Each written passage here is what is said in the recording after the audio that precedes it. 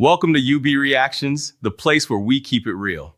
Today, we've got some hot topics, so let's jump right in.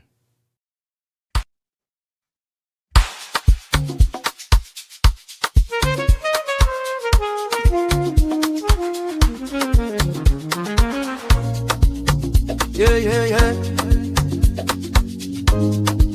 You be in the building.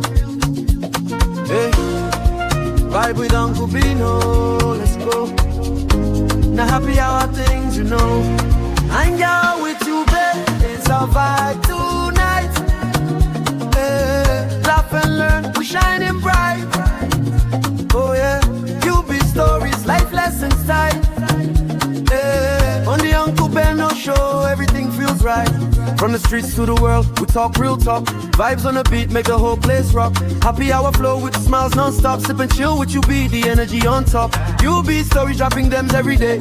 Wisdom for life, the African way. From the grind to the glory, hear what we say. Tune in now, don't hang out with you, be. It's a vibe tonight. Hey, laugh and learn, we shining bright. Oh yeah. Stories, life lessons time. Hey, on the Uncle Beno show, everything feels right. Join the sister circle. Oh, what a scene. CC Inca, honey baby, and I'll be so clean. Talk love, talk life, talk dream supreme. Empowerment vibes like a royal queen team. All of Sunday school when the beat gets low. A moment of reflection, let the spirit flow. Men of God speaking wisdom, you should know. Faith and vibes on the Uncle Beno show. Hang out with you, be. Come catch that light. Oh yeah, you be stories, keep your heart so bright. Yeah. Join the sister circle, feel that fire. Oh yeah, Sunday school for your soul so right. You be nation, we rise together. Love and vibe forever. Uncle Beno show. Yeah, we outside.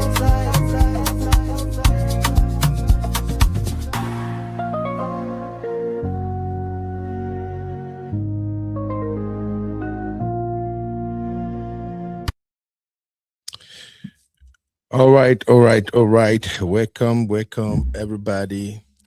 How you doing? Yo, you're welcome. I see my sisters in the building already. How are you guys doing today, man? My Bilber. My Bilber. It be like say, today show go touch Canadian small.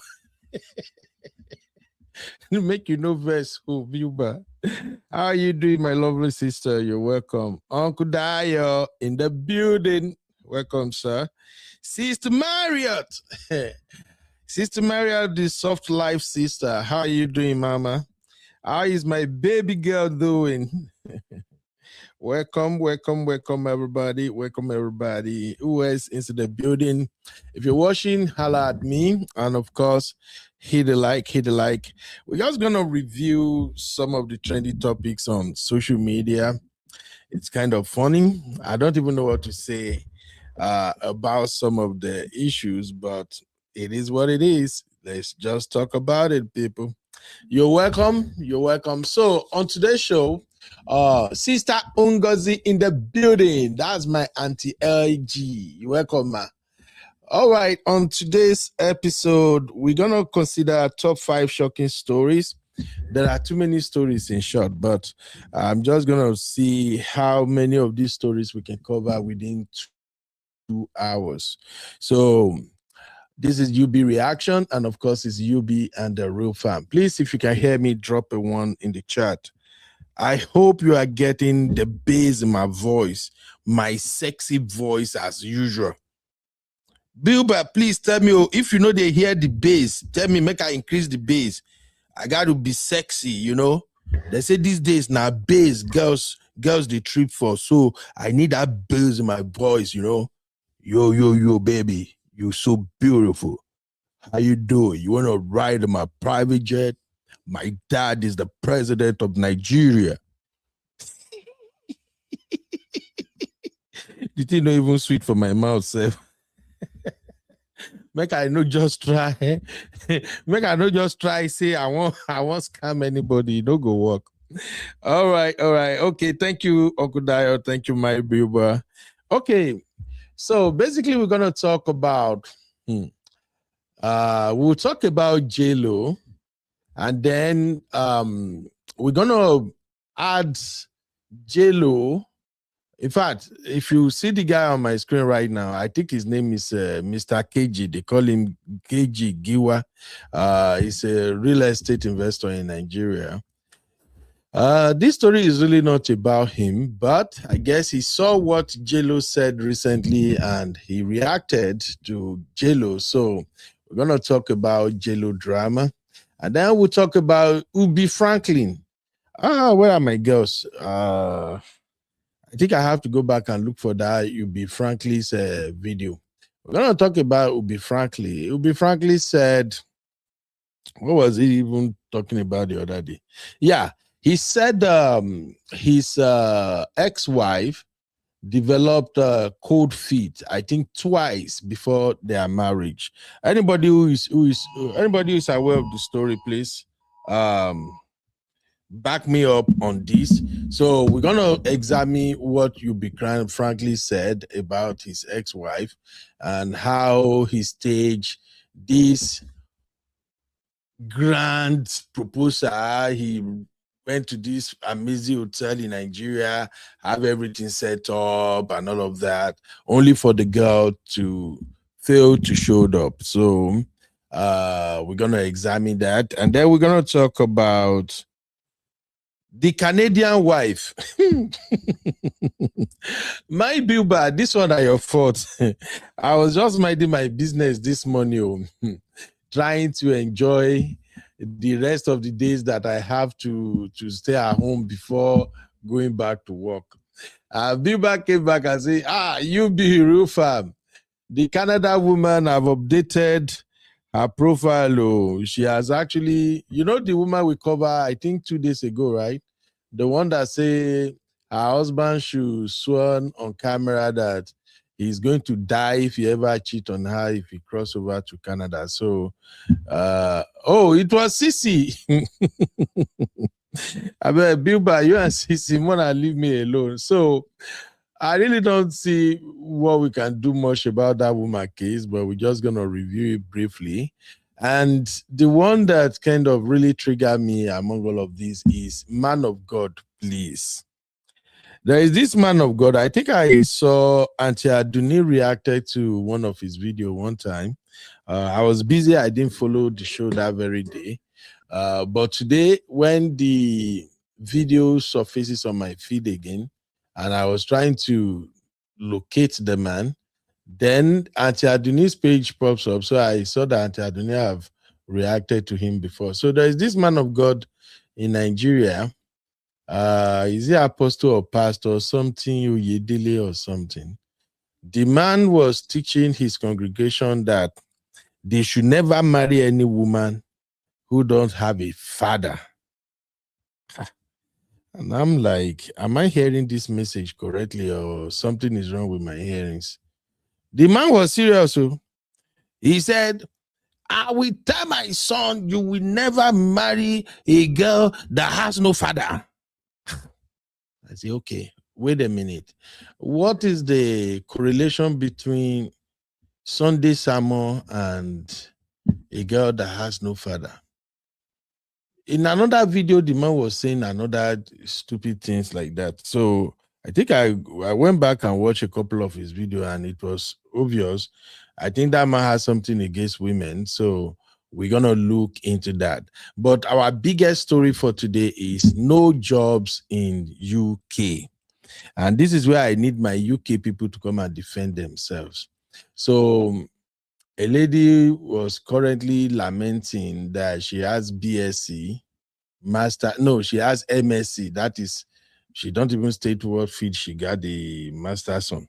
She just said that she came to the UK for master's and she has master's degree and there is no job. They are not hiring them according to the master degree certificate they possess. And I've heard that thing before.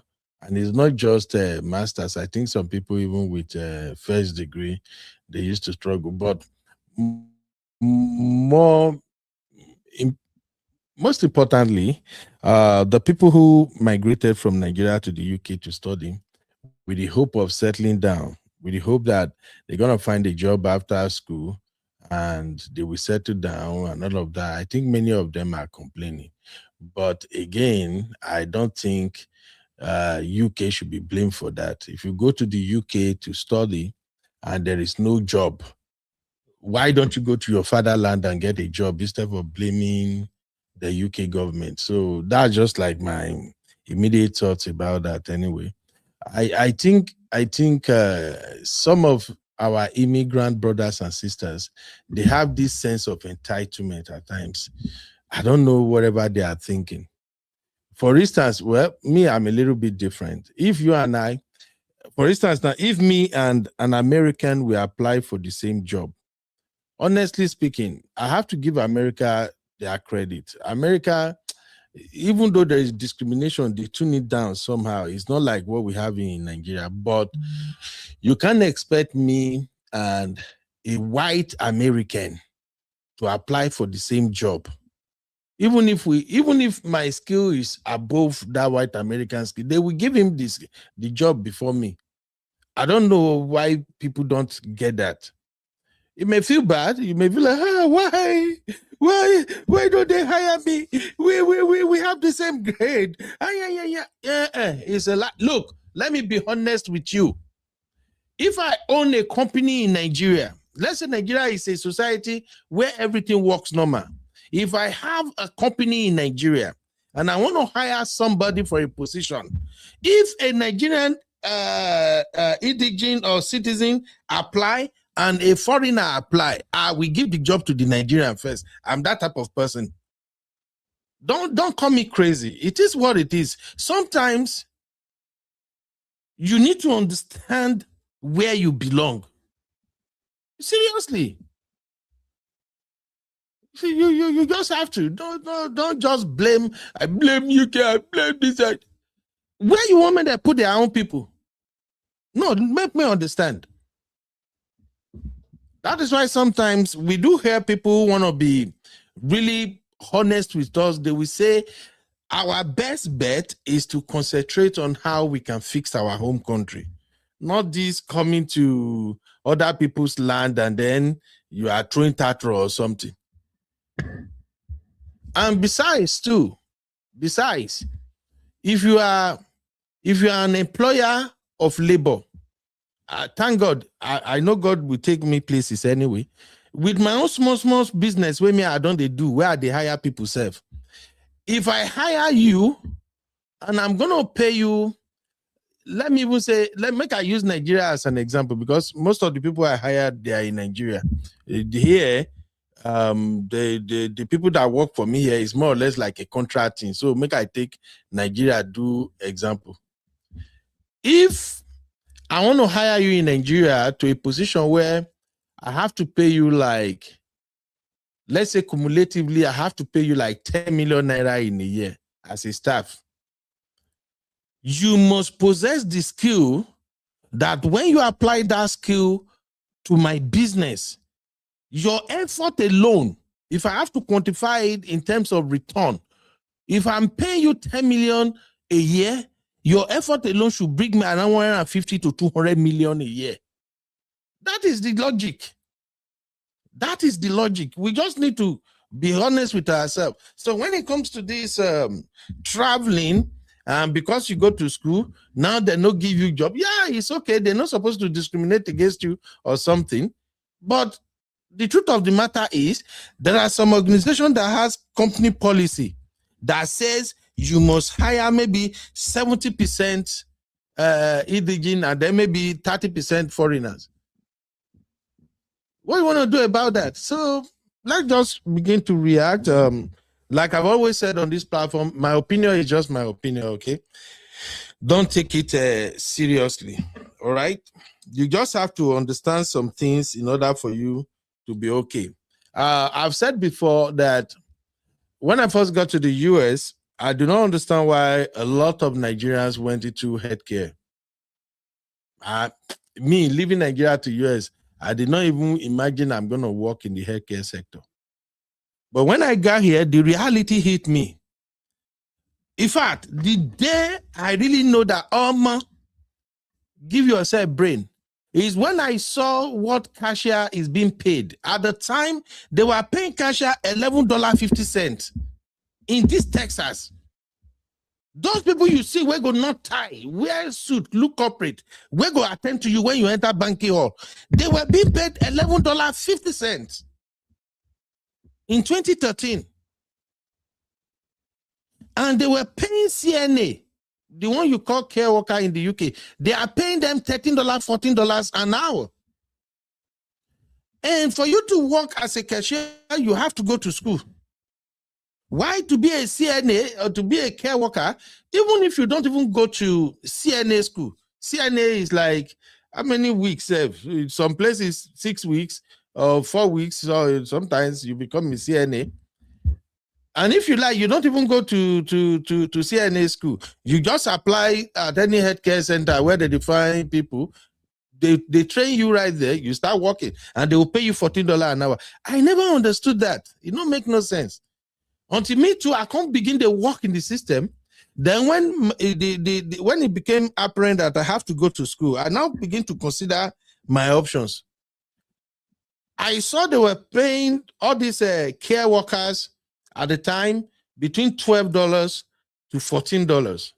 But if you are a nurse, you are going to be paid from $30 upward. That was in 2013, 2014. As an RN, your pay is from $30 upward.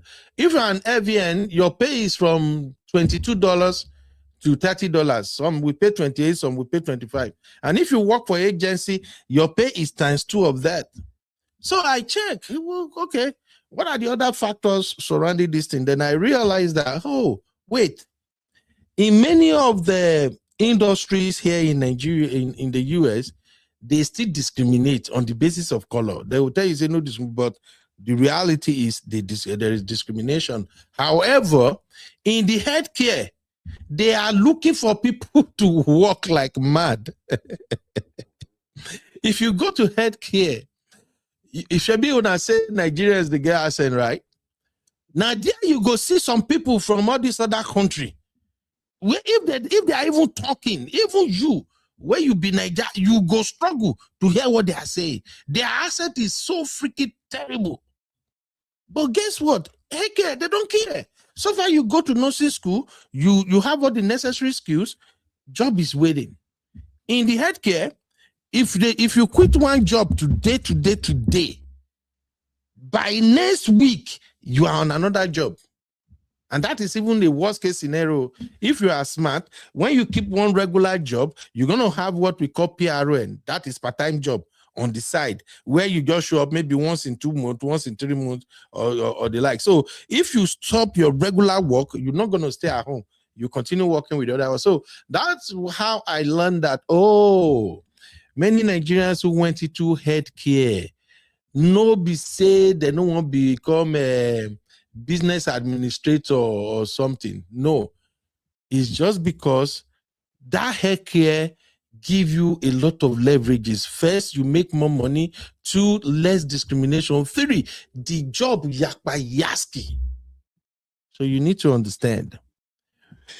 Other reason why people go into healthcare is that the people will be the indigenous of the country where you go. This place, there is no, I don't even have to sugarcoat this. The percentage of Oyinbo where they work as care workers, because now care worker and they call them for UK. Here, we call them CNAs, nursing assistant and stuff like that. Over here, the percentage of Oyinbo where they do that job is relatively small.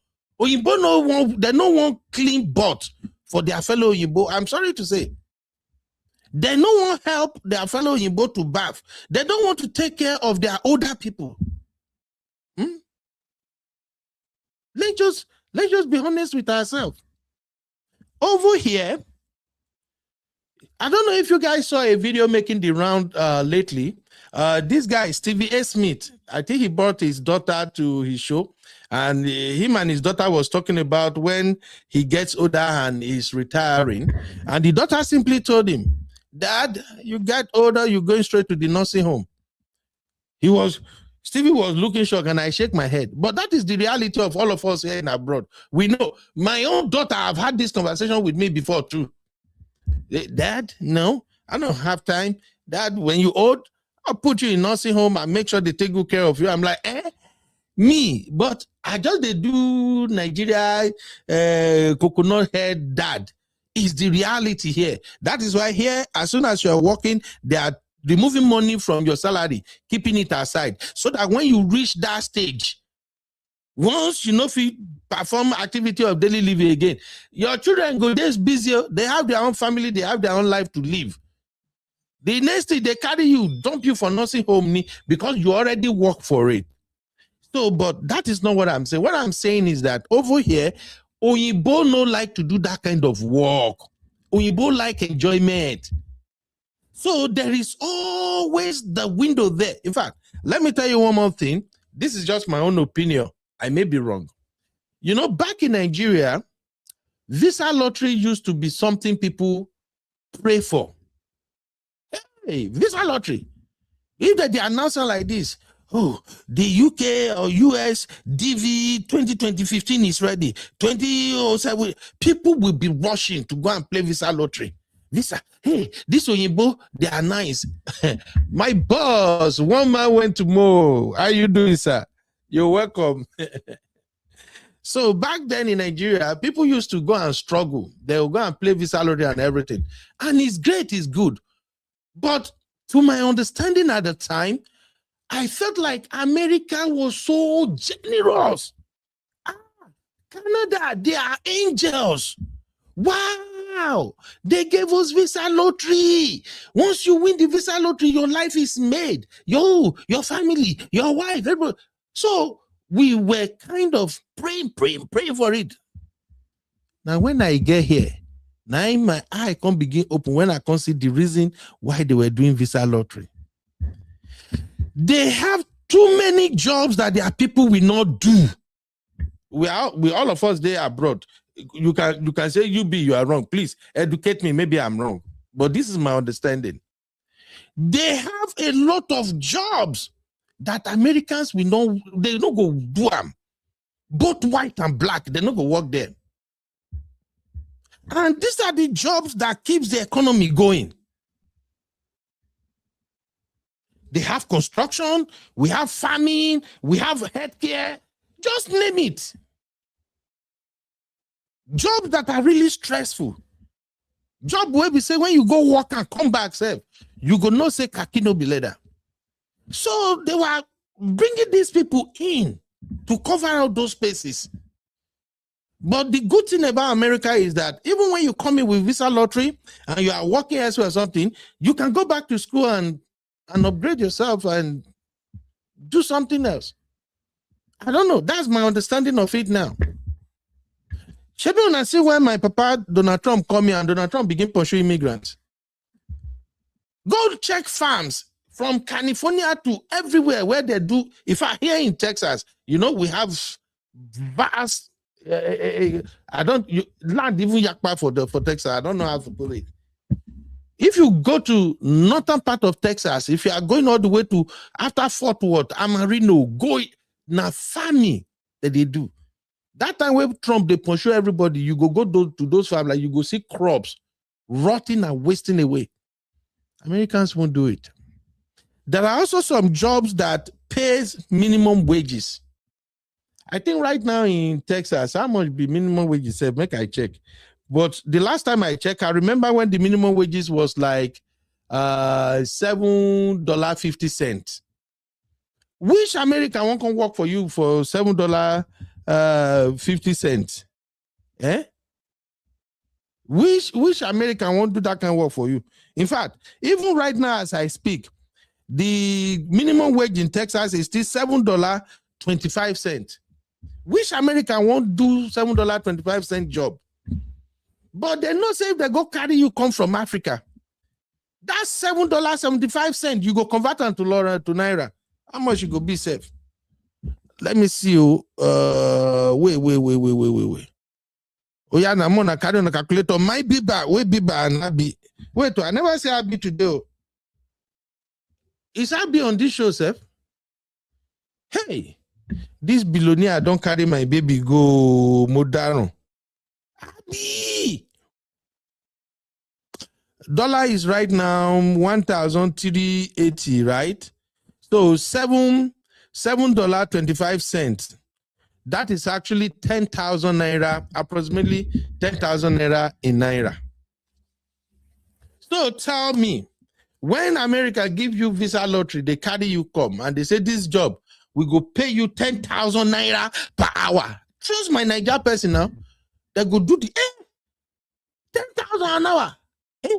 Yeah. You mean say if I work 8 hours, I don't get 80,000 naira. Yeah. In fact, my Niger person go church, go do Thanksgiving. But wait until you begin to pay your house rent. Until you start paying for electricity, you pay for trash. In fact, they go still remove tax from that money when they pay you. Now there you go no say khaki no be leather. So to be honest, my people, I can't blame America, I can't blame UK, I can't blame Canada for anything. They don't owe you nothing. What they owe you is the opportunity they promise you. And when you cross over, they did not know hindrance. They told you when you come here, we will allow you to go to school. We will allow you to work. Like I think in UK, they allow students to work 20 hours a week, right? Where are my UK people? How many hours do they allow you guys to work per week in the UK?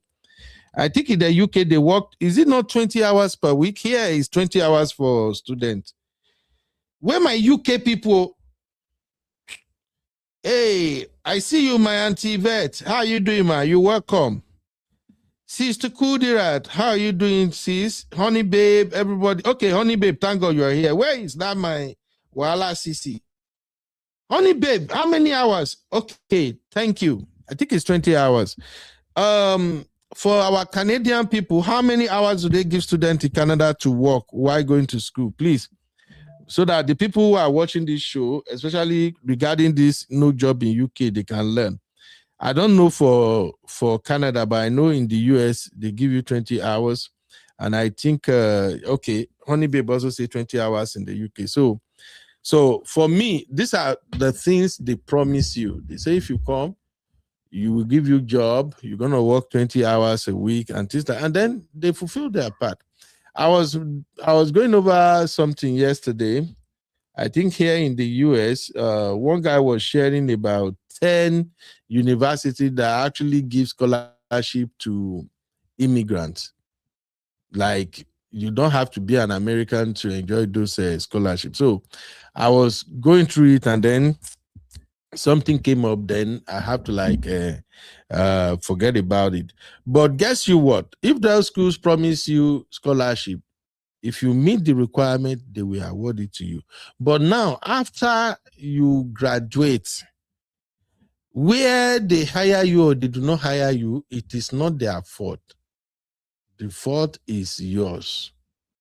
You got to do more. Okay? I think one of the reasons why I like hustling is the stress of submitting CVs. Okay, Biba said, I think it's 24 hours. Okay, I know in some places, maybe they give it like 30 hours, but majorly it's around 20 hours. So tell me, you left Nigeria, you go to this country to study, and you were thinking, 20 hours, yeah. If I should work that 20 hours, if they are paying me $10 an hour, that $20, that will be 10 times 20. Oh, more money don't come, 20 hours times $10. $200 a week. $200 times 1,380 naira. That is 276,000. At the go school, I said they collect 276,000. Let me tell you. Now, when you reach there, Now you go know say that 276,000, he cannot even sustain you for 1 week. So that's why I keep begging our people, say, make una they talk through, make una they educate our people for Nigeria, let them know what they are walking into. May they not just pack their bag and baggage, sell their papa land, sell their house, sell their car and everything, and then cross over to UK, US, or Canada. And as soon as they say they will not be waiting them buy, not be in those countries, deliver for them, Kasala go come boss. So please let us continue to educate our people, Biko. Yeah, let me read some comment real quick and then we can continue with our show. Icy Man said, in Canada, 24 hours during school term, unlimited during school breaks. Okay, excellent. But my next question will be, are those jobs available? That will be my next question. Are jobs available for foreign students, international students in Canada? Please, make una help us drop them in the chat for the benefit of those who are actually searching for this information. All right? Please help me drop them in the chat. All right, let's continue.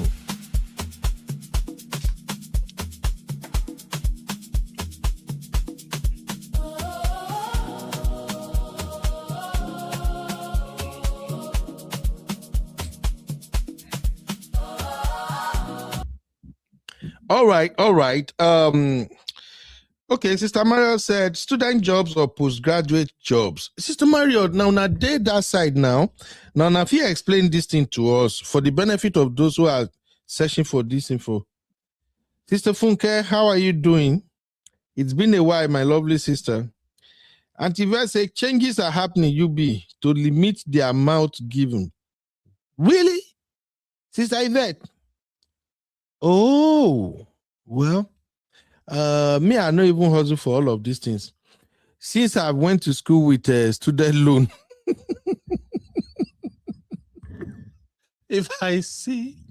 anytime I see America giving out anything, fear they hold me to go claim up.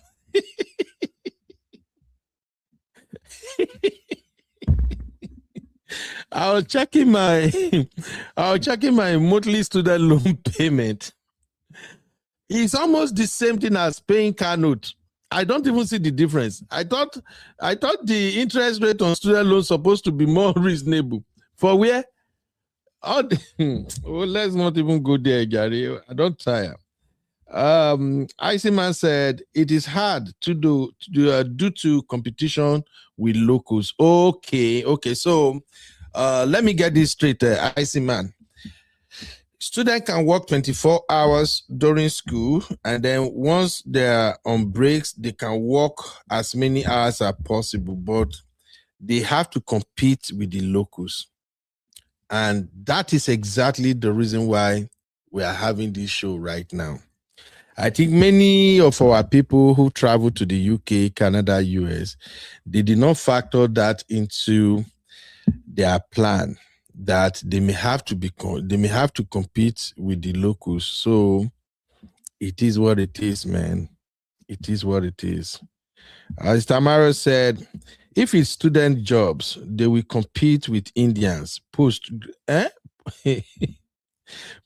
jobs, no more. Really? By the way, someone told me, I think I was chatting with Sister Vivian, and I get to realize that Indians and French people, there are a lot of them in Canada too. Is that right?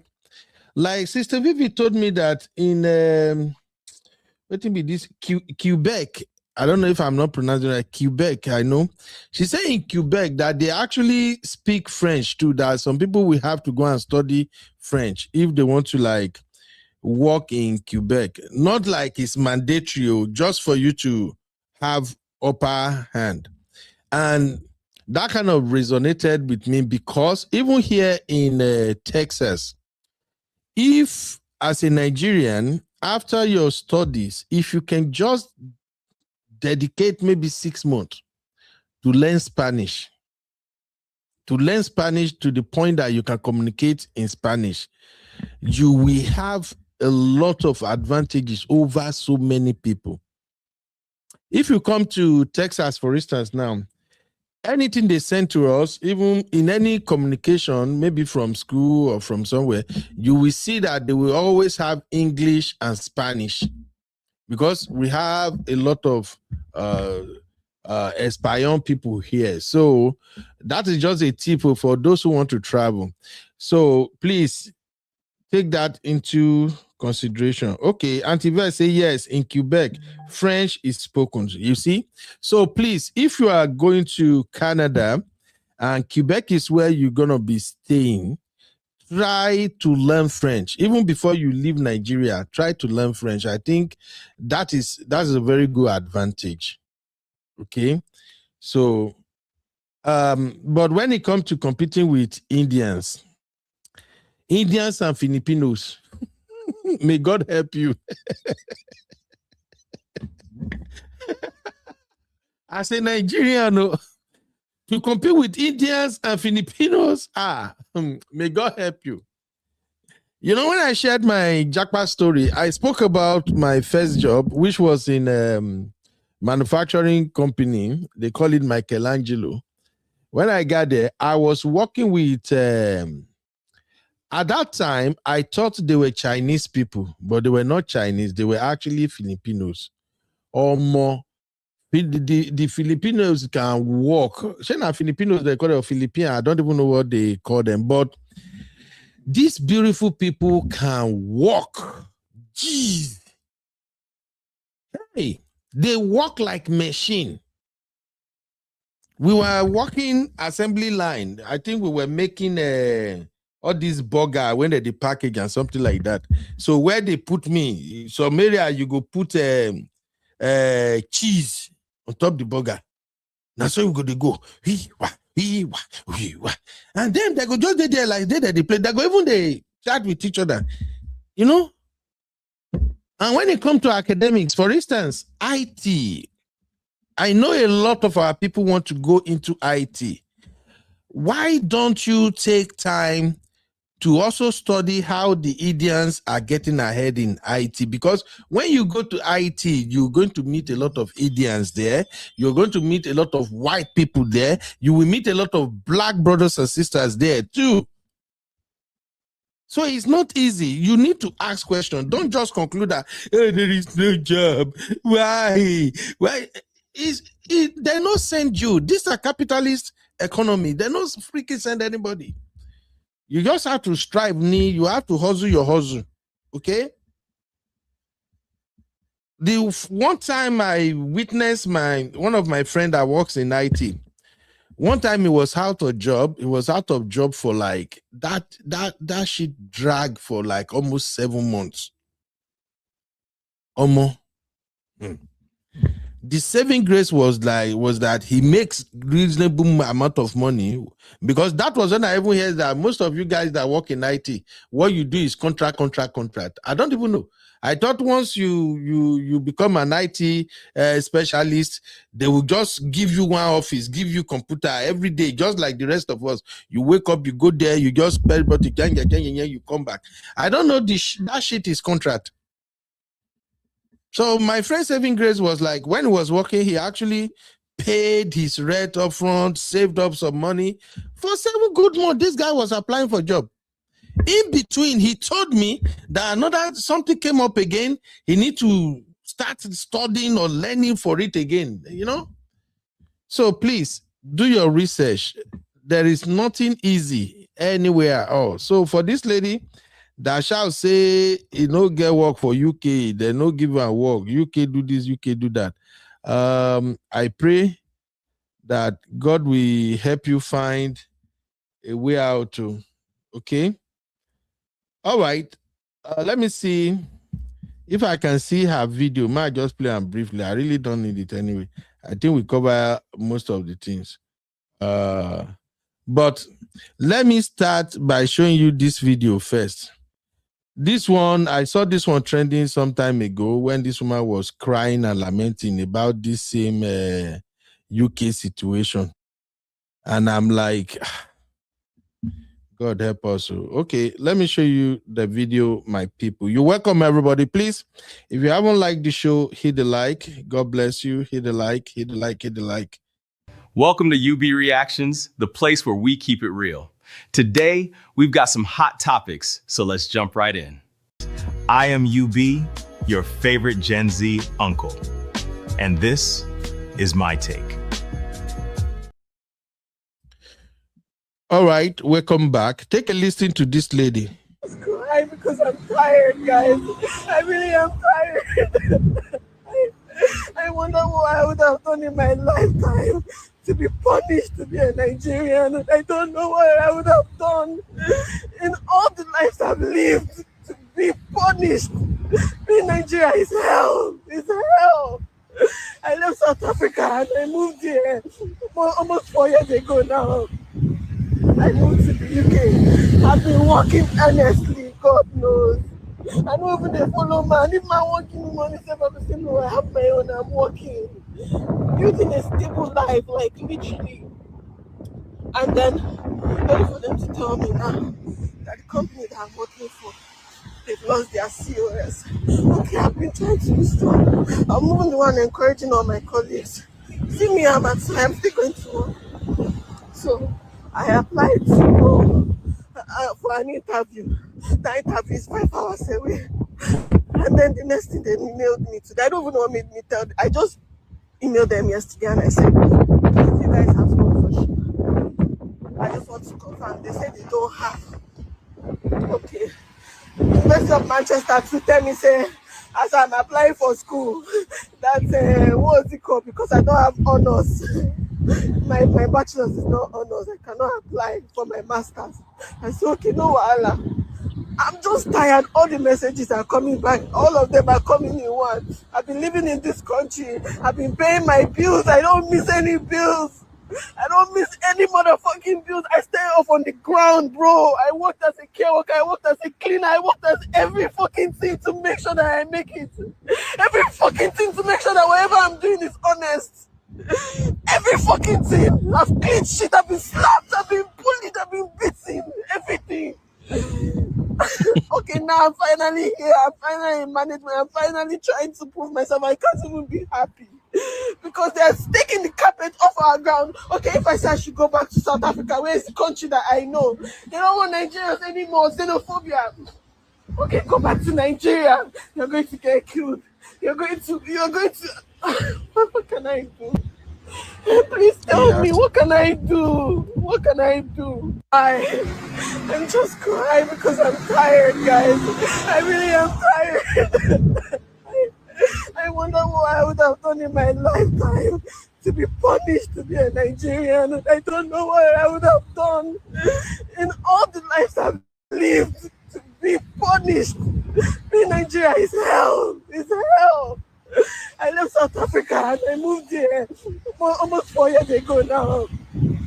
I moved to the UK. I've been working honestly, God knows. I don't even they follow man. If man working money, say, I'm saying, no, I have my own, I'm working. Building a stable life, like literally. And then, ready for them to tell me now that the company that I'm working for, they've lost their COS. Okay, I've been trying to be strong. I'm even the one encouraging all my colleagues. See me, I'm still going to work. So I applied to go for an interview. The interview is 5 hours away. And then the next thing they emailed me today. I don't even know what made me tell them. I just emailed them yesterday and I said, you guys have sponsorship. I just want to confirm. They said they don't have. Okay. University of Manchester to tell me, say, as I'm applying for school, that's what is it called? Because I don't have honors. My bachelor's is not honors. I cannot apply for my master's. I said, okay, no wahala. I'm just tired. All the messages are coming back. All of them are coming in one. I've been living in this country. I've been paying my bills. I don't miss any bills. Sorry, I don't girl. miss any motherfucking bills. I stay off on the ground, bro. I worked as a care worker. I worked as a cleaner. I worked as every fucking thing to make sure that I make it. Every fucking thing to make sure that whatever I'm doing is honest. Every fucking thing. I've cleaned shit, I've been slapped, I've been bullied, I've been beaten. Everything. Jesus. Okay, now I'm finally here. I'm finally in management. I'm finally trying to prove myself. I can't even be happy because they're taking the carpet off our ground. Okay, if I say I should go back to South Africa, where is the country that I know? They don't want Nigerians anymore. Xenophobia. Okay, go back to Nigeria. All right. All right. So you heard the case of this lady, right? Oh God. I honestly don't know how to preach this thing to our people, but for me, I've in my own small capacity, I've been preaching this for a while. You can always go back to your country. I think it's this our culture of shame that has kept people thinking, can I say they are thinking low of themselves? I don't get them. I just don't understand it. If you travel out and it doesn't work for you, go back to your country. It's not by fire, by force. If you are a Christian, you will understand that sometimes where God has designated your breakthrough to be, you can't force it. You can't. There is no way you can. Me, I sing it every time, even to my paddy, I dey tell her all the time. One place I am never ever, I don't even think I'm twice. If I have to make the choice to go back to, is Nigeria. I don't send anybody. The worst you can do is for you to stay inside your own house. They laugh me where I don't travel, say, oh, you don't go, you don't come back, you don't bring anything, come back. That is none of my freaky business. At least me, I don't travel. Shebi you dey where you dey. Because sometimes I think this is where a lot of people are going through pains in the UK, in the US or Canada. I can't go back home. I can't. Hey, for what? Tell me, which one is better? You live in US, Canada, or the UK for 20 years with nothing to show for it. Or you live in this country for 7, 8, 10 years and you see that nothing is working. Then you go back to Nigeria, you restart all over again. And within 5 to 6 years, you notice changes. Let me tell you one thing. This is why I used to tell our people here that if you come to this country, all this Western world, and all you do is walk around the clock, you don't set aside time to get to know the environment. You don't spend time to learn skills. You don't even spend time to see what is happening here, that if I have to go back to my country, I can replicate over there. You don't have time to do none of that. All you do is from the very day they land you for this country, what? You waited. Once they give you paper to work like this, hey, you don't get one work. Overtime. Working.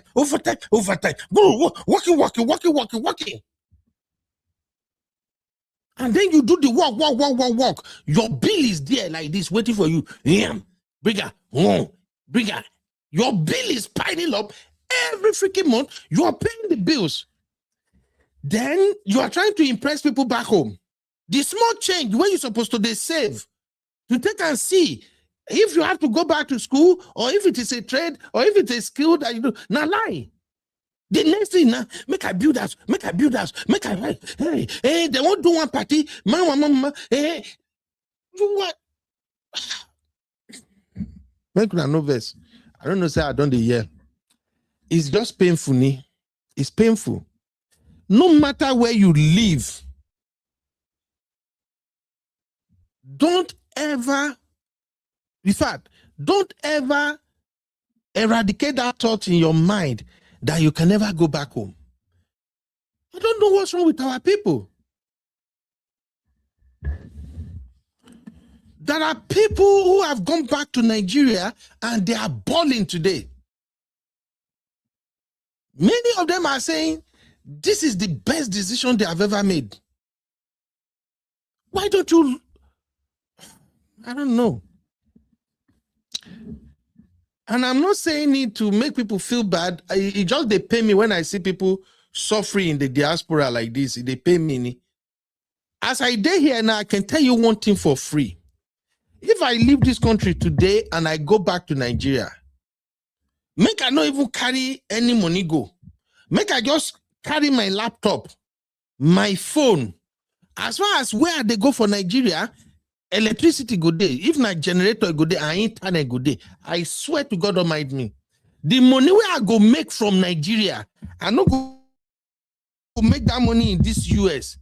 Give me 2 years. Money where I go make for Nigeria, I not go make that money in this US in 2 years. Yes, the figures that we roll in US, it go there huge. But let me tell you, in this US, if you are making 100K per annum, about 20% of that shit is going back on tax. You are left with 80. Out of that 80, about 50,000 of that money, the US will take it back. Won't be that. You see, that 30,000, the $30,000 you thought you have left, if you live in this US and you are somebody who has the fear of God and you like to take care of people, within that 1 year, I swear to God, about $10,000 out of that 30,000 will remain. You go give them away to Nigerians. You go have something. People must always come for you. You spend it on something. So even if you try, you save 20K. You see that 20K where you even say you save, you don't really save yourself. Because if you have a good plan, you will know that from that 20K, about 10,000, oh, thank you, the person that mentioned 401K, about 10,000 there should go for your 401K. At the end of the day, if you do the math, if they are paying you $100,000 per annum in this US, and somebody is in Nigeria, making $50,000 per annum, I swear, you cannot compete where that person did. So I don't get it. If you come abroad, these are not working for you. Please go back to Nigeria. Now you are exposed. The reason many people are so scared to go back to Nigeria is because of the culture of shame. When I go back, they go laugh me. They go say, I no bring G-Wagon. Hey, I no bring... What the fuck? I have a friend went back to Nigeria. As soon as the friend opened up to me like, hey, Ben, this woman where I marry won't finish me. This woman won't make my life really tough. And we both sat down. I tell him, okay, what's the plan? He said, Ben, I don't manage the save since last year. As we dey talk now, $15,000 a day. I tell her, okay, here is what you're going to do. Before this woman can do anything, before she go even know say you have any plan or something, you still have like 6 months. So for the next 6 months, work like say tomorrow no day. This time around, don't spend anything here. Cut down everything. So when you work, you will be saving like mad. Every month, make sure $2,000 to $3,000 is set aside for the next 3 months. For the next 6 months. By the end of the 6 months, you should have at least another $15,000. And he did that. Before 6 months even reach, all the money where you don't get, liquid cash, 30 grand. Bro we went to auction. We bought Toyota Camry, 2010, 2012, I think maybe 2047. Then one other bus. You load stuff inside all of them. The woman where they do craze, before the woman can say Jack Robinson, guy don't dey Nigeria. Right now, dude has built 2 houses. And he went back to Nigeria in 2022. He don't build 2 houses. Person where the US here, he don't even fit build boys quarter. He don't go back, build 2 houses, find a lovely woman, got married. I think he wife will born second pikin soon self. He's telling me, say, Ben, I thank God I came back. I am not saying it works for everybody like that, but I'm just saying, if you are struggling where you are abroad, sometimes going back may be the best. Okay? Sister Maria, not be two wives, so now one wife didn't get to. But I'm not going to tell you what happened. Sister Maria, don't start.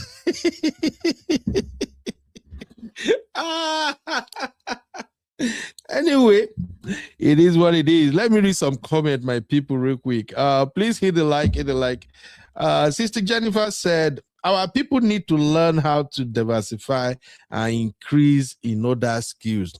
Oh, Sister Jennifer, God bless you. You deserve a hug on that one. Ooh. Istamara said, it is currently happening to students in Canada.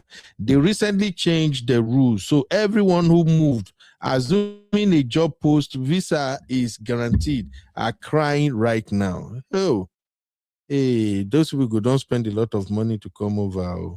Long.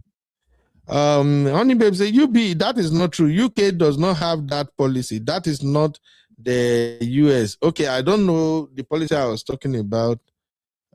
That you're saying, oh, you mean the discrimination thing? They don't write it. There is no black and white, Honey Babe. If what you are talking about is discrimination, they will not write it and put it on the border. Hey, we will discriminate against you. They will always find a reason not to hire you. That's just the way it happened over here. Yes, you think you are qualified, everything look good, but their own person apply. Cannot talk. Can't get the job now. Sister Korea say turnover of 10 million for staff, turnover of 150 million in your company. This is politics. Oh, Sister Kudirat, it's not politics, it's just basic rule. People, if you are running business, you know the rule I'm talking about right now. If you hire anyone, if you hire somebody that you are paying, let's say in Nigeria, for instance, you hire somebody, you are paying that person 100,000 naira per month. The effort of that person must give you at least 1 million to 2 million naira every month. That is how it is. If I took some classes in business administration, and one of the things our professor taught us, in fact, the day our professor said this, we almost lost our mind. Aggressiveness is part of the qualities of a good businessman. Greediness is part of the good characteristics or qualities of a good businessman. Yes, you have to be shrewd. If you are a nice person, your staff will come to work, they won't even do anything. You will pay them salary at the end of the month. So you got to make sure their output is all the way to the top. Why are you paying them? Are they your child or this thing? Your staff are not your friend. If you close your eyes, workers will walk. They won't work. They won't even work. Workers will come to your office and sleep.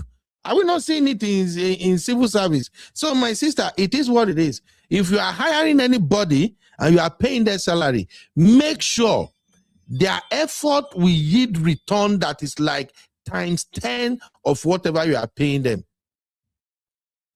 When I ask people like Sisi, HR, they know these things. So, but seriously, on this work or no work in UK and this thing, we also need to understand something. When I came to the US, I armed myself with my HR certificate, human resource management. I already envisaged I was going to be sitting in an office. I would the order Oyibo up and down. I just call them on phone. Mr. Frank, can you come to my office? I go balance. I don't picture myself how I go to not tie, go work every day. I don't picture how my office chair will be. In fact, I say my office chair go get recliner so that when I want to take some quick break, I can recline and just chill. I picture all of those shit until I start looking for work. Now there I can't know say the HR when they teach me for Nigeria and the HR with the US is not the same. Okay? The application alone, the application that you have to deploy, if you are working as an HR manager, I I think when I was researching, trying to put CV and everything together, when I was researching all the application I'm supposed to be using, about 8 of them, I never hear none of them before I come up for Nigeria. Let's call it what it is. Payroll management. What I was taught in payroll management and what was payroll management in the US was so shit. I have no clue what it looks like. And I already don't plan, say, America, I'll go America, I'll go to do all the which kind of work. I don't brag, give my wife self before I come on. Babe, when I come, no worry. I trust myself. By the time I drop my application in less than 4 weeks, I don't get job. Now, so my confidence was to the roof. Until I begin see job description just Google HR position. Go and read the job requirement. I look at like this. I say, what are these people asking for? Eh? Then Nigeria experience I never get. And inside that requirement, now they see American experience. You must have experience in what do they call itself? Is it processing factory or something? You guys want to man, those mess me up that time, man. At least in Nigeria, when I apply like this, I'll go Google some things, I'll watch some video, I go cram, say, on this interview, I will nail it. By the time they see my CV, when they don't see my degree now from Nigeria, some not even they bother to call me back. And you know, say me, I crazy. I'm very stubborn woman, be I be. I submitted application in 2 places right there in Texas one time. I think said they go call me no matter what, because I went to Workforce Solutions here in Texas. We have one place we call Workforce Solution. As an immigrant, when you go there, they will help you package your CV. They will help you apply to, because I don't know in other places, but here in Texas, for instance, there are some government organizations who are in charge of actually following up with employers. So they know where job openings stay. So at Workforce Solution, they will help you. They will tell you, okay, apply. Do we get to company where I apply for? I don't make comments. They must call me. I don't practice. I practice my accent. I apply, okay, when I go, they say, okay, Mr. Jutes, we receive your CV. Okay. Where have you worked before? I don't practice waiting, I go talk. They Google everything. I cram every damn thing. I even practice my accent. I don't know, say, I learned something from America. They don't call me. Out of frustration, I go to their office. They never know, say they jam with it. I go to the office, so went there. From the front desk, do you have an appointment? Then I actually don't have an appointment, but I think I need to talk to the HR manager. The reception, look at me like,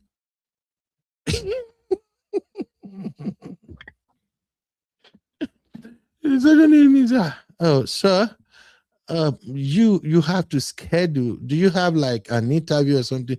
Say, actually, I haven't received anything to schedule interview, but I just feel like it's been like almost 3 weeks now. Nobody reached out to me and everything, and I know I'm really good. I'm qualified for the job. My accent no even sweet as they talk like this. So you imagine somebody who just come from Nigeria, may you know as it be. And my own do, if my own do accent can still be thick now, imagine what it was like then. Let me say, I'm sorry. They will reach out to you, Mr. I say Ojute. Okay, Mr. Ojut, they will reach out to you, but right now, unfortunately, you can't see anyone because you didn't have any scheduled appointment. I said, it doesn't matter. You can call the HR manager. You know, where I can't look so stupid was that the hiring is not even taking place at that place where I go. I'm sharing this with you. If you are in the UK, Canada, or anywhere, and you are feeling bad that you have all these degrees, they are not hiring you. It doesn't work like that. They don't check you out. See, say you no qualify, you don't have the experience or anything. At the end of the day, I left that one. I go to the other one again. Now the other one, not even worse pass. They look me. Can I help you? I'm here to talk to the HR manager. Who are you? Yeah, actually, I'm an applicant. Is it? Oh, sorry. We don't do that here. You may have to leave now. Very rude. Man, not even cause. I'm sorry. You may have to leave now. And I come back home like this. I don't write application. Yakpayaski. My head won't bust. Nothing. Nobody tell me. Nobody. Don't tell me. And I come back like this. Madam look my face. Say, babe, how you take go today now? You get any good news? Say, no, these people are so wicked. Very wicked people. They don't even want to hear me out. Why are they like that? And my wife tell me, say, babe, I tell you, you just have to start somewhere first. You don't have the experience. Say, why would I have the experience? So all the university where I go for Nigeria, I could just waste. Nobody tell me, when money they go, I was spending money, they go fear. Nobody tell me. I go sign up for rest care. I go do home aid assistance. I go do nursing home job. My head won't blow. All the dream where I dream come up for Nigeria, the dream just do for my face. Looking back now, I give God the glory that at least I quickly pinch myself and wake up from my slumber. Okay? Knowing what I know now, if you ask me, make I even can go apply for those places where I apply for, I will say, maybe you could send me back to Nigeria. Because the money is not even enough. Some of the job where I go apply for, they say they pay 38,000 per annum. By the time they deduct tax, deduct everything, maybe I will end up with maybe about 28,000 naira per annum. We 3 children and 1 wife. Please, my people, stop blaming UK. UK is not your problem. Okay? Look around and find something doing. All right?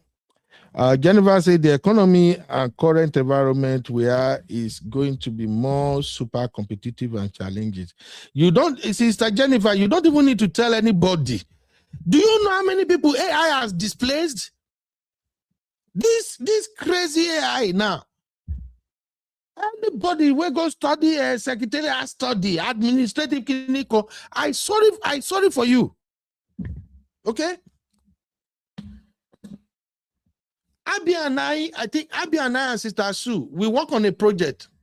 Abby was the one doing many of the this thing. By the time Abby sent one of the proposal and presentation, I look at it, I call Abby back and say, Abby, this thing, how did you prepare all of these things? Who did you pay somebody to do it? No, Abby said, no, Uncle Ben, this is my job. I run it in my system. I'm like, You run this.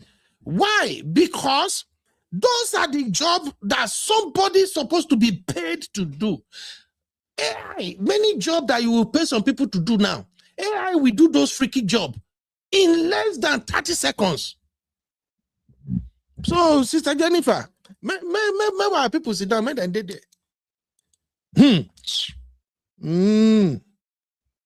This Oyinbo where they weary. Oyinbo we said they don't produce robot now. You go soon go to some fast food joint. Now robot go to serve you. Everything is going automation now.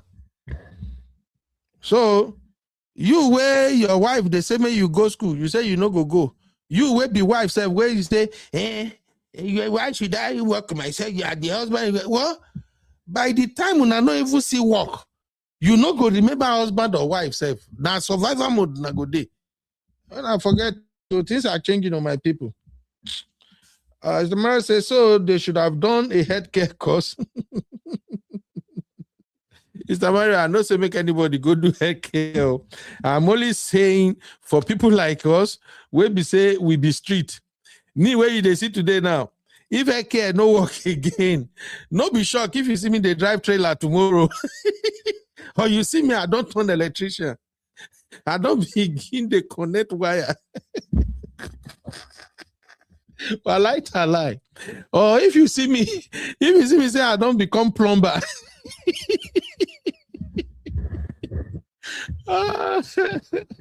I'm so sorry, my people. The thing is that we are wired differently. Me, I be hustler. So my advice will not work for many people. As I did like this, if I did that in the UK, and I see where Nigeria plenty like mad, wallahi, I wouldn't mind make a the fry akara and hot akamu every morning. If I see the market,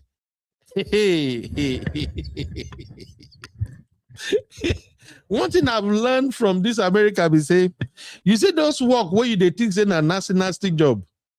If you know the money where they do this job, did you know that a lot of Mexicans they have money than people who they wear tie every day? They go office. Mexicans. I bet anybody will live for where Mexicans they make una help me chime in the chat. When I first get my house and I signed up for this lawn mowing company. Now one Mexican guy and I get the company. The guy come twice. You get season where your grass they grow frequently. So during that season, they will come twice a month. And every time this guy come around, when I calculate waiting that they charge me, it cost around $70. So it's like $140 every month just to mow the lawn. So after me and the guy, don't they become friends? We don't they talk well. And I'm going to tell the guy, say, wow, you are really trying. Mowing the lawn is not easy. Like how many can you do in a day? The guy showed me in record.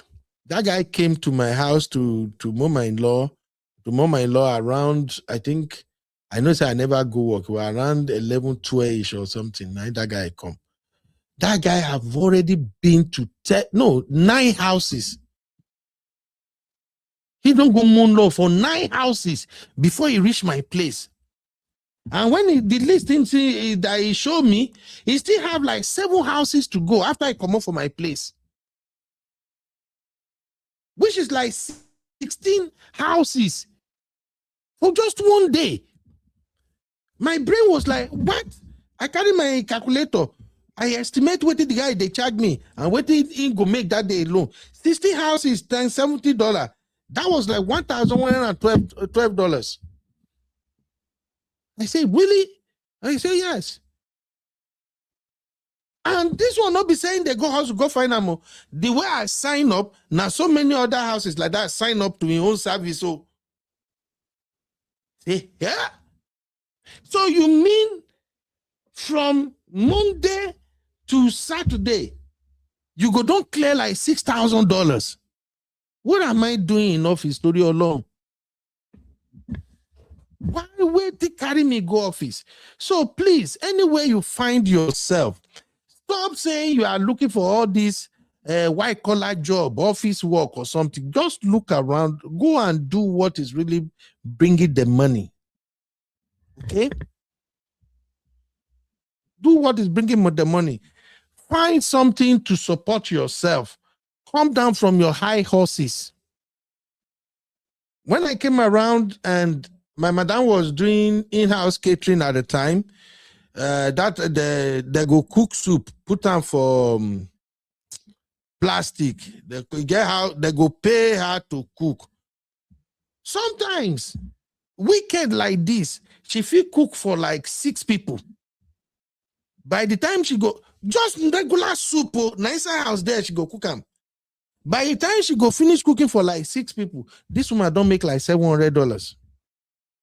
See, hey?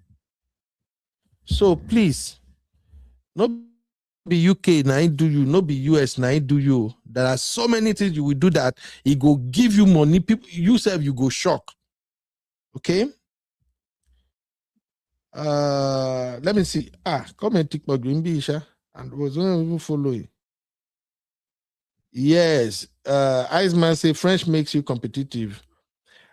Sister Jennifer saying main industry with high demand jobs here in UK: healthcare and social care, IT and artificial intelligence, engineering, construction, skilled trades, education, teaching, finance. You see?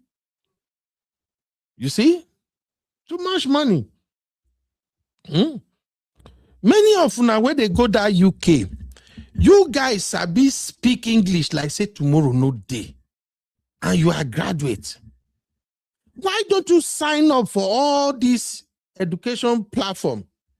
May you self they teach. I don't know. I just want that our mentality of high status or classes. How do they call ourselves? Classism or something.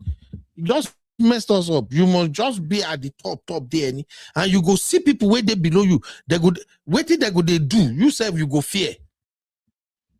I was watching one video from Dr. Zoe, and Dr. Zoe was talking about the jealousy in Canada among Africans, especially Nigerians, that when you go to churches, as soon as they know what you are doing, they know you are making more money, they'll go jealousy, hatred, everything will begin happen. It's not only in Canada, it's every freaky places. That's why I usually advise people, if you find yourself in the midst of Nigerians or Africans that like white collar jobs, those where they always say, have you been to my office? Come to my office or something. And you are not doing those jobs. You have some things you are doing on the side. Don't ever let them know you are making money on your side. Just pretend, say, suffer or sakpa, they catch you like the rest of them. Or else, they go take envy, finish you. Abroad is not about high grade. It's not about my office is in a tower or high-rise building or something. It's not about that. And one time I heard a lady that said she's I'm into hospitality, and I'm like, what do you do? She was managing apartments. First time I saw where she was working, me too, I was very, very impressive. Over here in Austin, if you want to rent an apartment, they have what they call leasing office. Those leasing offices are usually very beautiful. Like they'll be well decorated, lighting and everything. And that place, now she did work. When I hear how much she was being paid, $17 an hour. See here? It looks nice, so fine sister, really good, but $70 an hour. What are you gonna do with $70 an hour? And it's just 40 hours a week job. You to do the maths now. Say, well, okay. It's diverse. Learning Spanish is vital in many states in the US right now. Oh, so Spanish na money. Amigo.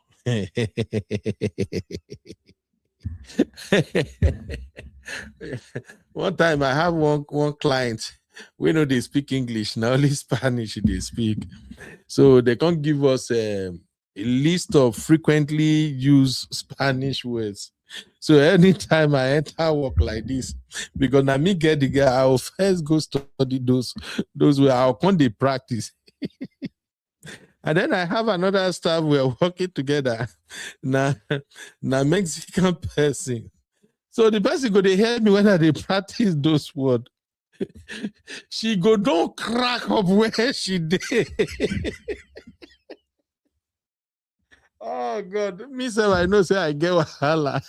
And the thing they pay me, I actually wanted to speak I want to speak that Spanish, but by the time I go say uno, Esmera, my mother, forgive me.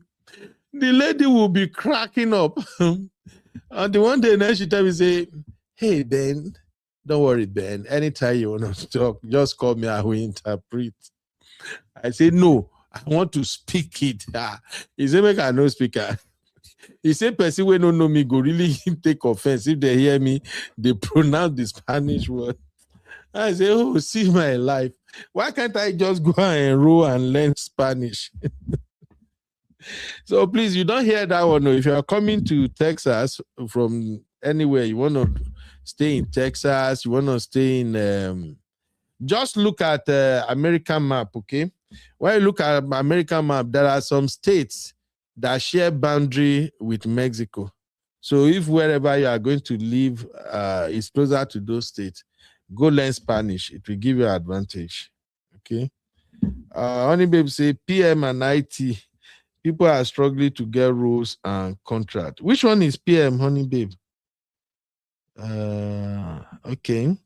Jennifer said, Honey Babe, yes, true. So in finance, the demand is more specialized. Chartered accountant, financial analyst, risk and compliance professionals, business analysts. Whoa. All those names, one are they call. As me, I did like this now, and I heard they be for me. I love the name, was so sweet. But I know one thing be say, before you go get those jobs, you need the grace of God. You have to be an anointed child of God for you to secure those positions. That's why me, I know they stress myself. I stress myself. In fact, the level where I did now, just show me something where they bring money sharp. That's just what I want to do. I don't care. Even though in inside got an idea. Just show me my go do and get my money. Only babe say 4 years she has been in the UK. What was her degree? Did she network? Intern during her degree? My dear sister. Rise Above Limit said, I understand her. See me crying with her. I can resonate with her. It's frustrating. She's stressed and depressed, honestly speaking. This abroad. I used to say one thing, say, if you come this abroad and you are a very decent person who believe in yourself and your abilities, if abroad never frustrates you, maybe say you go shed tears at times, just thank God. Just thank God. One question I've asked myself, and I some people that I've met have also admitted they ask themselves, is this. It will get to a point that you will say, God, why am I even here? Why did I come? Or sometimes you will ask yourself, what do I have to do now? Should I just be going back? What? One year, I got a reality check one year when I can't even remember what I was doing then. So I went to my bank and I said I want them to print all my statement of account for me from January to, I think it was November. They were directing me on how I can print all those things from the online banking. I say, no, I'm going to print out for me. I want to take and go. We go back and forth. Finally, they print them for me. So I came back home. I started tracing my expenditures, the income and expenditures. And then I look, say, God, where is the money? Where is the money? Now, this money they come, now this money they go. At that time, reality hit me, say, forget all this amount when they say we pay you. Now then they collect them back. Then I can't look at the date. I can't notice, say, that at that time I was getting paid twice a month. I can't notice, say, when those money come in like that, 3 days max. They don't go back to the loopholes where they come from. Oh God, abroad. Abroad we humble you. Hey. Anyway, thank you everybody. Oh, I see Sister Oyi. How you doing, ma? It's been a while, Sister Oyi. Oyi just abandoned us. It's not easy. Hispanic are making serious money in America. Sister Oyi, those guys are killing it, man. Wow. They are killing it too. Yeah, yes, anti-vet, certified plumbers and electricians are doing it. But those are the fields our people usually don't want to go to. Our people will tell you, you are a plumber. Especially my people. We get bad mouth at times. Plumber. But if you know the money where they there. One time, I don't know what happened. They dropped something in one of my toilets. I used plunger. I did everything. The thing they clog, no go. So I got to hire a plumber to come and help me check it out. By the time the guy checked it out, the guy concluded that there is something hard, like a stone or iron, that is blocking the toilet. So he now recommended that we have to change the entire thing. By the time the guy finished all the work, he went to bought another one, change everything, replace it. The workmanship he charged me for that day, I think I paid like 400 and something. I can't remember the exact amount. That just for workmanship alone. Pay like 400 and something. These guys are making a killing. Yeah, Sister Funke say being bilingual gives more jobs opportunity. Absolutely. If you can learn their language, it's good though. Zamera said, I told my Aburu, but he's still wasting time. Learn HVAC. He won't hear. It be like say we go need to talk, Sister Marriott. Some of these our Niger guys, if you never carry cane, they pursue them. They know go do some things where they need to do at times. And the beautiful thing about HVAC, as soon as you learn it, you work on it, you gather experience, you start your own company, you will start giving job to other people. Like all you have to do is to just print advertisement cards, you post them to their houses or something, and then they will sign up. Other small plumbers will sign up under you. You go clear money. But our people, everybody just want that big office title. Hey, CBS, how you dey, Baba? CBS, leave me. If you know how I end up like this, my brother, I told you I have a cold intolerance. So right now, the weather sometimes is 102. So it will be super hot outside, and then the AC will be like 69, 68 inside the house. So it's like you are inside the house, is super cold and chilling, and then you go out, boom, it's super hot. So I just try to protect my sanity. All right, let me show you one more video, and then we'll just touch up on the other people and we'll be out of here. Okay. This is the video that started all for those who missed it. Take a listen. Guys, this is I saw the video from Ati Aduni channel. And I'm just thinking out loud. Jokes apart. Let's take every Abby, joke you are not apart. serious. I'm just wondering, why can't we get proper jobs with our MSc certificate, since nobody wants to talk about it, since everyone is that they are fine coming to a country, spending 18, 19, 20,000 pounds, and you can't even get a proper job. What's wrong? Was it that the MSc was just like it's not a certificate to be used? I don't know.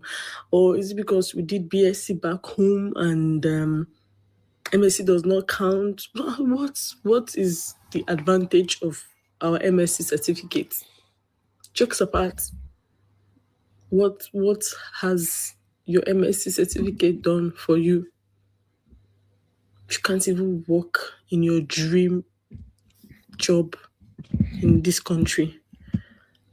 Was it wired in a way that all immigrants must be stuck in the healthcare sector?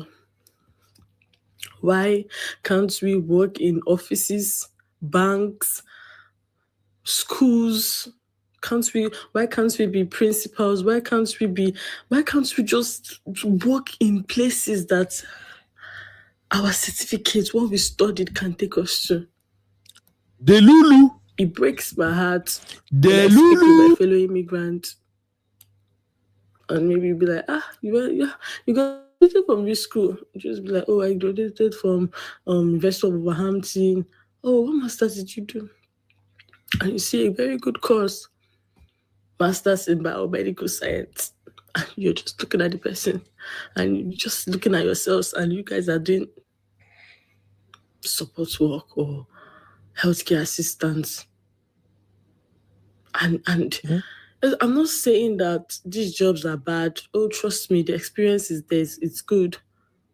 But it's still not possible that you can use your master's to work in what you studied. There are 10,000s of immigrants out there that studied meaningful courses, but they cannot even get office jobs. Why? Is it the country? Is it us? Is there anything we are not doing well? Is there any courses we are not taking right? What actually is the problem? Why can't our MSc certificate count for us in this country? It's just something I'm thinking out loud on. I'm like, what's going on? It's just like a cycle. You graduate from school and you don't work in what you graduated in. You work outside what you studied. And trust me, it's very heartbreaking. It's very, very heartbreaking. I'm just asking, what's going on? Is it our fault? Is it the job market? Is it the country, how it was designed? Is it designed not to favor immigrants to get good jobs with MSc, what they studied? Because we actually paid a huge amount of money for this. And at the end of the day, it's just like you get a certificate and you put it under your bed. What's going on? Is it our fault? Is it the country? If you want to be surrounded by nature, don't end up surrounded by hotel. Get an Airbnb.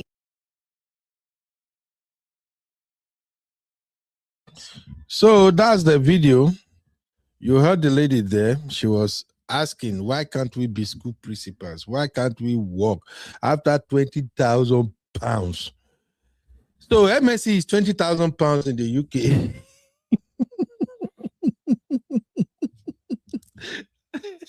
I'm not trying to troll, but please, instead of going to spend 20,000 pounds in the UK with the hope of getting a job, why not invest that money in Nigeria? 20,000 pounds should be about, how much for Nigeria money now? So that should be around close to 40 million naira, right? Abi, now where the UK, 20,000 pounds, how much it go be for Nigeria money? I don't even know how much be pounds to naira right now, but let me try. 20,000 pounds times, how much is pounds to naira?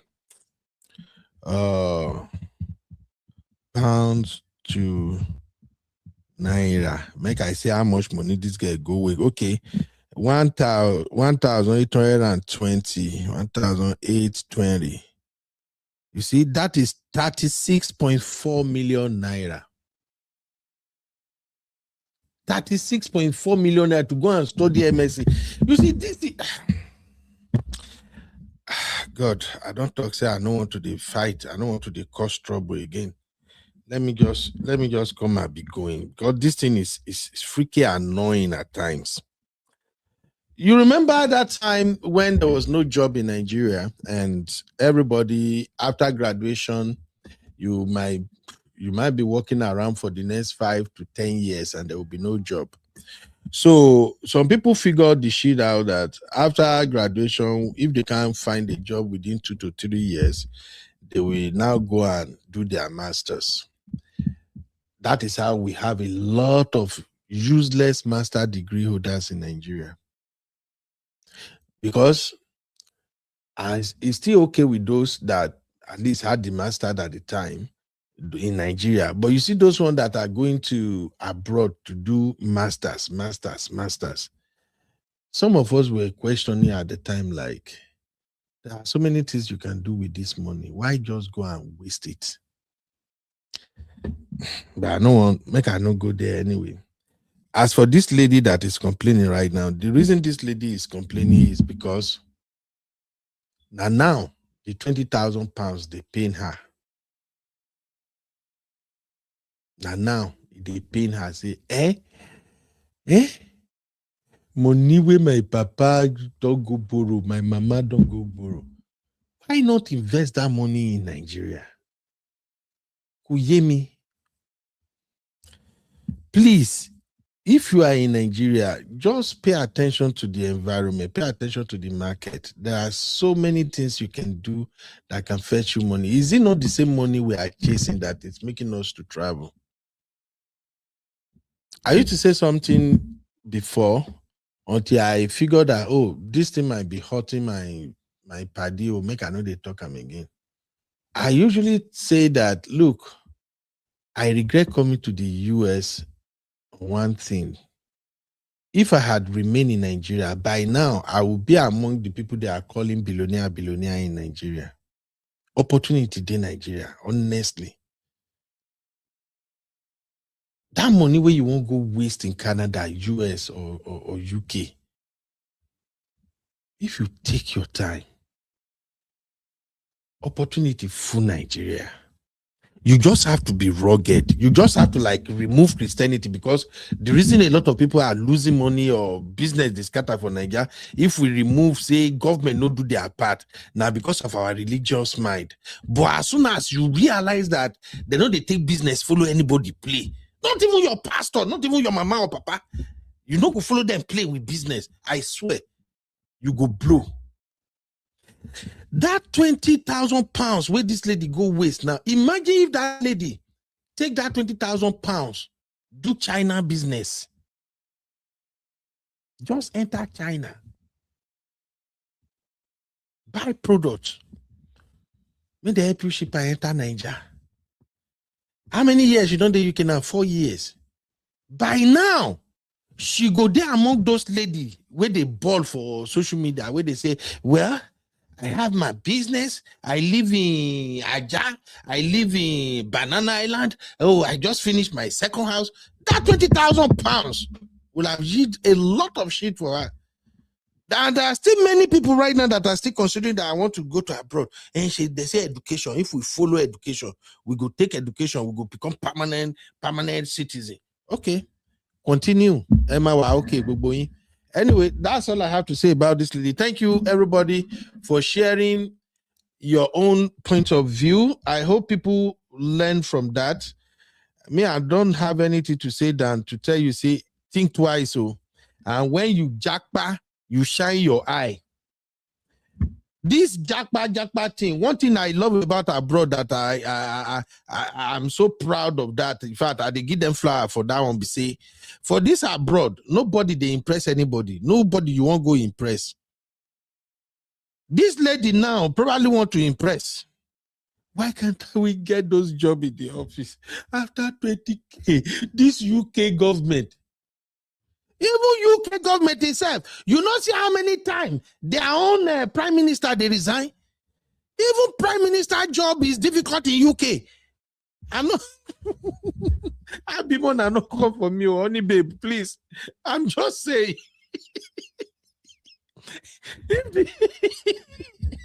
If the job of a prime minister in UK can be so hard that even the people where they get the job, now they take their hand, they resign. How much more ordinary people job?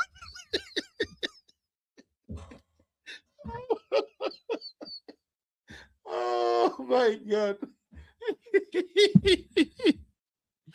Ah, God, I beg you. Auntie Ngozi, I bet when I help us, Auntie Ngozi, Sister Grace, when I help us, they talk to these young folks when they enter UK.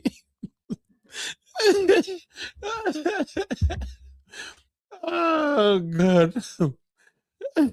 I chat with a brother, that bro, I think it was in, is it North London or say South or West London? I don't even know. Okay, I need to go to this London. I don't know the difference, but it was not like living in the very heart of London. It's one of those, I think, other part of London. So I was chatting with him, and it was like when he moved to Liverpool, that was when his life began to get better. He said he will never go back and live in London again. We chatted for a while. I because I really don't know the difference in those areas, I cannot really understand what he was saying, but I grabbed the idea when he said he lived in London. I think he lived in London for like 3 years, and he said things were hard for him until he relocated to Liverpool. He mentioned that side of Liverpool. I don't even know, but in fact, it was when I was Googling to check out Liverpool. That's when I found out that Liverpool actually have maybe water passage or something, like a big water passage or something. So, and it was like when he went to Liverpool, that was when his life began to take shape, and then that's when he finally was able to bring his wife and a kid and something. And I'm like, but should be everybody want to go to London. Why? I think London offer more opportunity. Ben, never make that mistake of saying you want to live in London.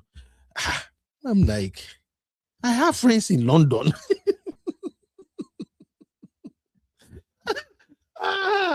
You know how I can be when I don't follow Percy argue. I say, but I have friends in London. They are doing fantastically well. He said, Ben, they might be lying to you. Anyway, thank you, my people. Make I just take am easy for that side, though. Oh, God help me. UK people. CBS, why are you and I be fighting again now? Okay, Sister Marriott is asking, don't they need the job for their visas? Honestly, I think Abby and our UK people, I think we may need to do a show on this UK. Make una help us explain in detail how this thing works, because of some of our people that are still over there and they still don't understand how the system works. I think I read somewhere that if you go and do masters and then after the masters, you need a job. If you don't have a job, maybe after 2 years, they will not renew your visa. Was I reading it in the backstage today or somewhere? But I think I saw that in somewhere. They say you need a job for them to renew your visa. If you don't have the visa, maybe after 2 years they will renew. But please, everybody, do your research. If you're gonna go live in the UK, please do your research. Don't just pack your bag and just say, "Oh, UK, here I come." I beg. And because the problem is that recent POS cause okay. Which one be POS? Is it POS or that thing when they say that they give them and they take and walk? Now POS they call that one, Sister Ngozi. COS. Okay, I think it's COS.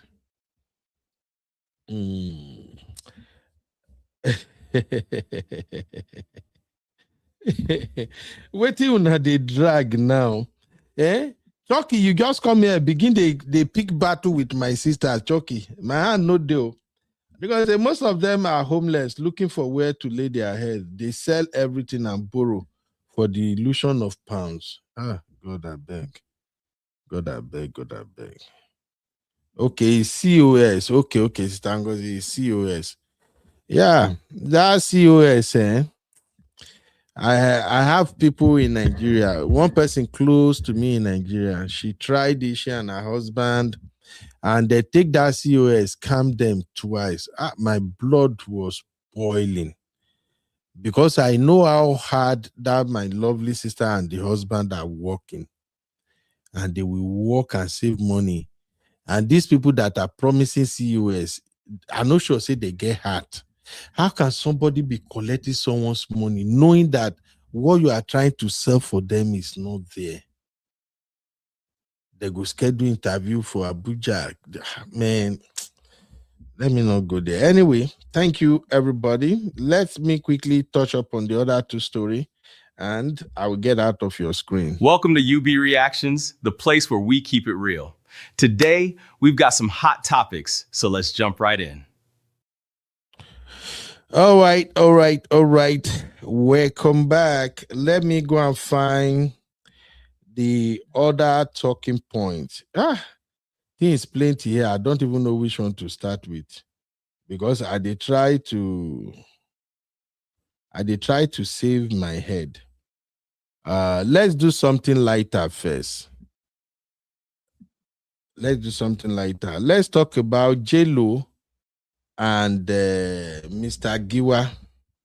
Where are the two of them? I don't see them. Mr. Giwa is so angry at J.Lo. All right, let me show you my people. And unfortunately, J.Lo is one of my crush. My American crush. I don't like making they give my American crush them bass boost like this. So out of the blues, J.Lo said, what did she say again? Make I go see her for our blog. J.Lo out of the blue said,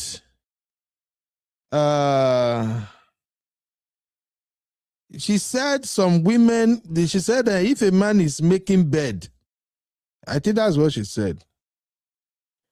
She said if a man is making bed, doing the dishes, women actually prefer that type of men over traveling in private jet and riding luxury car.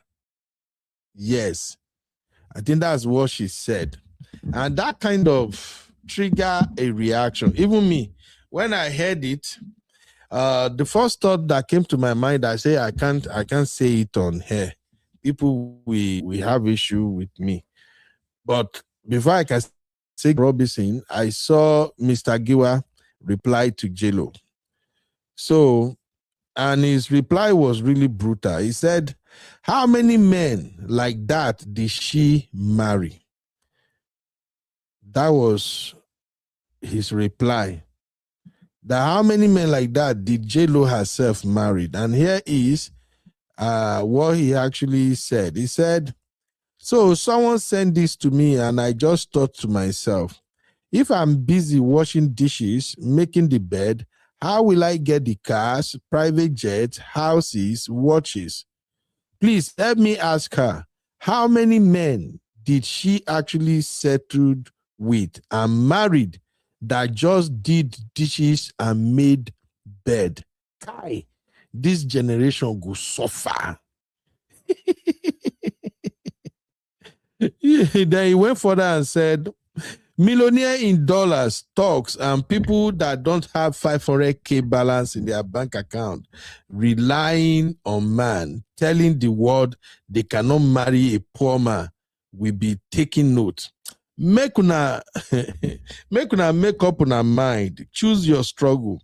You want man with money or you want to feed man? Hey, And this is the original post that he reacted to. So Jennifer Lopez said, making the bed and washing the dishes makes a man more attractive to women than private jet, cars, and watches. Let me ask you, my sisters and brothers. In fact, let me ask you, sisters. Would you marry a man that that make the bed and do dishes but no money? Oh yeah, drop a one. In fact, let me share link.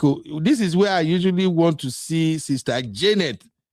Now, Sister Janet, now they like to take me on matters like this. So, anybody want to take me on, sisters? The question is for you. Would you choose a man who makes bed and wash dishes and no money over a man that has private jet, luxury car, a man that can take you to, where is the most expensive place you can take a woman to for a date? I don't even know. Now, sisters that travel a lot or brothers who travel a lot, I suggest one place. Where can I take a ladies to? The most expensive place I can take the lady to.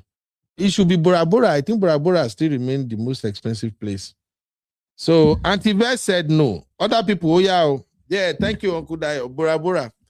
Others, are you going to marry a man that if the man arrange bed like this, you won't see one single wrinkles. Everything will be flat, neat. And if the man wash plate like this, man, the plate will be doing king. That's how clean the plate will be. But this man, if you lift the man up and you take a stone ground, shishi no day. Does that make a man attractive to you? Sisters, make una come talk, because now I talk say me with the wash plate now. And I've told you, sisters, I am looking for somebody, a billionaire, to even steal me away. Can't carry me away. I just go the wash plate. But make I the right private jet. I will be the husband, the plate washing husband. Oh yeah. Sister Folake said no. Sister Folake, you must say yes. You, sister, cannot deny today. Oh, Sechilis. Is that Sechilis? How do they call this place? Abby, how did they pronounce this one? Is that Sechilis? Sechilis. I think this place is in Italy or France. Where is it? Where this place dey? CBI say Cape Verde. No be only Cape Verde.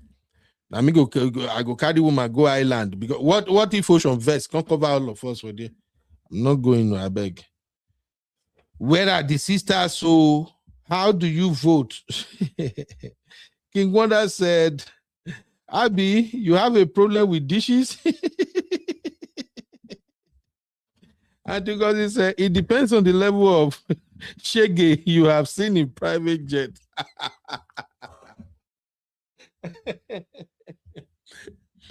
It's people I thought private jet life is the best life now. I wish one be this one now.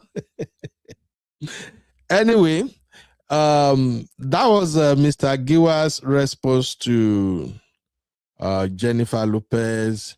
Mr. Giwa felt offended by that statement, but I don't want to sound controversial, but one of the things I've said there before is you should mind the kind of person you listen to on social media. Is Jennifer Lopez the type of woman you should take advice from when it comes to relationship?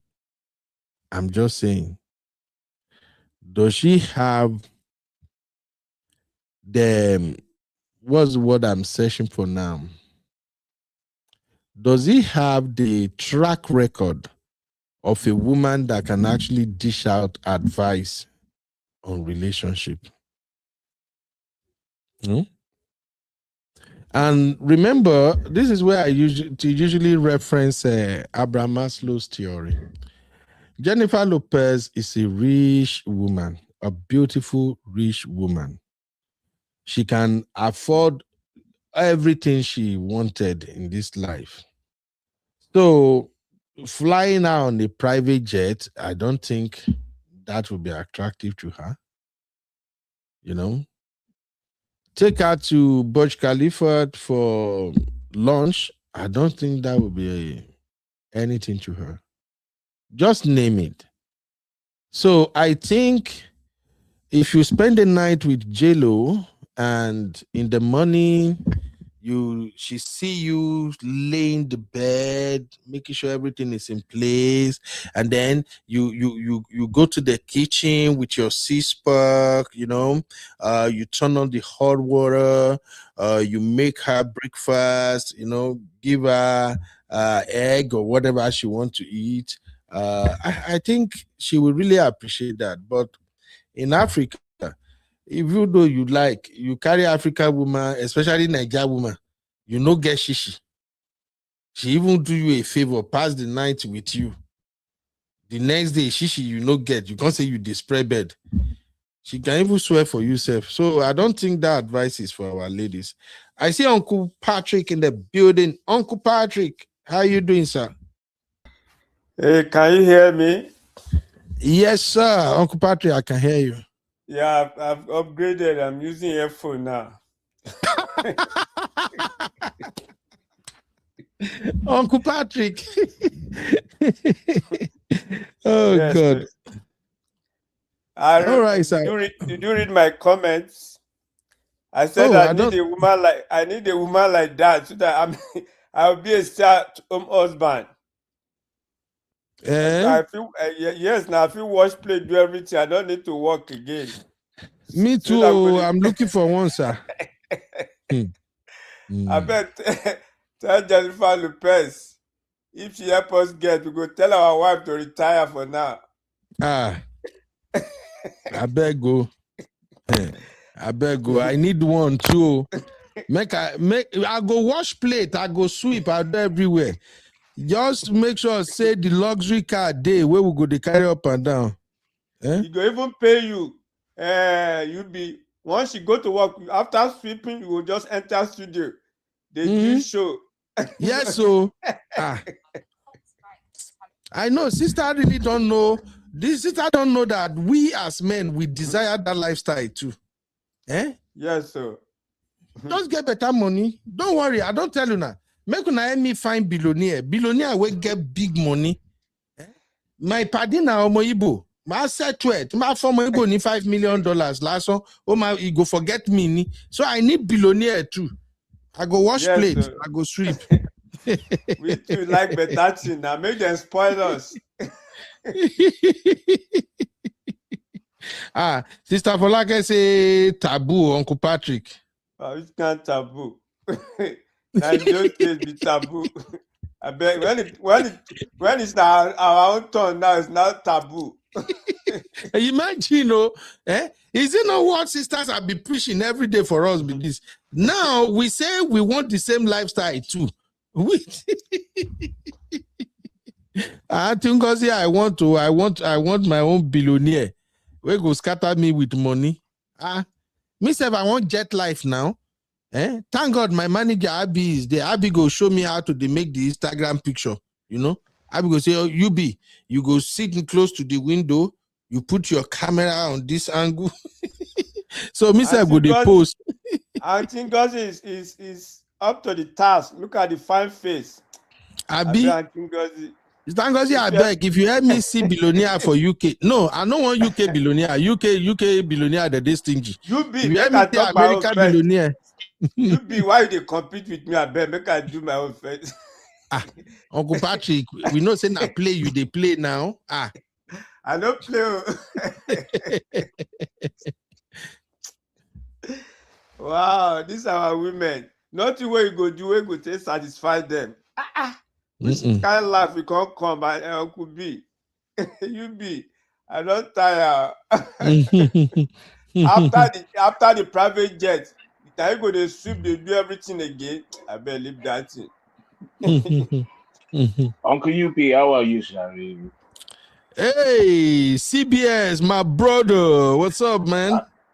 I'm all right. How you doing? I'm good. Before sisterhood, wait. Before the sisterhood come for you, please, that Seashells that you pronounce them well. because they're covered for you. You have to pronounce that thing properly. I don't tell them. I don't know how they pronounce that thing. Seychelles or what? Seychelles No, or Seychelles? no, Is it Seychelles no. or what? Don't fall my hand on this. This is I don't know. Which one before? Am I from France? Seashells. Seychelles. Okay. Yes. Okay. You know, say you sabi all those their lifestyle and everything. That is why you and Beno they agree. Okay, me, I know all those one. I they see the name, but to pronounce an wahala for me. So Seychelles, right? Seychelles. Don't You know go how I say used to call it she. before? Don't go say she. I say see. I say seashells, not sea. Seychelles. There you go, just like Okay, that. so if I want Voila. to toast a girl now, let's see. If you want to teach Uncle Patrick how to toast the billionaire, will you tell Uncle Patrick to tell the billionaire, I say, I will take you to Seychelles? Is that how we will talk? Oh yes, that's nice. Yes, that's roll with that kind of way. But no, my Uncle Patrick cannot go that way. He has his own OG levels way up, OG ways, you know. You know, say Uncle Patrick, they come. Uncle Patrick come less alone, Exactly. go win the billionaire hat. You go win the For me, billionaire. I think Exactly. I have to do a lot of work for me to win. Seriously. So, Chucky, what is wrong with you people in the UK? Why are you people not giving my Nigerian brothers and sisters their top job they are looking for? Eh? Chucky, don't run away. Chucky don't receive call. Or Abby don't remove his mic. Chucky, you heard me, bro? Lobaton. UK people supposed don't close now. Chucky, you're not supposed to be at work again. Wow. Anyway, moving on, let me go and find okay, before you be frankly, let me talk about this guy. One guy is losing his mind. The guy is 30 years old, and he said it's becoming more difficult to find a wife, even at 30. I'll be right back. Welcome to UB Reactions, the place where we keep it real. Today, we've got some hot topics, so let's jump right in. All right. Welcome back. Hey, Shocky, can you hear me? Shocky. Hey. I don't know what's happening to Chucky network all the time. But anyway, let me show you this guy that is crashing out so bad on social media too. So they said this guy used to be in BBN Nigeria. His name is Shegs. I think those who follow BBN Nigeria, they will know him. So the guy came out and was like, I used to think love was about finding the right person, but at 30, I don't believe that anymore. Listen. At 30, I don't believe that anymore. I've had relationships that looked amazing on the outside, and I've had relationships that completely humbled me. But every single one taught me something. One of the biggest lessons that I learned is love doesn't just expose the other person, it also exposes you. Your ego, your communication, your insecurities, your patience, and the parts of you that you thought were perfect but need working on. I used to think the best relationships were relationships with people that didn't challenge me, but now I've realized that the best relationships are the relationships that challenge you to be the best version of yourself constantly. So these days, I'm less impressed by chemistry, but I'm more impressed by consistency. Can we communicate when we're upset? Can we take accountability when we're wrong? Can we protect each other's peace instead of just trying to prove that you're right or I'm right? So at 30, I don't think love is finding somebody that's perfect. I think love is two imperfect people coming together to grow, respect each other, and build something special together. And yeah, that's the type of situation I'm trying to build. Not perfection, just my version of what's perfect, basically. Okay. Did everybody get that? So the guy is rapping. He said he used to think that love was about finding the right person, but now at 30, he has realized that it's not about finding the right person. So I really don't get his message. All I can tell from everything he said is that this guy doesn't look like somebody who is looking for a wife. It sounds more or less like maybe everybody people have somehow forgotten about him. So he just looked for something to say to trend. The whole thing he said is not adding up for me. If at 30 you already gave up about finding the right person as a young man, you are a failure. In fact, let me borrow Bishop Oyedepo's word. You are a blatant failure. How could you at 30 say you've already given up? I don't understand. How do you go about your life? At 30, women have already frustrated you to the point that you think you can't find the right person? What is he saying? Anybody understand what he's saying better than me? Because that's how my head is interpreting everything this guy just said now. You can't find love at 30. You young boy like you can't find the right person for you at 30. Who is mentoring these boys? You remember how many times I've said here that I think one of the biggest problems we have when it comes to this dating scene nowadays is a lot of people don't really know what they are looking for. They don't know the partner that will fit them. And the reason they don't know is because they don't even know themselves. If you don't know yourself in terms of your personality, in terms of your character, your attitude, in terms of who you are, if you don't even know yourself, how would you know that this lady will be the perfect fit for me as a man? And the wahala we dey see. So if anybody have any contrary opinion or a better opinion or a better understanding of what this guy is saying, please help me drop it. It's not making any sense as far as I can tell. At 30, in fact, 30 is when you should have the ability to find your own person. Between 30 to 35, as a young man, you should be able to find your own person. So I'm sorry, young brothers, if by age 30 to 35, you still don't know who you are and what kind of a woman will be a perfect match for you, you are a blatant failure. And I'm not saying that with any form of apology. It just means you don't know yourself. It means all your dating experiences is filled with you. Try to find a woman that will dance to your tune. It's filled with you. Try to look for a woman you want to blend, a woman you want to control, or a woman you were expecting to be chasing you as a man. I think, because I don't get it. By 30, 35, you should have known who you are, your temperament, how you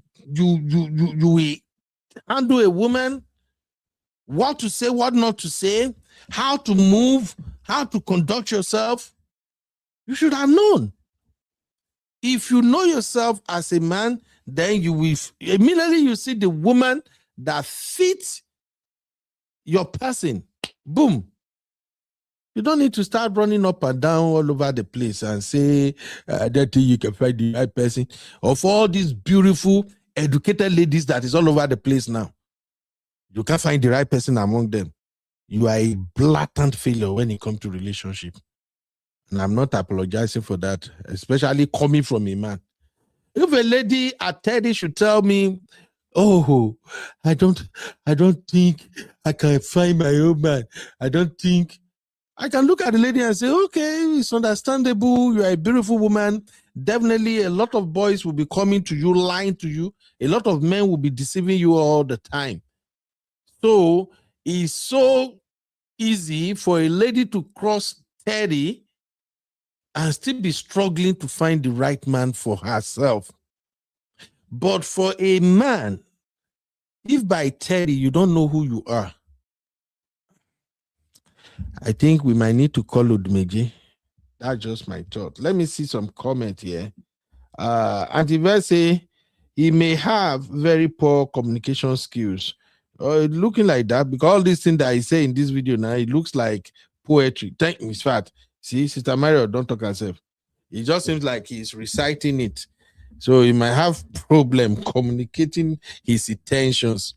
Isima say, question is, who are his role models and mentors to date? God bless you, Baba. That's a good question. That's a good question. Stamara say, there are no women out there. Don't mind them, Jerry. Eh? During our days, beautiful women, yakpa, but we still struggle, because during our days we have a lot of women that usually pretend. The one that will go to church, the one that will dress like church girl, and she be a willy inside. In our time, a lot of girls, they pretend a lot. So we struggle a little bit, and yet we still figure it out. Nowadays, you have women who are more upfront. They know they don't pretend these days. I don't know if people get my point, too. Okay? Many of the young girls we have now, girls in their 30 and below, they don't pretend like back in our days. The one where be church girl, nowadays, go tell you saying be church girl. The one where no be church girl, go tell you saying no be church girl. The one where won't be baddies, go tell you saying be baddie. The one where won't say I be Jazzy, go saying be Jazzy. So it makes it a lot easier to filter through. Nowadays, the girls that want money, in their behavior, in the way they do everything around you, they know they hide them again. They go let you say, well, if you no get money, how CC they take talk and self? I know they do struggle love. So it make it easy. Eh? Girls where no want may you get mama by the time she marry you. She go, don't let you they know. You go, don't ask you, is your mommy still alive or is she's dead already? Uncle Dayo, how you doing, sir? I'm good, Uncle Ben. Good evening, Uncle Patrick. Good evening, Rifam. Good evening, everybody on the platform. Oh my God. So Uncle Dayo, this boy with the screen, he's 30 years old, and he say he no sure say Pacific find real love again at 30 years old. What are your thoughts, sir? Uncle Ben, when a guy comes out like this to say things like this, what I normally ask is that what stuff is he himself made of? Is he a husband material himself, or is he an eligible husband himself? Because it takes one to know one. Mm-hmm. If you have not made yourself presentable, or maybe put yourself in that class of being marriage worthy, you can never find somebody that is suited for you. These are the kind of people that they set a standard for themselves. They want to mold a woman as if they are like molding a rock, a doll. They want to shape, break, and squeeze out to what they really wanted. They don't want to compromise. They have a standard, and they're looking for a woman to fit into that perfect standard that they have in their minds. And even God never forces us to fit into some pattern. He only just encourages us, and he guides us, and he leads us.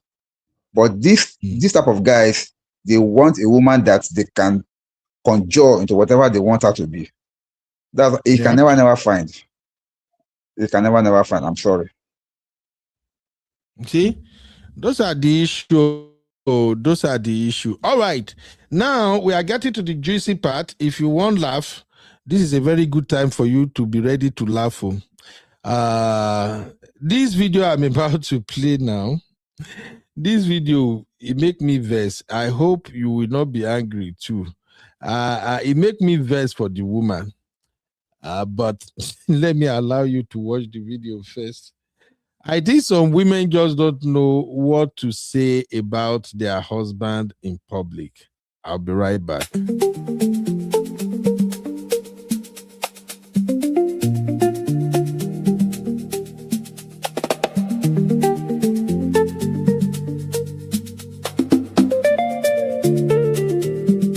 Welcome to UB Reactions, the place where we keep it real.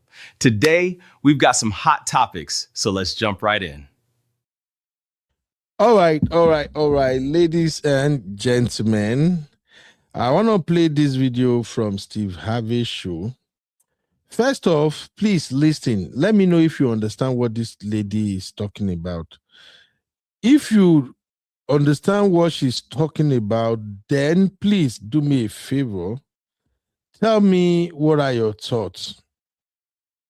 Okay? Let's go. Make I turn on the audio first. All right, here we go. Let's go. This is my husband of 21 years, my homie, my best friend. All right. Yes. So recently, one evening, he had gotten in the shower after work, and he got out to, dry off or whatever thing. We married, we great have relations. But anyhow, so he got out, dry off everything. He bending over, drying off really good. And I noticed that he had a few napkins left in his tail. You know how the little white beads, the little girls get the white beads on the end. It was beaded on the end, Steve. And I got a little stressed. I had seen a few before and I let it go, but I feel like we teammates. We should look out for each other. And it's getting overgrown down there is what I'm getting to. Like he got a little too much hair on his bottom. And it's holding more napkins than usual. So as women, we do our part, right? We make sure not only our outer appearance together, but we make sure, we keep ourselves together, waxing, getting our hair done, pedicures. But it seemed like when we had the conversation that he felt like that's not what men's supposed to do. Like get into, doing the waxing or, doing the pedicures. And I don't want him to turn 65 and it just go dreadlock or, the toenails, some old school players, they had a toenail where the hood lift up from the fungus. And I think that come from not getting pedicures. I think it should be okay for a man to groom himself. And so, but he don't feel like that's what men do. They don't get waxing. So I'm thinking trim. I don't know, but I need your help to see how to fix it. Somebody punking me, disappoint. It's real, Steve. And you're a fly guy, so I know you keeping the hood under there together. I don't think you coming to Marjorie. I'm so confused. Are we talking about what I think we talking about? His ass hair. Oh, Jesus. First off, did anybody understand what this woman is talking about? Uncle Dayo, Uncle Patrick. Yes, I understand. I understand what they talk about. I understand it, sir. What is she talking about, sir? Uncle Ben, I don't think it's something that I would like to even share because why? It's something private, honestly. Because this is not something that you bring out and be talking about. It's something you discuss inside the house with your partner. How can you be discuss something like this in the public? Come on. Uncle Patrick. Is Uncle Patrick still here with us? It be like Uncle Patrick don't receive a call. Auntie Vet, do you know what she's talking about? I'm here. Okay, no problem, sir. It's because I did hear you. I thought that you received I'm doing something, man. Okay. Yeah, I understand what she was trying to say. I don't know. And but why did she bring that kind of thing to the God bless you, sir. Even Sivabe doesn't even know what to say. I can't help you with that. So it's something on his tail and all those things. You don't have to do that. The funniest part is the husband was standing there and he didn't say a thing. Jesus. May God help us. But here is what Steve Harvey got to say. It's overgrown. What is you talking about? What are you talking about? He right there. He's my homie. What is you talking about? His air coming out of his ass. It's growing. Don't nobody care. I do. We don't. We don't want to hear this. I do. Who in here like me don't give a damn? Yes, we do. Why are you talking about the butt hair that's growing out of your man's ass? Out of there. We don't want to hear that. We want to see our men kept together. Ain't nobody finna wax their ass. What's wrong with you? Jesus. Can we trim it? Ain't nobody trimming it. What are you talking about? Steve. There's people in here. He right there. That's my homie. He your homie. He ain't our homie. Every time I look at him, I gotta wonder how much hair hanging out of his head. We can't even build a friendship now. When he first got here, he looked like somebody I'll sit down and watch a football game with. Now I can't watch a football game with him because I'm gonna be worried about how much hair is hanging out of his ass. And you shut up. You done said enough. Brought your nutty ass in here talking about your man's crack. This is gonna go viral. Stood up looking all cute and just fooled us. He bent over and I saw a napkin. I didn't know what she was talking about at first. She talking about some cotton in her man's ass. I don't give a damn if he got bunny rabbits coming out of his ass. I wouldn't give a damn if Peter Cottontail popped out of his ass. Why are we talking about this man's backside? Oh my God. So basically, like Sister Yvette said, that was not the forum to hear this. And I don't know why. This is why sometimes if you see some men don't want to be vulnerable with their wives, is because some women will just take advantage of it. It's because that man is a nice man, a calm man, and understanding, and it seems they have very good rapport. But why share something like this on a public forum, talking about a man? Uncle Patrick, I don't know. Yeah, you know, you don't have to do that. He said, we like our men to look good. Why don't she take care of the man? She can help him to trim. Exactly my point, Uncle Patrick. Exactly my point. You should have just sat the man down, bend him over, clean the whole thing up, and nobody needs to know about this. Yeah. Why come outside to come and be saying this? The man is hairy. Just help him to clean. Like you need to do like. Of course, help him trim the team. Simple as ABC. What's the big deal about that? Yep. Some women. Yep. Okay, it is what it is. Let's say it's inappropriate. Exactly. So please, women, please sometimes they take some of our thing they play publicly. Okay. Some things are supposed to remain the way it is. You know, I'm going to give you an example. Men don't even discuss their intimacy with their friend. Intimacy with their friend. Can you go to your friend now, Ben, and say, my wife like this? No, but women, they discuss everything with their friends. How the man, women does that a lot. They do it. It is from there you will hear that their husband is a 2-minute man. I took him to clinic when we go and see the doctor, but you will never hear from man. Men don't discuss that. We talk about sport, politics. I'm not going to go to you. I'm going to talk about my wife, how my wife. I'm hearing you. Go ahead. Do you know how many homes women have used their own mouth to break? In the process of talking with their friend about their man, never knowing that their friend has been developing something for that man based on what the lady has been talking to them about their own husbands.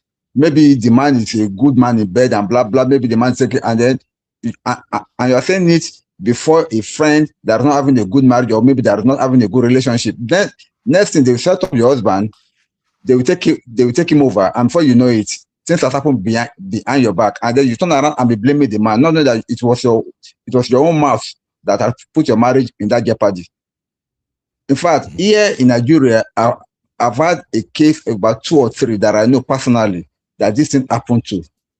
When they went bragging about their husband among their friends, and before they know it, their husband was sleeping with their friend. I'm not supporting that thing. It's not an excuse. But sometimes some of these things goes far beyond what they really think it is. That's why I like being a man. Men don't discuss such matters. Men never does, because men are not interested in that. What we are interested in is different entirely. When men gather, we talk about politics, we talk about girls, we talk about... Now, when we talk about girls, we don't talk about our wife or about our intimate relationship. We just talk about girls generally. But women, I don't know, maybe they see it as a thing to be proud of, something for them to give them the kick that, this guy is taking care of me, this guy is this my husband is this my boyfriend is that, blah blah blah. Not only that, among them there, one of their so-called friends in quotes is actually thinking about something else, and before she knows it, they've gotten the guy. So sorry. Okay. What a world.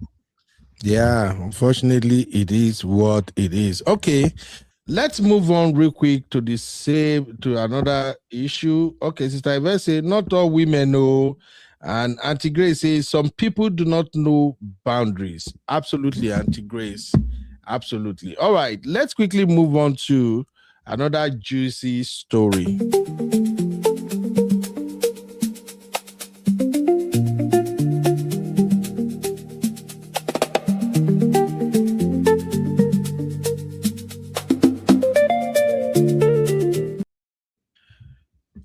Okay. I'm glad I have Uncle Patrick and Uncle Dayo here. These are the two uncles I'm expecting to come and address what we're about to address now. So let's talk about emoji, please. Man of God, please. What happened? I was minding my business, so when I came across this pastor's video, I don't want to call him pastor, I'll just call him emoji. Okay, I came across this emoji video, and what he was saying was pissing me off, but I thought probably something is wrong with me. So I want to play it so all our sisters and uncles, brothers can react. Take a listen, please. My son cannot marry someone that doesn't have a father. No, I won't allow. You say, what of if the father has died? Someone must adopt Uncle that Patrick, person say, to play fatherly role. Children that were raised by a present father are better females than those who didn't come when they have the opportunity. And sometimes it's not your fault, because you could not have decided that this is the way it should be. But listen to me, let there be a father figure in your life. Don't be uncontrollable. I have a younger sister that is married. She got married before me. My parents have never settled a fight for them. Never. You know why? She has a father. She saw when our dad corrected our mother, and mommy said, I'm sorry. She saw how our mom respected her husband. She saw how the wife, my mom, did things right. She saw the man, my dad, get angry, and she had to say, I'm sorry. That's the way children learn. Someone that didn't learn that kind of a thing cannot do it. There is no way you can pretend you will fight. A father is a blessing to the world. And listen, nobody decided and said, oh Lord, I just want this kind of home. That's why you have church. That's the role of your pastor. Your final place towards getting it as a lady is in the house of God. Okay. There must be a father figure. Please, everybody, I want you to listen one more time. Thank God it's a very short clip. Listen again one more time. My son cannot marry someone that doesn't have a father. No, I won't allow. Say, what of if the father has died? Someone must adopt that person to play fatherly role. Children that were raised by a present father are better females than those who didn't come when they have the opportunity. And sometimes it's not your fault, because you could not have decided that this is the way it should be. But listen to me, let there be a father figure in your life. Don't be uncontrollable. I have a younger sister that is married. She got married before me. My parents have never settled a fight for them. Never. You know why? She has a father. She saw when our dad corrected our mother, and mommy said, I'm sorry. She saw how our mom respected her husband. She saw how the wife, my mom, did things right. She saw the man, my dad, get angry, and she had to say, I'm sorry. That's the way children learn. Someone that didn't learn that kind of a thing cannot do it. There is no way you can pretend you will fight. A father is a blessing to the world. And listen, nobody decided and said, oh Lord, I just want this kind of home. That's why you have church. That's the role of your pastor. Your final place towards getting it as a lady is in the house of God. There must be a father figure. Someone that can say, sit down there, that can correct you. My son cannot marry someone that doesn't have a father. No, I won't allow. Okay, let's start before Uncle Dayo, you want to go first? Uncle Ben, see, yes, sir. when when some emoji are talking like this, I would like to watch the complete clip or the complete preaching. But however, based on this clip that you just played, I can only see two things playing out. First off, I want to flip the coin. A man that does not have a father in his life, can his daughter marry him? This same MBGO, this same man of God, I want to ask, if he has a daughter and daughter brought home a man who does not have a father in his life, can he allow the daughter to marry the guy? Because when we make these things about women, it makes it look funny. I will be vulnerable here. I, for one, for most part of my life, I grew up with my mom. In fact, it was not until after I left secondary school that I think during my secondary school days, I was living with one uncle or the other, then coming back to my mom again, after secondary school again, same thing until I get into the university. But the thing is this, at least to the glory of God, I turned out well. It has nothing to do with whether you have a father figure or you have a mother figure in your life. Anyone that you have, either your mother or your father, so far they are good parents and they can train you and you listen as a child, you will still turn out good. And if you have both parents also, it's an advantage. You will still turn out good. And we have people that have both parents and yet they still turn out the worst of it. And we have people that don't even have parents in their life and they still turn out better. So I don't know where it's getting its own mindset from. It's like trying to preach something that is not even there. No basis for it. This thing is on individual basis. We have children that don't have their parents in their life and are the best of character and are living a good life. And we have, now, you and I know, many wayward child came from decent homes, like a man of God's home. The father is a pastor, the mother is a deaconess, the mother is this, and their child turn out. Nobody prays for that, but we have seen it. We've seen such children. Absolutely. So what is he talking about? I'm trying to make it like a sermon, as if he's saying something. To me, it's not saying anything. He has mixed it all up because this thing is supposed to be on an individual basis. You can, if your son brings home a girl that does not have a father figure in her life, watch her character. Watch her character. Don't conclude that because she does not have a father figure in her life, she can never turn out good. That's a big fallacy. Yes, fathers are important in the life of their children, even though mothers too, they're very, very important in the life of their children. But the child himself or herself is the one that will determine. It's like the Yoruba adage that says that it is the keg, it is the power keg that will show where to tie the rope. It is the person's character, either the man or the woman, that will show whether this is marriageable. I mean, this person is worthy to be married or not. Not you judging that person by the fact that he lacks a parent in his or in her life. To me, it's wrong. I mean, it's very, very wrong. Thank you, sir. Absolutely. Thank you, Okudayo. Uncle Patrick, sir. You know, I was doing something on computer. I have to go back and see the guy. Number one, this boy is a small boy. He lacked experience. The way he's talking as if he's an elderly person, you must do like, what is wrong with you? Are you preaching to people or just commanding them? He's tone alone. He lacked experience. I want to know how long you've got married. How long has he been married? He's talking about this, senior sister, his dad. What concerns us with that? Do you love your congregation?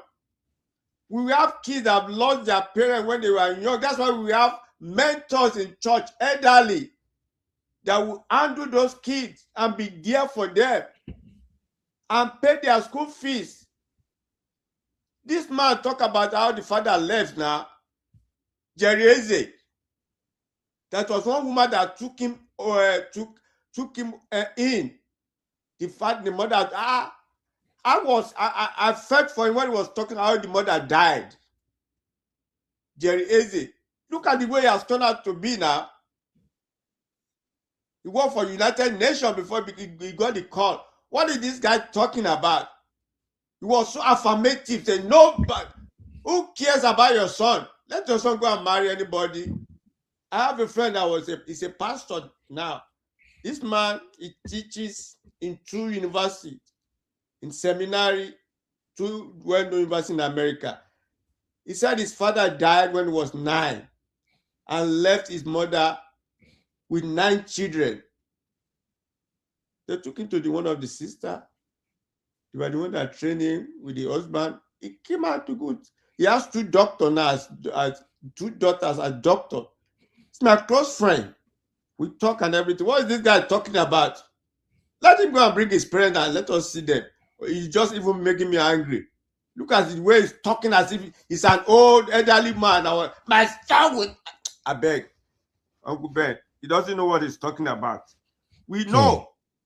That's the way you say something in love to people. Tell the church, what is his church doing to mentor people? He said, your pastor, how many pastors are there for people? What is he talking about? We have elders in church. He said, your pastor, because everybody be a pastor. Man, Nigeria, I don't know. I don't like people talking up because he's wearing suits. He said, your pastor is like, oh, Uncle Ben. These people are just, does he even know what is going on? When widows are crying in church, do you know what is running through widows? Uncle Ben, you talk about your mom. I hear it. How you felt when you bought this thing, how you were left when your dad died when you were 3. He doesn't even know what he's talking about. He's talking Uncle Ben. Uncle Patrick. Thank you, sir. Thank you, Uncle Patrick. Thank you, Uncle Dayo. Honestly, when I saw the video, I was so pissed. I'm like, see, if he's just a content creator who said this, I would just say, well, everybody they hustle to eat, but you are a pastor.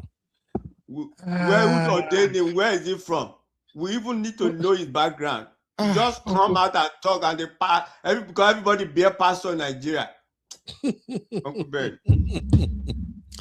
I hear it. I'm like, what? The way he said it, I'm like, did this man really understood what he just said? Then he had another video again. I've seen like 3 or 4 of his videos now, but there are 2 videos where he was so tough about this. No, a woman cannot do this, a woman cannot do that. Say, oh, Jesus Christ of Nazareth. By the way, what is the correlation between the Sunday sermon and single mother and a child without a dad? I don't just understand. If you ask her, if there is no father, you can never marry her. And you go get congregation where be say people will find themselves in this shoe, they go there.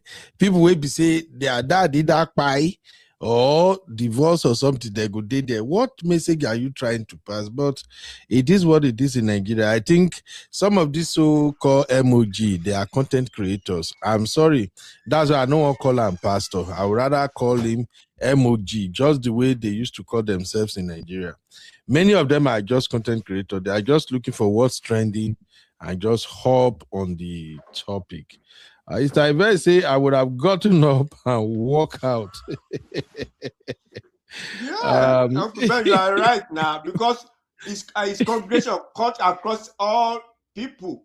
We have widow there, we have single parent there, we have divorcee there. What are you talking about?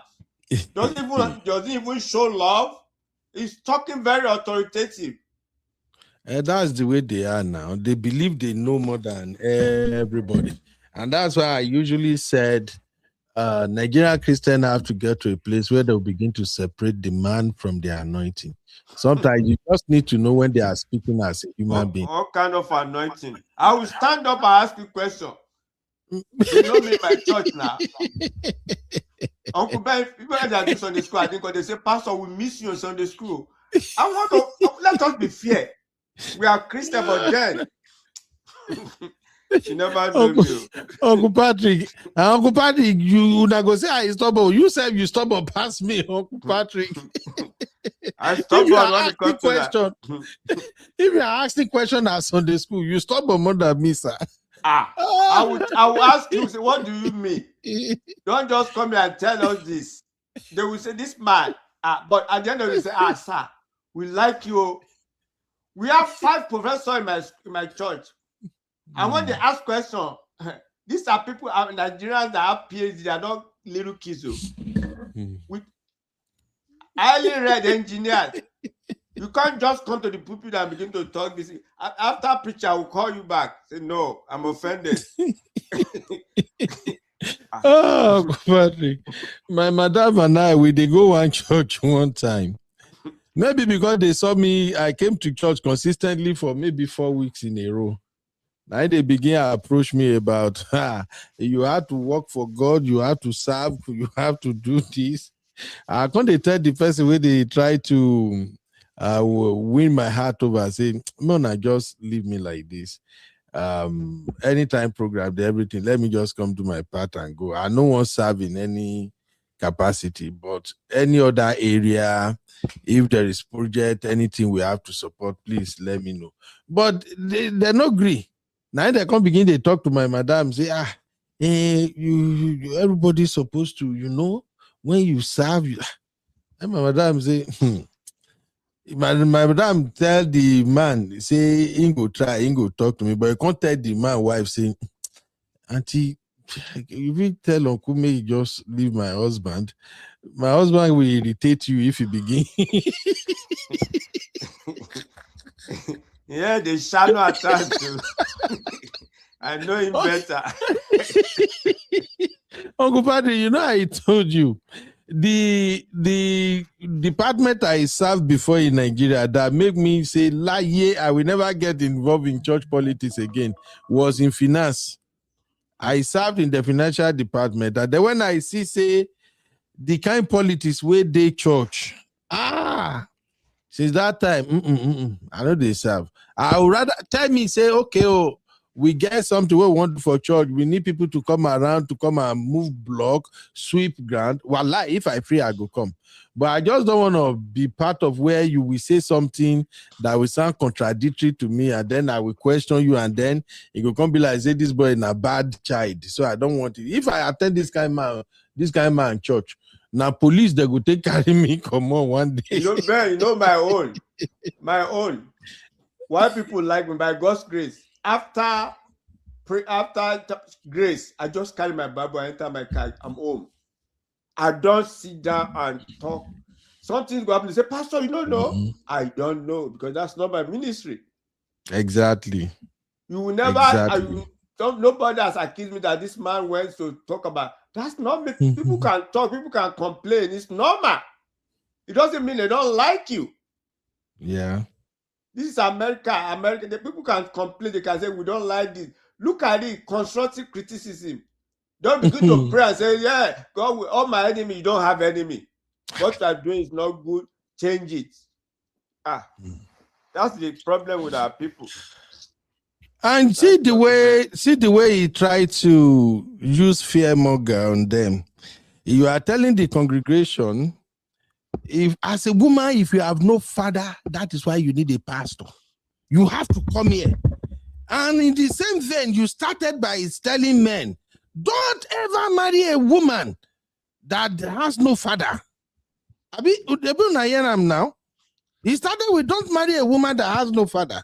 Then you ended with, as a woman, if you have no father, that is why you need a pastor. A pastor will serve as a father. That's why you have to be in the house of God. Is that no manipulation? Uncle Ben, let's be very careful the way we talk. We pray all of you will be there as a father to see our children getting married. That's our prayer. Amen. That's our prayer. What are you talking about? Are you reminding people that doesn't have father to be there for their wedding? Let him stop. And the verse said, he practiced saying this several times in front of a mirror. Say what? And the verse said, the pastor, this man go don't practice how he go talk this thing several times in front of a mirror. Like when I'm going to tell them, this is how I will move my body. Anyway, I beg you. I'm not touching any anointing. Mona, leave me, Obiko. We are all anointed, bro. While I walk out, Uncle Patrick will stand up and question him. Okay. Let me just run through the two last story of the day. Welcome to UB Reactions, the place where we keep it real. Today, we've got some hot topics, so let's jump right in. I am UB, your favorite Gen Z uncle, and this is my take. All right. Welcome back, everybody. The last consideration of the day is this one.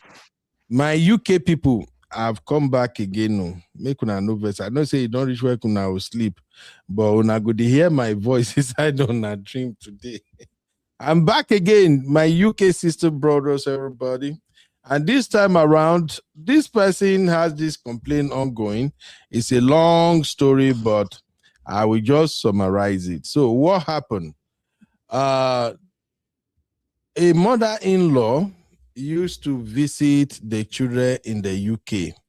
And whenever she visits, they will take care of her and all of that. When it's time for her to go back to Nigeria, they will buy gift for her, and they also give her money. So she has been to the UK twice, according to how they share the story. When she's coming back the third time, after she got to UK, she now insisted that they will have to pay her for babysitting inside her children's home. The children she's babysitting are her grandchildren, but she insisted they must pay her for babysitting. Like play, Mama say they must pay her for babysitting. So people are now kind of asking, what kind of situation with this? What should they have done? And the reason Mama is saying that is because Mama have heard from other parents and from people in Nigeria that thing she's doing whenever she go to UK, na big money. Tell them may they pay you. So I just want to know what everybody think about it. But this is how it went down. It says, my mother-in-law is spending summer with us in the UK and insists that the money we normally pay our childminder should be paid to her instead for looking after her grandchildren. At first, I thought she was joking, but she isn't. Mrs. B, this is the full story. So Mrs. B lives in the UK with her husband and their two children. Every summer, her mother-in-law travels from Nigeria to spend about 3 months with them. During each visit, she's treated well, enjoys time with the family, and usually returns home with several thoughtful gifts and items bought for her by her daughter-in-law. So she be the husband, Mama. This year, Mrs. B assumed that since grandma will be around the children for the next 3 months, they could temporarily save the money they usually pay their childminder and redirect it to another pressing family need. However, things took an unexpected turn. Her husband told her that his mother expected to be paid the same amount they would have paid the childminder. According to him, his mother said that if she wasn't helping with the grandchildren, she could instead get a nanny job during her stay and earn some money. Mrs. B was stunned. She believes grandparents spending time with their children is an act of love, not a paid service, especially considering how well she always treated her mother-in-law during every visit. The disagreement has now become a major source of tension in their marriage. Mrs. B wants to know if she's overreacting by telling off her husband and mother-in-law. Her husband, on the other hand, feels his mother's request is reasonable. Her husband, on the other hand, feels his mother's request is reasonable. His argument is simple. If the family would have spent that money on childcare anyway, why not give it to the person actually providing the care? My people, this is a serious matter.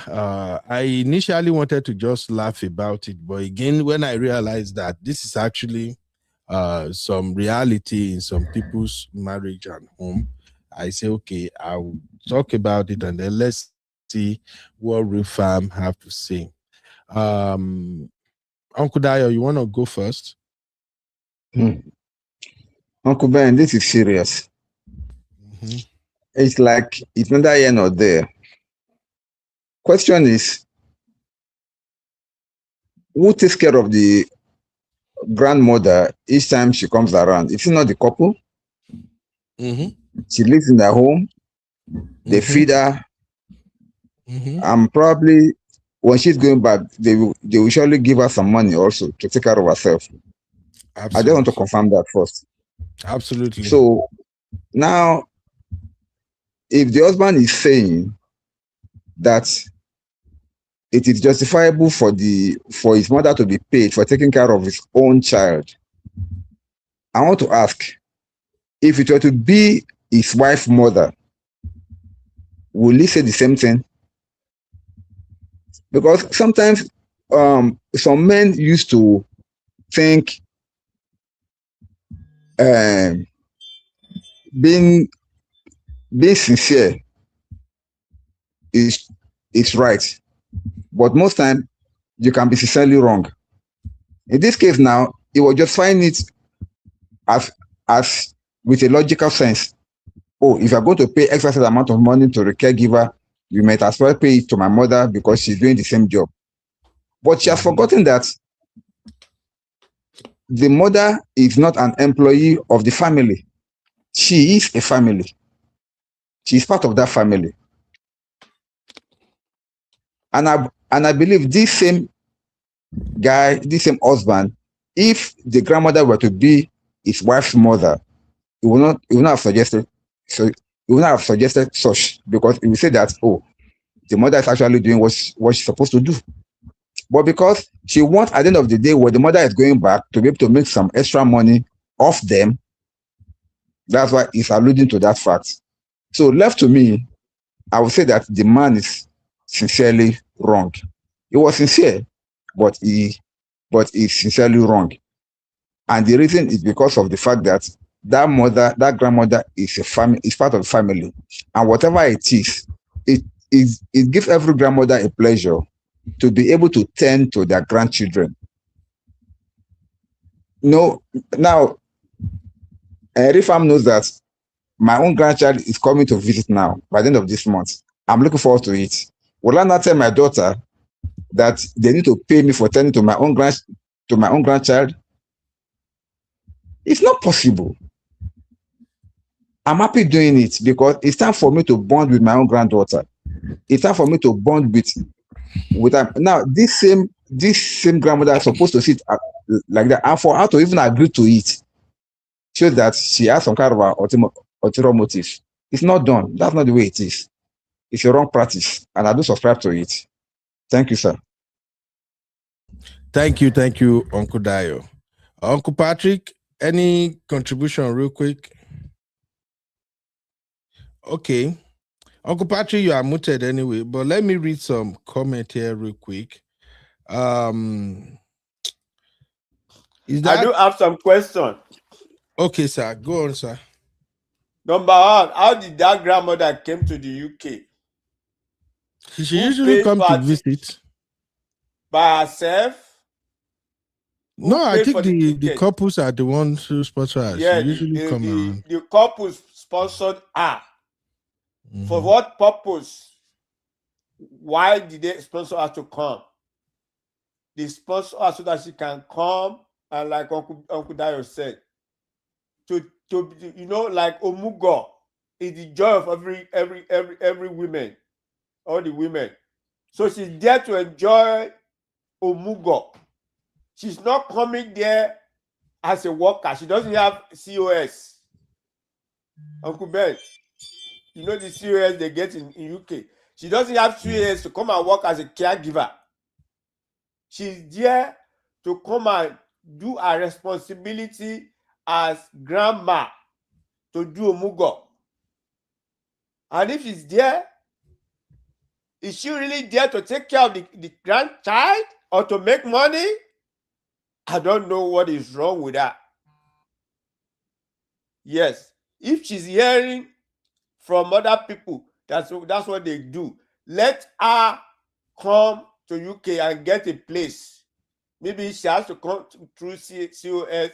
She doesn't have to come and see the grandchild. If she really want to see the grandchild, she can stay outside. They will show her. Okay, see her. Say, okay, the girl is sleeping on the bus. So just say, grandbaby, and go and do your work.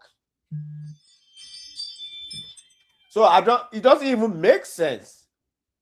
It doesn't make sense. Why are people like this? When you are supposed to relax as a grandmother, some very responsible children might even be saving some money for you. And by the time you go home, I have somebody that the mother came here. Uncle Ben. An elderly person. It was even my friend that got him a place. It was people that were even saying, Grandma, please. My friend doesn't have kids though. I mean smaller kids. The kids are grown. Say, Grandma, please, we need you. Just be taking care of her. They bring kids. Can you believe, Uncle Ben? This woman built 4 flats in Korodu for doing that in Canada. She went to Mecca, Sanalaja. She got her citizenship. So I don't know what is wrong with the grandma. Money don't show her eye. Why are you there? No, why are you there now? Why are you there? You better why don't you apply for COS and come to UK? You don't have to take care of your grandmother. Yeah. She's like she's not an employee of this family. And if the son is saying, let the son go and get, if I'm the wife, I would say no, she doesn't even need to be here. Don't worry, at least I tried. Because she's going to be teaching the child, the daughter or the grandchild as a worker. You know, there's a way you, as a worker, as an employee, you won't take as your own. So we don't really need her. That's what I got to say. We don't really need her. Absolutely. Thank you, Uncle Patrick and Uncle Dio. Okay, let's quickly look at some comments here. Statobi say, what the heck? CBS say, Mama na hustler, so wrong in many ways. And Statobi said, babysitting your grandchildren, is she broke? Statobi, why are you asking plenty questions like this now? Theodore Anulika said, what a smart mama, indoor imprisonment. Okay, CBS, so what's the point of bringing her over? I wonder. They pay for flight, accommodation, food, gift, etc. But she wants more. Absolutely, mama want money. UK, is in pounds. I thought it was okay. I didn't get that. Yes, Sister Yvette said exactly. CBS, what is the point? CBS say, Mama must have been in the UK in the past. That's why. Yeah, she actually been there twice. So the third time is when Mama say, oh yeah, I'm gonna pay me. I thought it was a privilege to spend time with your grandkids. My mom is always asking when she can spend time with my son. Absolutely, that's the way it's supposed to be. But everything don't change now. I say, let the husband pay his mother then. Katala. Iceman said, it is telling that the husband agrees. Absolutely. CBS, where is Abby to defend this? Abby will never defend this type of thing, like.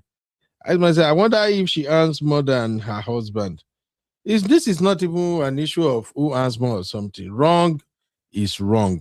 Honestly, wrong is wrong. Statobi say, I have never seen anything like this before. Abi, don't they take care of her financially?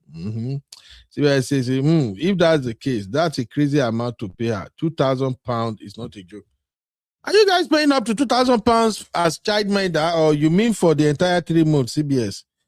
How much do childminder pay collect per month in the UK? I know some sisters have said before that shit is very expensive in UK, but I don't think it could be up to 2,000. I know it's expensive because I remember the only time I ever tried to take my kids to childcare, I think I paid for $400 per month for 2 of them. It was like $800. And that was not like the regular government own self. When I paid that in 2 months, I know since then till now, I became a full-time home dad. I mean, is there any time to describe a father who is present at home doing the child minding himself? After I do overtime, the overtime go for that in twice, 2 months. I said, lie, think is it 800 or something? But I know say it's within 800, 1,000 something, but not 2 of them. Well, some people are paying like 1,000 plus for just one child. That thing is expensive. No, I must say something is missing in this story. Oh, CBS, you want link? Sorry, I'm just seeing your comment now, Baba. That's the link, CBS. Iceman said, maybe she's a new generation grandmother. I want Gen Z grandmother. She can be. CBS says she went on holiday with her peers and they gave her the idea. Absolutely. Satobi says she's trying to take advantage of the situation. Yes, CBS, real Gen Z mama. I think God say mama should pay tax. All right, basically for me, all I see in this thing is it's a crazy situation. I think the husband effed up. The husband actually agreeing by trying to convince the wife that, let's pay my mom since we are paying this money to childminder anyway. I don't think that is a good idea. Any brother who might have this situation ongoing right now, if it's your mom that is there or it's your mother-in-law that is there, it doesn't matter whether it's wife mom or husband mom, paying her like she literally demanded to be paid, that is going overboard. She don't cross line, make her no lie. For me, make I speak my own man, no speak of everybody. For me, if that should happen, that may likely be the last time the mama will come around that house. Whether na my mama or na my wife mama, that may likely be the last time she will come around.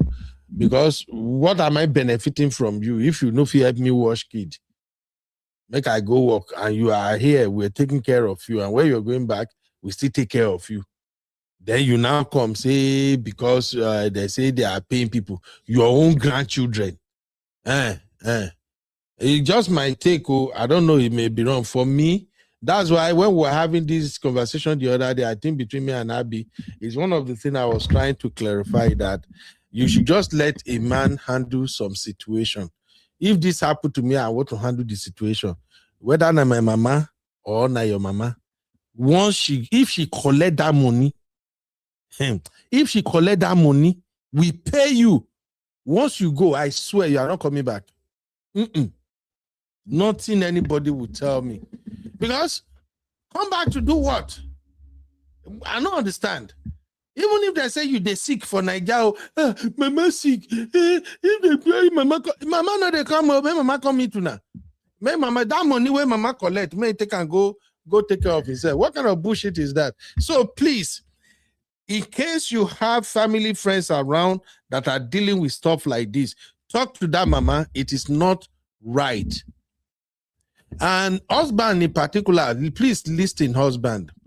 We got to be careful when it comes to our mom and our wife's situation. We got to be careful what we agree with and what we even discuss with our wife at times. For me, at that point when this man actually started trying to convince his wife to agree to mama demand, no, you don't pass boundary. As for me, because like I've always said, my own thing is I will treat you how I want you to treat me. my brain will just tell me, if this is my wife's mother, and the mama insists saying go collect my money, if my wife should come around and come and talk to me and say, Ben, you know now, actually, after all, baby, we still pay people outside. Why can't we just pay my mom? You know, because it's my mom, she's actually even here. We don't even have to drive. I go just look you first as my wife say, are you serious? If you say, yes, babe, there is nothing wrong, you know. After all, we still pay other people. I go give you like 2 days to process and whether your sense go come back. If your sense no come back as a woman, I will now call you and explain to you, babe, we can't do this. If this is my mom, I will not support the idea of paying her under my roof as my mother for watching her grandchildren. Babe, we can't pay your mom. And if you turn out to drama, you see, okay, for peace to reign, if I sign up, just know say wahala they come. And you know, we as men, we react differently. For me, the moment I agree with what my spirit no agree with, wahala don't already did down at any issue. The only reason I am not vibrating is because I don't want mama to see me say, now me be the person who say me we no pay her.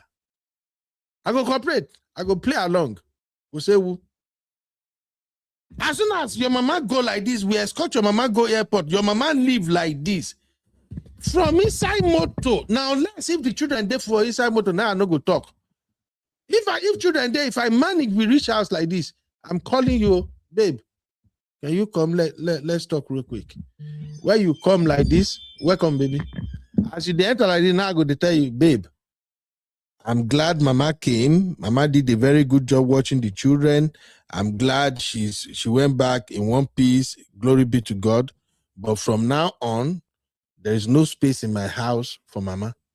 Now where my own coconut head day be that. I know say you go shock as a woman say, what do you mean? That's my mom. Yeah, it's your mom. But from now on, as far as me, Benny, I'm concerned, there is no space for your mama in this house. She cannot come visiting. Because if my mama do the same thing to you as my wife, if your take is, no, I can't have this mama around me for billing me watching our children, I swear to God, I will back you up on it. I know it's painful, but let's just call it what it is. Many people are facing this situation. It not just makes sense. Well, Uncle Daya, I don't know if you have anything to say on that and Uncle Patrick, but you already had what we say. Yes, Uncle Daya. I just want to say something, Uncle Ben. See, if that scenario plays out, it's simple. Then we will go all transactional. First off, she must pay for a ticket that I've paid for already. She must return back the money to me. Secondly, no, she's come to do business. I will pay her 2,000 pounds. I will pay her, but she will return back my ticket money, and then she will pay for the accommodation, and then she must pay for her own food. Uncle Ben, see, what some people move mad. Sometimes move mad with them. Let them see where they've really missed it. Somebody package you from wherever you are coming from, bought your ticket, accommodates you, feed you, only asking you for a favor, not even a favor, only asking for something that's supposed to be a joy thing for you to do as a grandmother. To tend to your own grandchildren, not to some other things, or not to do anything extra. Yeah. And you are insisting to be paid. No, voila, I will pay you, but you are going to pay for staying in my house for the period of time that you are staying, and you must pay for the food that you are eating, and then you must return my ticket money because you are coming to do business, so you must be able to pay. Simple as ABC. Now so me, I'm not going to even say me you return any money. My own be say you know they come back to my house, and if your pikin can't stubborn, can't say hey, don't worry, mommy, my boy, where you come, you know your son-in-law now, I'm a Beno, we go beg him. I swear, your daughter go carry you come like this. Me, Ben, I not go fight you. You they come like this, and they pack my bag. I'm leaving the house. Make I see if you go sit down if you go stay 3 months, 3 good months, I'm not coming. Maybe woman no say marriage don't scatter be that. If you as mama, you need to take that accolade as the mama that break your daughter marriage. Excellent, so be it. Nothing where you fit take back me. And that's why me, I've always been an advocate of men and women should understand boundary. You should know what is a no-no for your partner and respect it. Leshe, Chucky, how you doing, Baba? I did okay, Sean. How you doing? I'm good. I know you are back. You want to chime in on this wahala? Sometimes I don't even understand where you get all these stories from, honestly, because the thing about me sometimes. You are not going to Facebook with Chucky. They're full everywhere. I don't have time for those Facebooks or anything like that, honestly, because this is something I would never ever think about thinking of. How can you, mama? Do you know what it is to be a mother, the grandmother to your grandkid, to your kids, to your having the grandkids and everything like that? So I don't understand the reason why she has to come down. And yes, Uncle Yubi, it's expensive when we talk about child care. It's very expensive in this country, yeah. So really, yeah, it's that expensive. It's just sparrows around the kitchen. You'd be lucky to even get it $1,000. $1,000. Yes, it's expensive. It's very expensive. So if mama is just $1,000 to watch children, now pounds with a taco. Uncle Are you kidding me, Chucky? I'm being serious. If my UK sisters here can vouch for me, it's true. It's expensive. How do you guys survive raising children then? No, because when we have our grandmother, when we have our mothers come over here, that is like a breath of fresh air for us to see that money inside our pockets. Then when we have 200 or 300 pounds, we give mama. I say, mama, put this one for pocket too. That's it. But I don't understand the part that mama comes from God knows where she comes from. Then she says she wants this kind of money every month.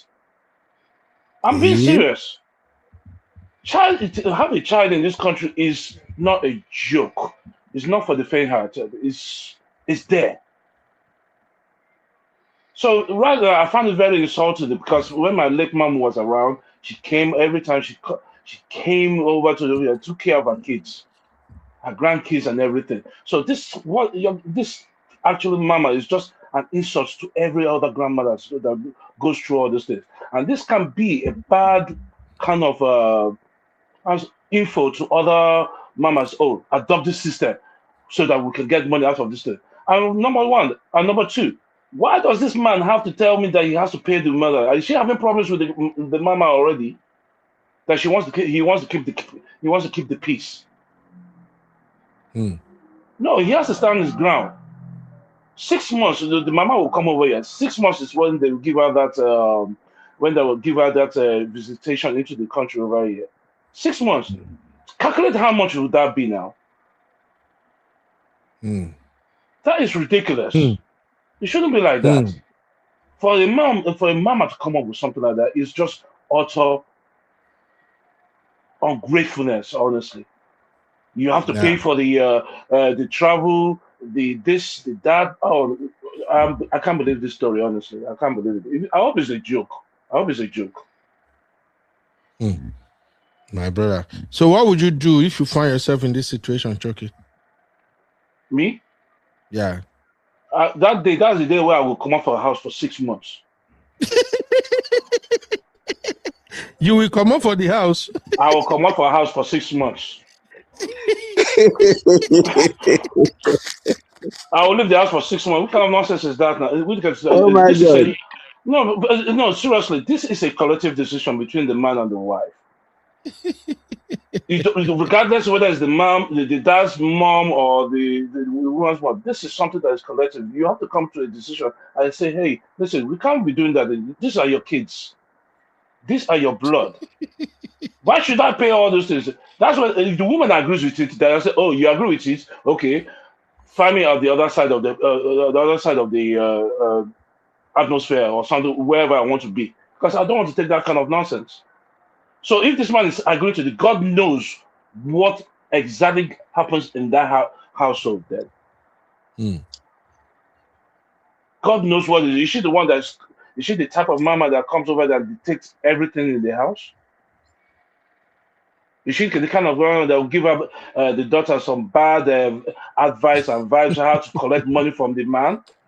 Too many things. So somebody said it on the comments over here. I'll fear the mama. Yes, I'll fear the mama and I'll jack her from the house. Nah, no, me, it's ridiculous. I no go quick jackpot. I go just follow them. Everything they say, yes, my, yes, my, yes, my. Once she come up, no. But Uncle UB, look at it. Look at it. The woman agrees. No, the man agrees to pay the mama, right? That means there's something going on in that household. I believe there's something more to that is happening in that household. I believe she controls both him and the woman, and he wants peace in that house to reign. But for how long? The husband? Yes. The husband don't want no peace. The husband that told the wife that they should pay his own mom. How does That's he want what? peace? Yes. Why should a man say that?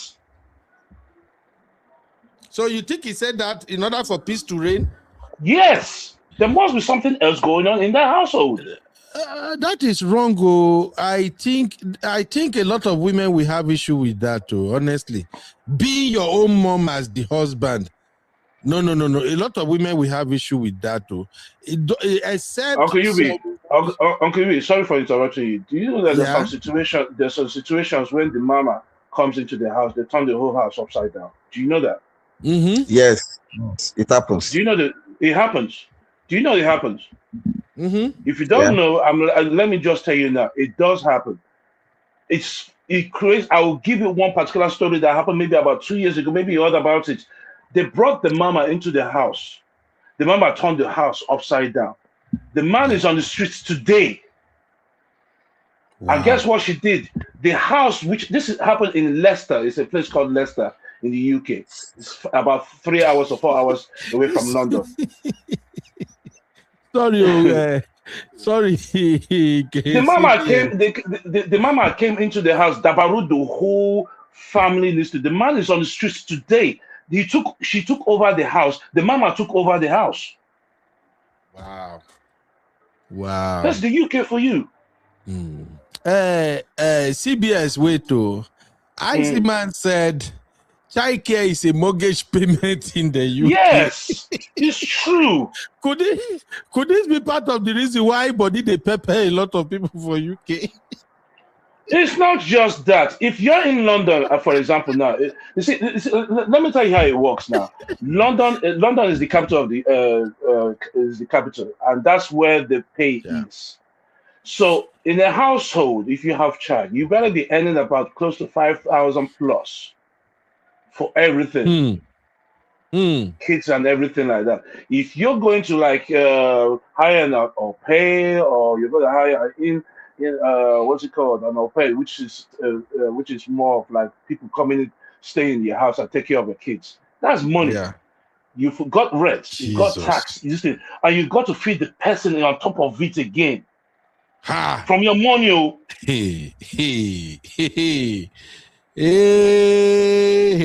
From your money. So that's why some people are working those extra shift, right?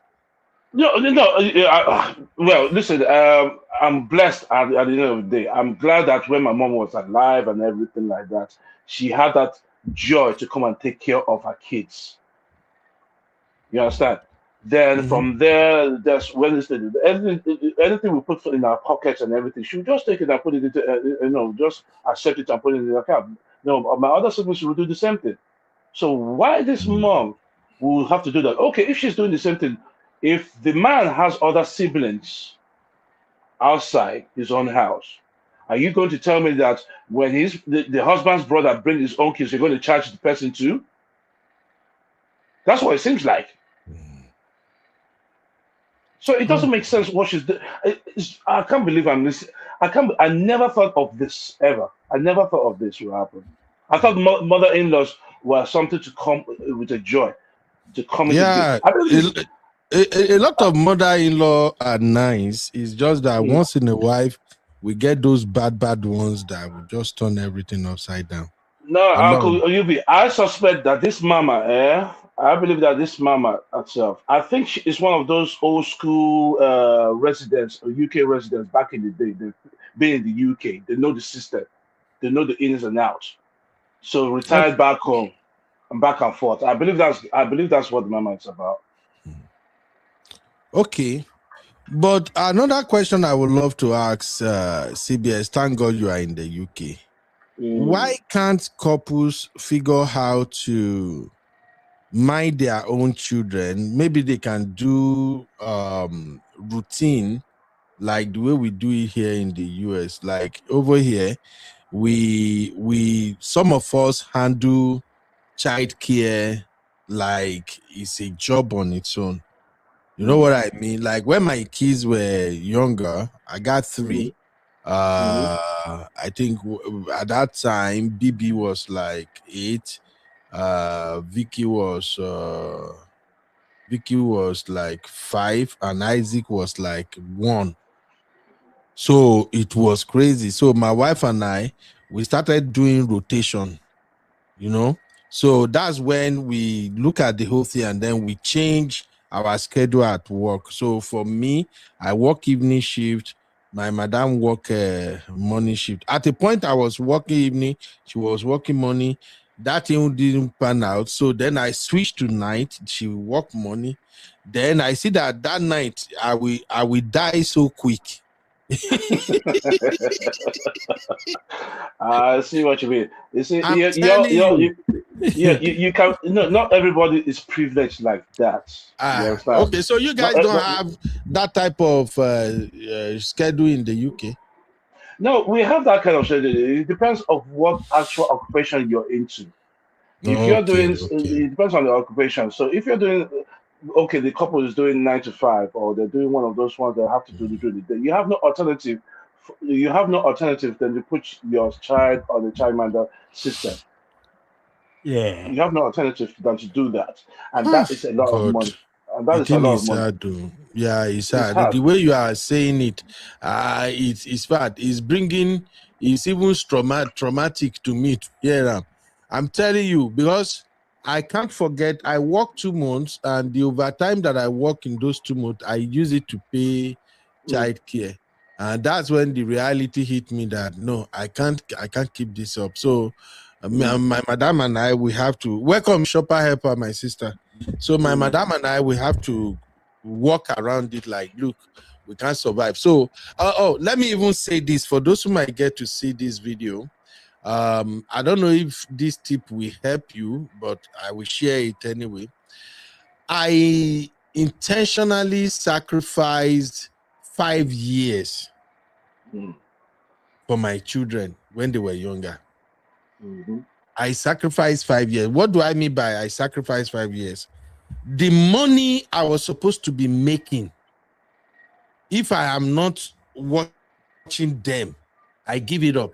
So I was just doing my regular monthly job and then small side hustle here and there, in order for me to be available Monday to Friday when it is school days.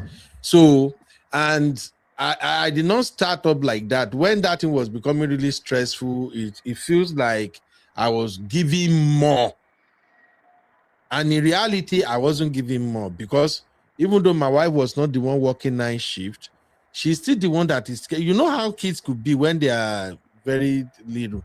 So, but for me, because I work 9 shift and then I'll still come to take them to school in the morning, the thing was driving me crazy, like really crazy. So I felt like I'm the one carrying the entire weight of the family. As at that time, I wasn't really seeing how much sacrifice the mom was making on her own side, but the weight, the pressure on me. So we were going to have a lot of problem until one of my respected auntie here, she was the one that now taught me and said, Ben, listen, children grows every day.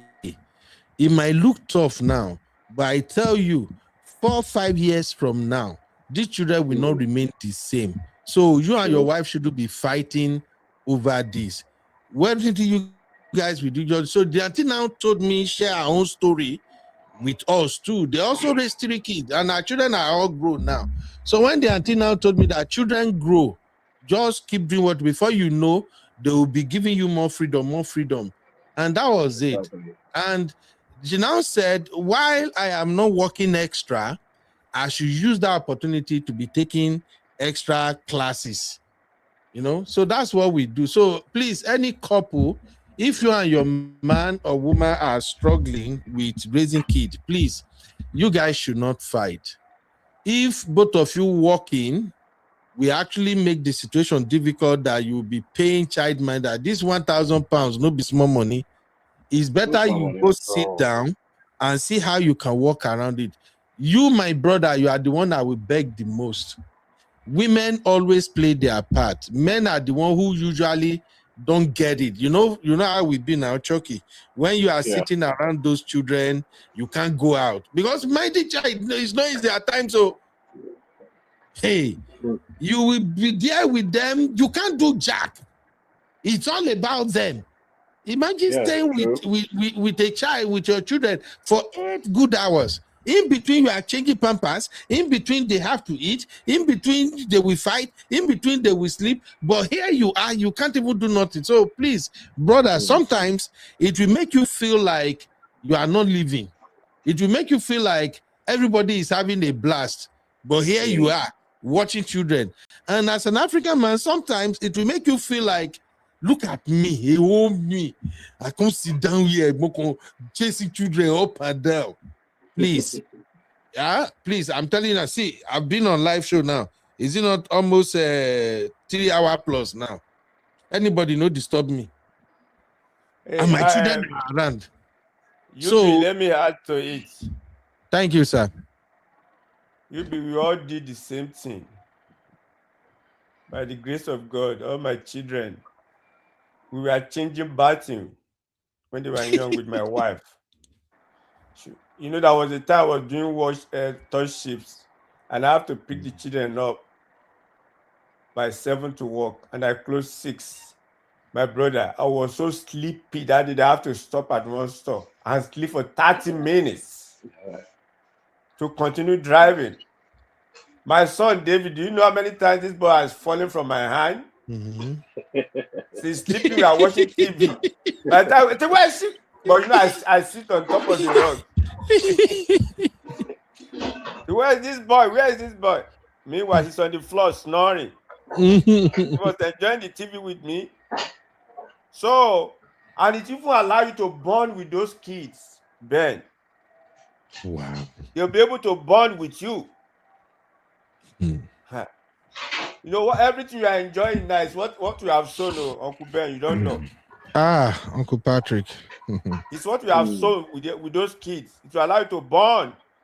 They know it from the beginning that Dad is there. It's always there for us. So all men should be able to do that. It's going to save you guys money. Yeah. Especially when you are earning money. My brother. A lot of money. You'll be paying a lot. Yeah. So that's why men should be given their flowers. Huge flowers for things like this. Let's give our men their flowers. So. Both men are women. For this abroad, both men are women. But like you said, men should be given more flowers. More flowers. Yes. Thank God, now only us there studio now. Chucky, you are right. Now only us there here. They should give us more flowers. More flowers. Bunch. Red and yellow. Hey, my sister, Shopper Helper said, I sacrificed 12 years. Uncle B. Only started working last year, and my first is 30. Oh, my lovely sister, don't worry. The Lord is your strength. Your strength. This thing no easy, eh? Shopper say it depends, but there is always a way. Believe. There's always a way, I believe. I never use a childminder. Not did I have anyone come help except during Omugo. Shopper, you are a strong woman. Oh, How did she do it for 12 years? Wallahi, it be like say make I hug her. What? Wow. That thing is painful. 12 That thing years. is painful. You will live to enjoy your children. You'll be there when they are getting married. You will not die prematurely. Amen. You enjoy the Amen. fruit of your labor. Uncle Yubi. In the name of Jesus. Yes, sir. Amen.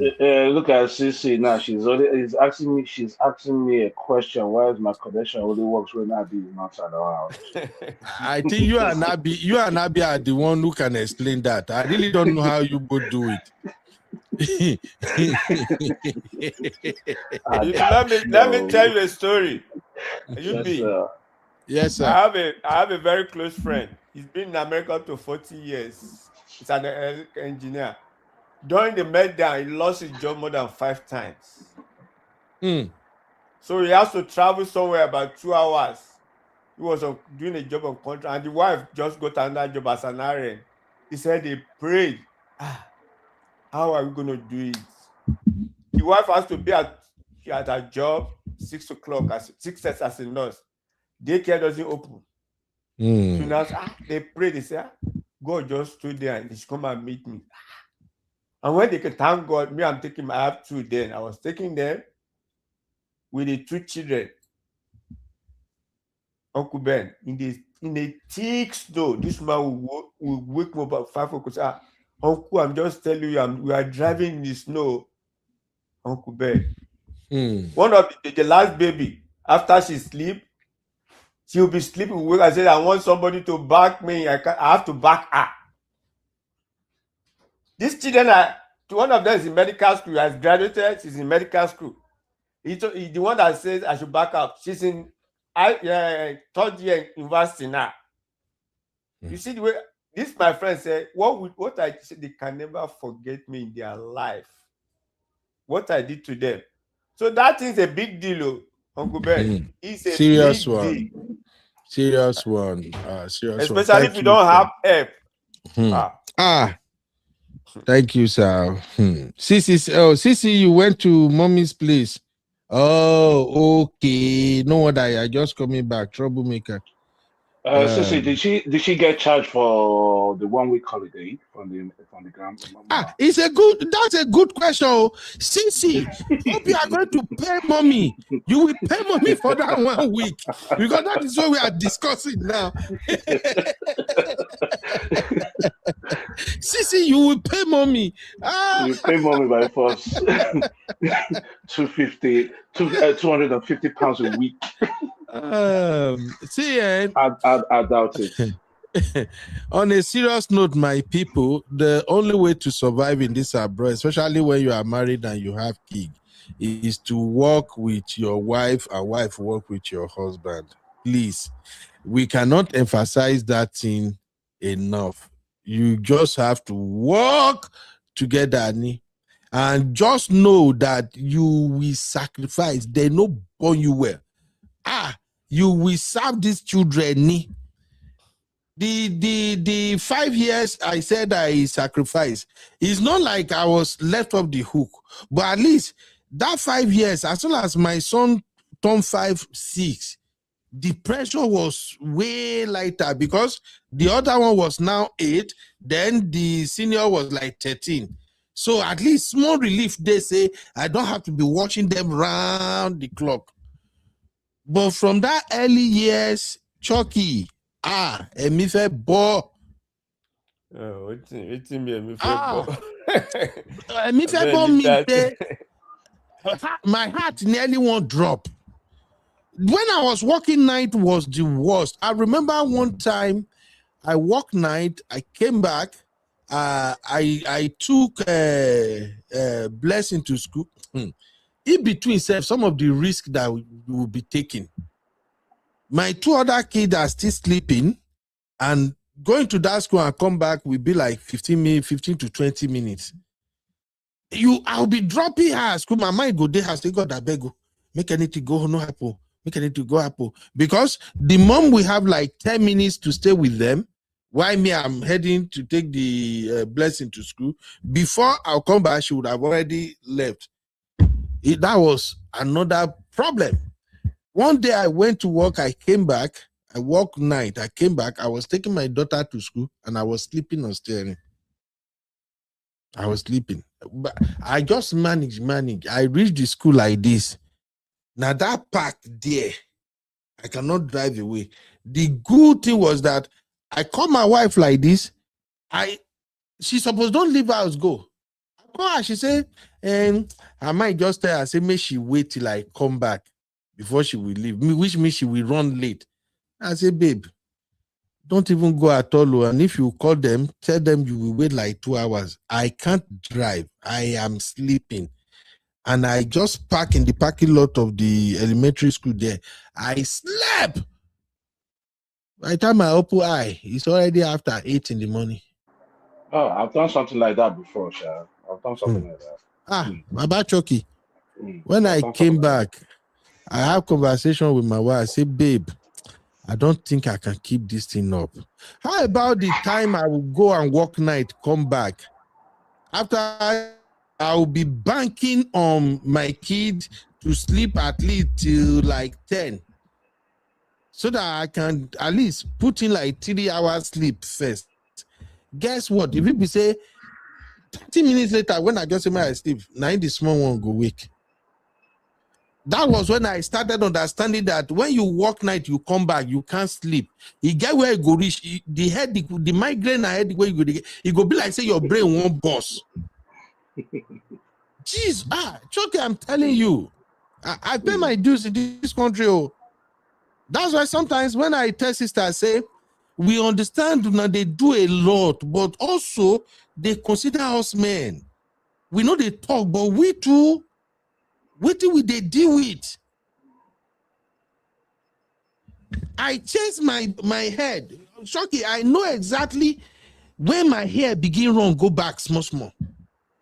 I change this hair. Now this America, I change this hair, chaser. Nothing when I not do. The hair run. Yeah, you be the same thing now. We are the same thing now. What can we do? I don't accept my fate. But people don't know. That's why when people see us now, they will just feel like, oh, guys, you guys are having it. We don't have it easy. It's just that sometimes when you don't have any option, you just have to be smiling and suffering there. No, it's true now. It's true. Uncle Yubi, let me tell you something right here. Maybe this thing will never hit you before. Do you know the first 18 years of our life, we're waking up every 6 o'clock in the morning to do everything before we go to school. Then after that, into when we get married and everything like that, we'll spend another 18 years waking up your kids. Another 18 years waking up the kids and everything, doing all these things. And that's the reason why, man, we need our flowers sometimes. Even though, sometimes we ask, we go into that element sometimes. But if you want to talk about fathers and their kids, oh my God, you gotta give us props. Seriously. Yeah. It's not easy, sisters, please. It's not easy. You know, now, Chucky, I'm struggling right now. I'm struggling right now to adjust to being not needed. I don't know if you understand. Since my elders had been driving and everything, my now 13 years old and her sister, they work together mostly. So all the things, places I used to take them to, so many things I used to do. As I'm talking to you now, Chucky, I'm feeling jobless inside house.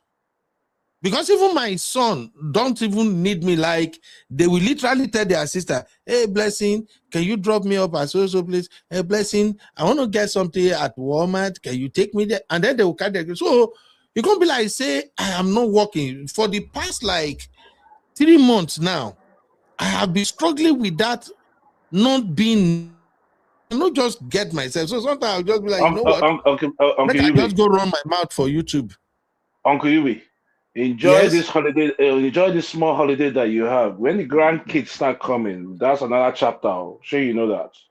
I go Nigeria if they go suffocate me down. Uncle Ben, we will not give you visa to enter Nigeria. We'll send you back. They'll send you back. Uncle Dayo, We'll send you back. one light alive, he planning me pay. My plan be say, if this boy just enter college like this, Nigeria, here I come. I am missing pepper soup. I am missing playing draft. I am missing all the and all those things. Everything, I'm missing it. Now you the time me say one picking go. When the only time I want my grandbaby around is when I want to do photo up and I miss them, make I just spoil them. No, I will not do the one way you go come carry them, give me. Where be then and me go they bath them, they take for where my salon Nigeria. No, you don't want to charge them. You don't want to charge them. They can't pay. American children, which American children go pay you? American children, they will blackmail you. They will give you emotional blackmail. I know they do. The same your when they do now. Now myself go they do. May God protect my life. I go meet my grandkid. I'll do video. We'll do TikTok together. Hey, they go say I'm the best, coolest grandpa. Before you know, when he go reach to change diaper, I'm gone. I don't date my house. Have you? Okay. So, Chucky, no, they find my trouble because I don't know why you go bring this matter come out now, Chucky. I just talk now. I just talk now. Hey, abroad na enabler, man. He go show you shaggy. Anyway, we wish Mama good luck. Mama, you just need to understand, say, life no today easy for your children for abroad. So please, any other mama, don't go to your children's place and say you want to collect money. If you want them to do anything for you, tell them you want them to do something for you. But charging money, that is a no-no. Okay. All right, Chucky, let us. I don't know if you can address this, but Uncle Daya and Uncle Patrick, they may have a say on this one. Welcome to UB Reactions, the place where we keep it real. Today, we've got some hot topics, so let's jump right in. So, Chucky and Real Fam, I hope everybody had this news, right? Oh, let me take this comment from Natalia. Natalia, how are you doing today, my lovely sister? So, Natalia said, we have 3 under 7, and the struggle is real. Yeah. Hello.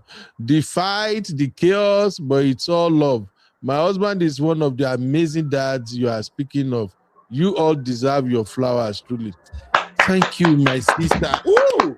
In fact, let us when we clap, where that be, thank God, that be no day here. Yeah. Very clap. Let us clap on that one. That's the best verse I've had Sunday. Yes. Sister Natalie, tell our brother I say we even clap for ourselves from here. It's not easy.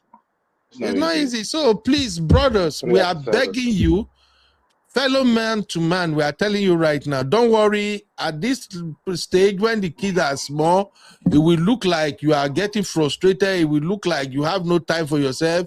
It will look like you are just living for everybody. But also remember that your wife is going through ×2 or ×3 of whatever you are feeling in that moment. And I'm glad that Chucky, Uncle Patrick, and everybody are here to testify to it. He paid me. He paid me. I was mad, everything, but God gave me that grace to also see that, my wife said, hey, no easy. So it's for everybody. So brothers, if you are going through your stage right now, whereby the children are here, you are no longer living your life, you can't go out as you want. And let me tell you, once the children are coming like that and they are still younger, you and your wife won't even have enough time to have so much fun like you wanted to. Okay? True. But don't worry. Highest 10 years. By the time your last is getting to 7-8 years, you and your wife go back to dating each other again. So don't worry. It's not like It's a death sentence. And the good thing is your children are there, you see them every day. Okay? So don't worry, you and your wife will be okay. Just a matter of time. It's really frustrating for me. When we were going through our own, I know just no self. Even at that time, we live in apartments. There is no enough space. By the time my son came, we were living in 2-bedroom apartment. So space no even reach self. God. Don't want to remember that. But anyway, let's talk about this briefly. Sister Marriott. I know Sister Marriott can relate with what we are saying now. All right, let's talk about this incident real quick. Welcome to UB Reactions, the place where we keep it real. Today, we've got some hot topics, so let's jump right in. All right, Chucky, you heard about this news, right? Yeah, but a bit sketchy on it. I said I was going to get back to you and see what. Okay, Chucky, you are from Enugu now, right? I'm from Imo State. What do you mean, Olomaje? Enugu is the best state in the East. Why would you say Olomaje? Uncle Ben, because your mother is from Enugu. Don't open that chapter, Abed. No, it was because Uncle Ben served there. Please don't open that matter, Abed. No, let's move on. Enugu, Uncle Dayo, let me be brag of my Enugu. Enugu is the best. When last you enter Enugu? Let me ask you. Uncle Ben, can I be honest with you? 2010 was the last time I've ever been to Enugu. Oh, Uncle Yubi, listen to what I'm going to say to you. Uncle Ben, do you know why? I was in Enugu, I think 2016, 2017. You know, I normally travel there for business purposes. So I go there a lot. Between 2012 to 2018, I'm always frequenting the place. Uncle Ben, among the cities around that place, Imo seems to be the sunniest and the most decent for now. Imo? Now, yes. Now, Abia has come up again due to their new governor and all. Uncle Ben, you need to go to all these areas. It was in Enugu, I think 2018. But they said there is a lot of development in Enugu now. Yes, now, Uncle Ben, I'm going somewhere. For the first time in Enugu, I was at the park waiting for bus to take me down to Onitsha. And area boys, physically, they were harassing vehicles, just like they are doing in Lagos. Agboros. They were busy harassing vehicles. In Enugu? And they were, Uncle Ben, this was 2018. I saw it physically, not before go come.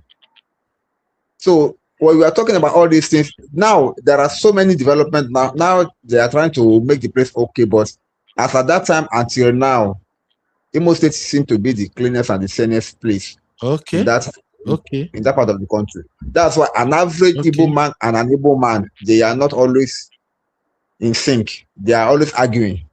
They believe that another man we never agree with an Imo man, so they are like always arguing. So those are their issues. Me, I've never been to Imo State, but I know Imo State.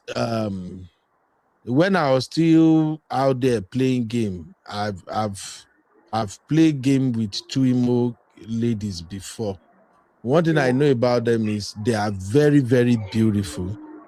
But the part where I don't like about Imo people be say to marry their daughter, they're expensive. So even that time when I was messing with those girls, I know said lie, I can never have the money to go and marry. No, it depends on the local government that you go to. Chucky, I have issue with your people. No. I'm not going to mention places of where it's expensive. I'm not going to mention it, but it depends of where you go and marry. So when you say Imo State in general is expensive to marry, I disagree with that. It's some certain places that is expensive. Me, I don't know. Don't mind me. You know, say we now social media now we they hear waiting with the camera, waiting people where they around us they talk. Now people where they around and then they talk say you know that they are still saying it now. Imo State. Oh, their daughters is so hard to marry them. They demand. we've never been there ourselves, so it's just like that. All right. Welcome to in UB general Reactions, terms the now, place where we just keep teaching it the real. current generation Today, some food we've got because some now hot it's going topics, to be so very, let's very jump right in. All right. So what I'm about to show you is the video of Enugu Air. Enugu Air plane crash. They said the plane overshot the runway.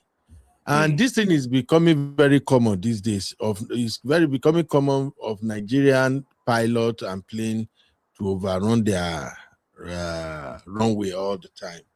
What perhaps is troubling to me is the absence of emergency response. I don't get it. And two, are those pilots not qualified to land all those planes, or is it the road? Because I don't trust Nigerian construction minister or whatever, anybody that constructed that road. I don't trust them. What could be the problem?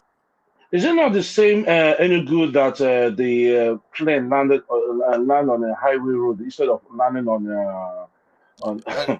I think that one at Delta State or something. No, I don't think it's Delta. I don't think it's Delta. Eh. I think it's Enugu, the same Enugu again. So now somebody look at this image here. This is why I used to have phobia for flying. No? If not until I was doing media and I get to travel up and down many states in the US. Yeah. I used to be so scared of flying because of this aeroplane accident or something. Now imagine being inside this flight, my people, in a place like Nigeria. Eh? Where should I start with this kind of situation now? You see, domestic flights in the country is now becoming so risky now. We don't even know what is going on. We don't even know what is going on with the expense, with petroleum expenses into that. They can't afford to. Oh God, I don't even know where to start. I'm sure this is the only fleet of plane they're using in their service at this moment now, and you don't get to use a plane so much. Mm-hmm. You can't just use a plane so much to do your 3 times a day trip. You can't be doing that. And when you do that, you don't have the maintenance culture. Exactly. You don't have the maintenance culture. Now, look, from what I'm looking at now, the emergency services, just utter rubbish and everything now. From what I heard now, the pilot is saying something dropped, something fell off. I'm like, what do you mean something fell off? So this is the maintenance culture we were talking about now. So there's no domestic flights in Nigeria that's so reliable now to fly with. It's either delay or either delay or there's no pilots. It's just too much. And the worst part, they said those airlines they cancel flight at will. You can. Yes, they don't care. Don't care. Yes, sir. Unlike over there where you are in the US and in the UK, over here they will delay and cancel your flight with impunity, and they will not do anything like compensation for you.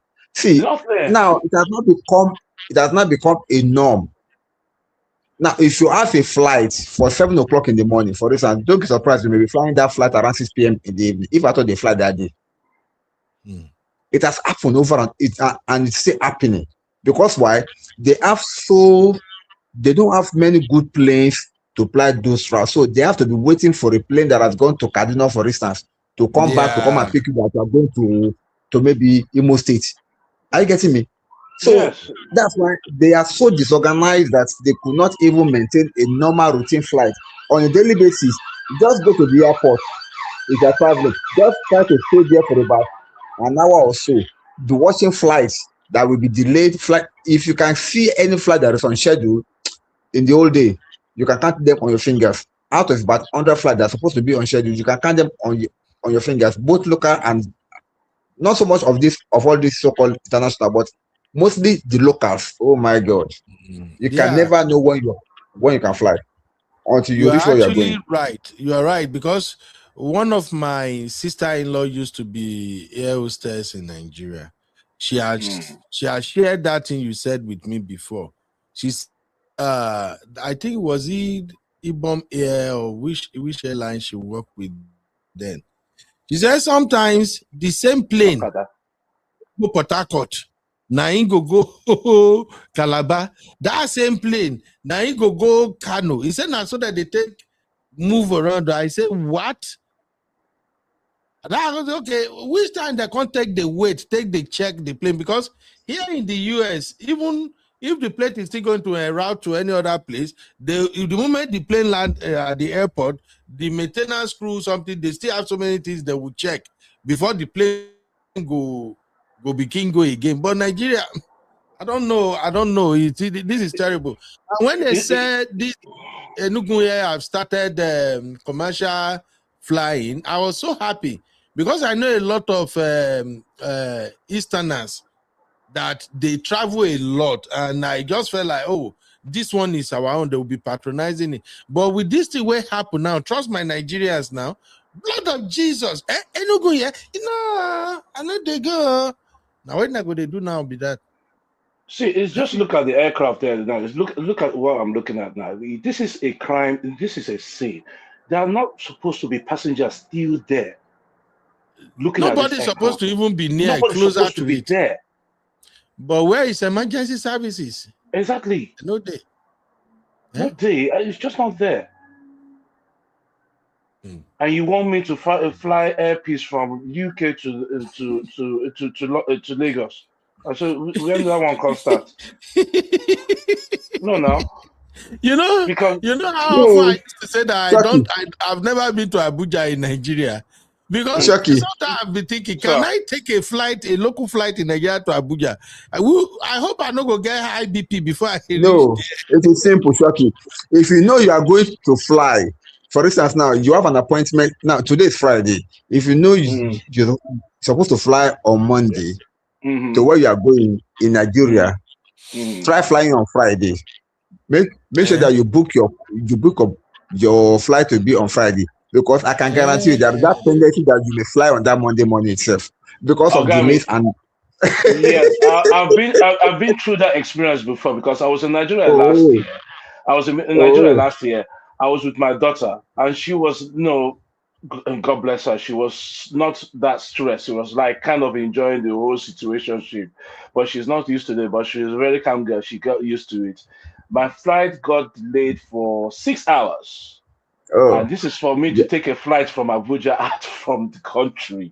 I had to wait for that time. So if you're going to use domestic flights, you better make your flights 2 days before you're going to take, because if you're taking your flights on that same day to meet up with your country. Forget it, Ben. You can't meet up. See, you will see people shouting at the airport. They have an appointment in Abuja, 10 o'clock in the morning. They are taking 7 o'clock. They are supposed to take 7 o'clock flight so that they can meet with their own appointment in Abuja by 10 or 12. Uncle Ben, there's nothing you can do about it. 2 p.m. Nothing. 2 p.m. They've not flown yet. I'm trying to go back to the days of, they are not swing. Why are they not swing the airline? When they were so precise with their timing back in those days. But it's very unfortunate ever since that time. But why are they not swing the airline for that type of delay? Uncle Ben, you need to see. I don't know, honestly, because the airline does not even care. Sue them. What they can do. In fact, I hear Airpeace is doing the same bullshit now. Oh, now they used to do before, but now it's old news. It's old news. It's old news. They are worse now. They are worse. Hey, I thought this was really good. You say? Is that the aircraft about to overshoot also? That's what I'm asking. No. This is just people were excited when they launched all of this thing. So I think somebody just captured the video of the plane landing. Oh God help us. God help us. Where are we going in Nigeria? One guy who is a passenger in this flight, The guy shared his experience, and I was laughing. May God forgive me. The guy said when the plane took off, that even from the window they can't see anywhere.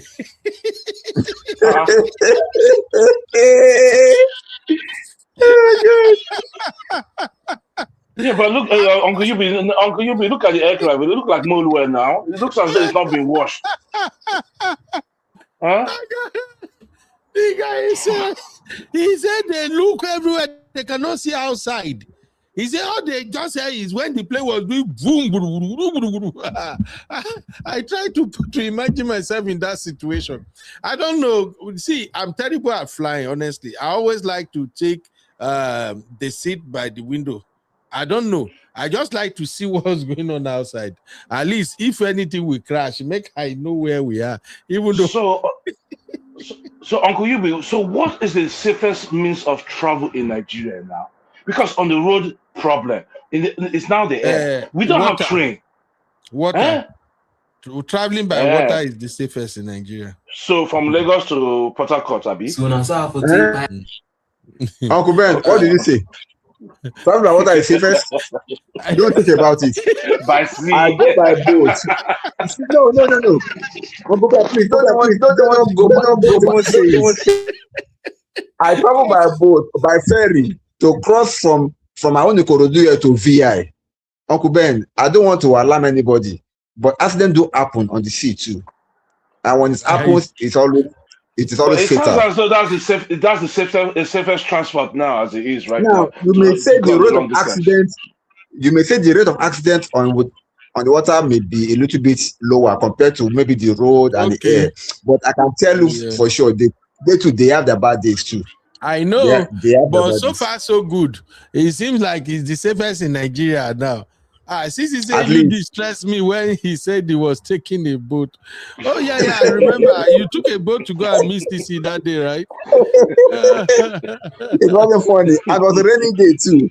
It was a rainy day on the sea, so you can imagine how turbulent the thing will be. But I have to go and see my CC. It was really wonderful. I will do it over and over again. See, Chucky, listen to this guy. This guy is one of the passengers on that plane. He has every right to so smile. All these big dreams for take smile. I feel say plane crash only for movie and maybe for social media videos. Until I experience and today, our plane crashed today. Like we day up, serious rain they fall, serious rain. As I look in the mirror, all the mirrors don't blow. I know even they see outside. I can't ask myself, how pirates did they see? Now when you reach time to land, when we don't reach our destination, pirates can't define way to take land. Pirates don't even they see, like the windows blow. Pirates can't define way. They rotate the fire way. And now so they lose control. That's how our plane. See, people they break head, they break leg. I witnessed plane crash today. The reason why our plane no catch fire now because the serious rain they fall. Yeah. Now so for take by. Yeah. Now so this big dream for take go. Now so triple pin for take go. But I come out with no single injury, not even body pain, nothing. Thank God. Thank God. My name Nachinedu. Esem Nachimadedum. Mama, Chimadedum. Emian survival. Plane crash, boy. Wait.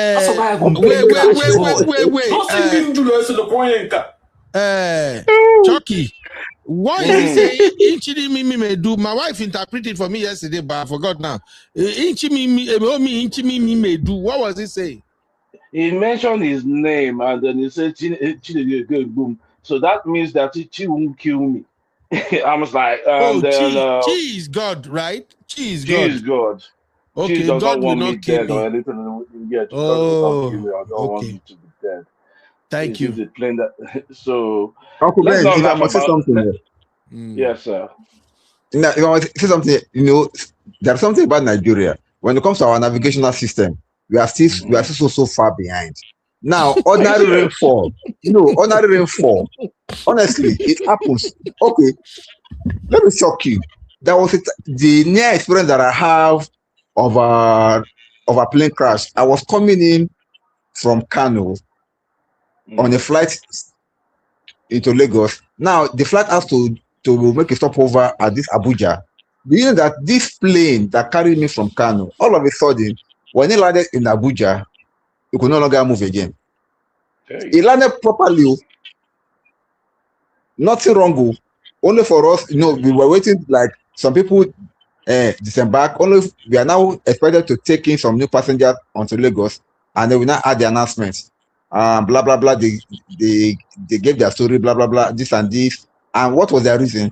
They said the plane could no longer move because at that time there's a serious rainfall going on in Lagos, so we may have to change into some other plane. People were like, "What the hell are these people talking about?"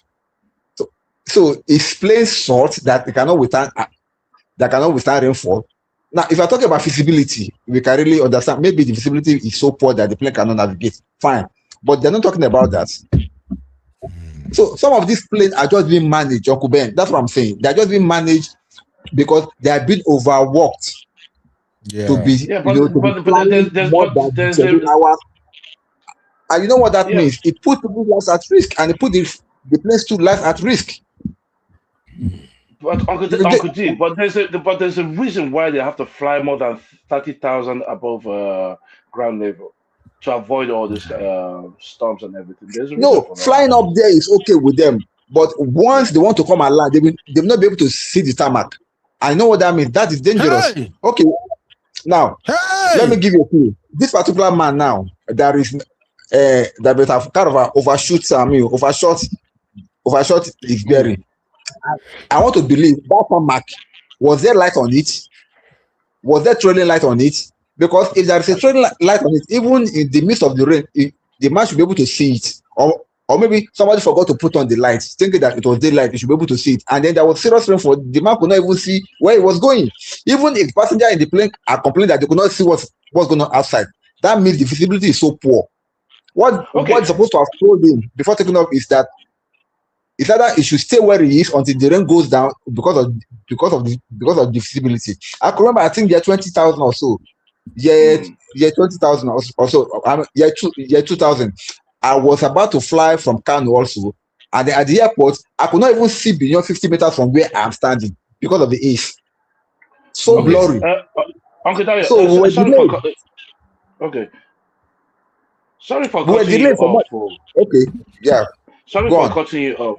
What if I say to you that this aircraft was not designed for that runway there? I mean, if it was designed for that aircraft, because there's some aircraft that cannot use that. If it's not of international standard, you cannot use that aircraft there. I agree with you. Yes, you're right. You're right. I agree with you. It's possible.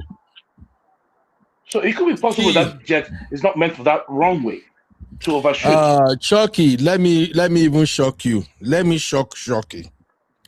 Chucky, you know, in Nigeria, we don't have the culture of expiration. Things don't expire in Nigeria. Many of these runway, they've built them now for how many years?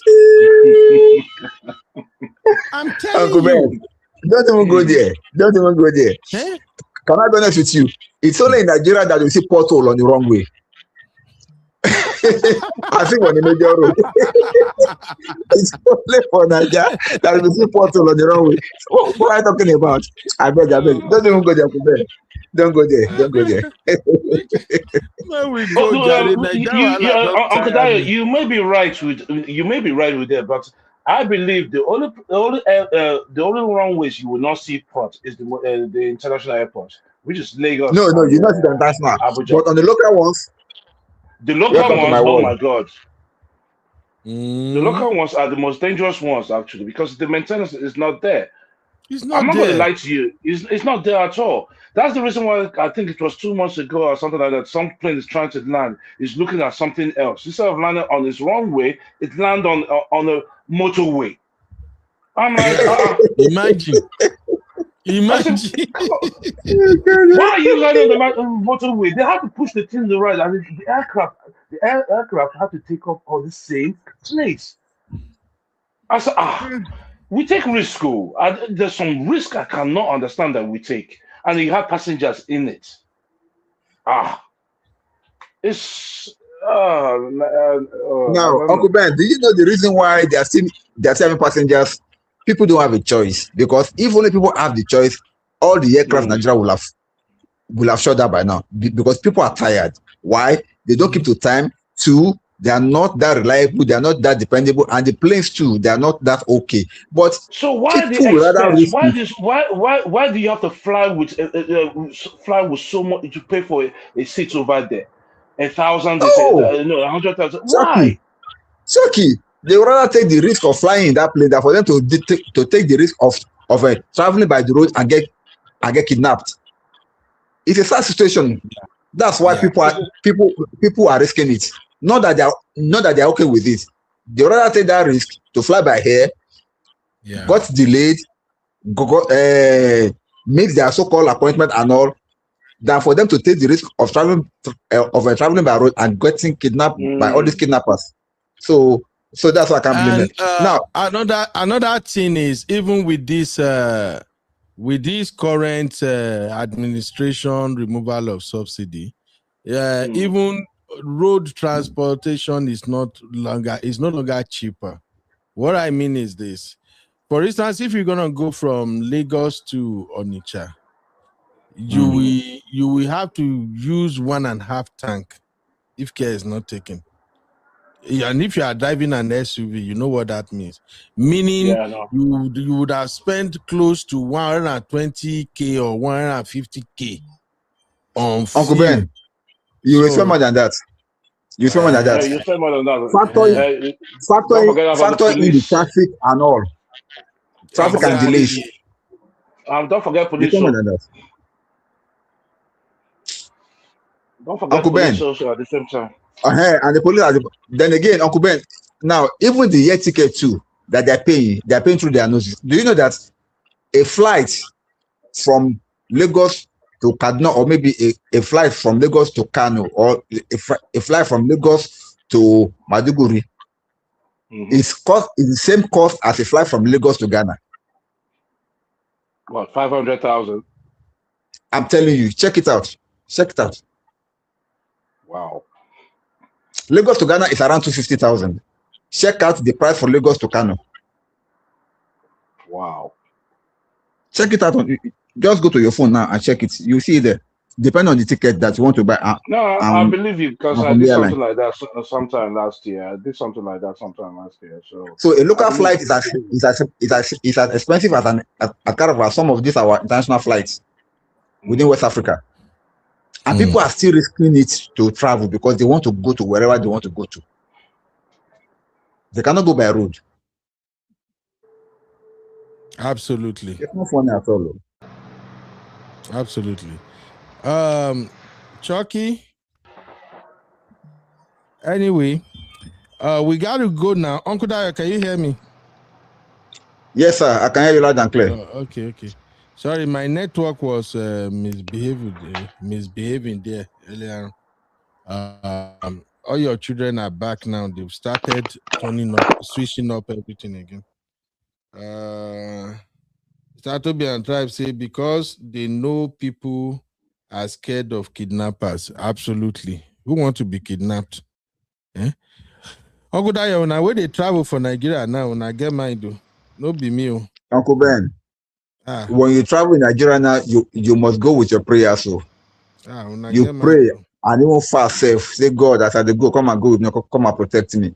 But we thank God of late now. I think the roads are a little bit secured. I don't want to speak too soon because we are for now we've not had anything like that in the recent past weeks. But we pray the security continue like that. But it is never yet. I mean, it's not yet safe, so to say. But we are still praying that it should be safe than this.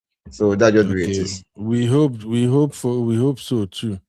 Because this one way people will get motor when they don't feel carry their motor travel. That is not life. That is not life. You know. Uncle Ben, can you blame them? Carry your motor travel. Go where? It's cheaper to jump public transport than for you to go with your car. I know. To fill your car now, you'll be spending about 100,000 to fill your tank. Now you fill your tank, then you get onto Nigeria bad routes that will delay you a normal journey, Lagos to Onitsha, normally it's about 5 hours. Uncle Ben, people are spending 8 hours now, and they're still not yet there. That Benin bypass has been like that, terrible for ages now. It's still there up to today. You spend about, if you are lucky, you spend about 2 hours there. If you are not lucky, you can spend up to 3 hours. Bypass. I thought they made the bypass to make travel easier. The road is terrible, Uncle Ben. Oshomole saying do bypass in Dubai. Is Since it when? Oshomole or which person they make noise that time? Since when, Uncle Ben? Ask people when they travel by road now, they go tell you. These folks, God,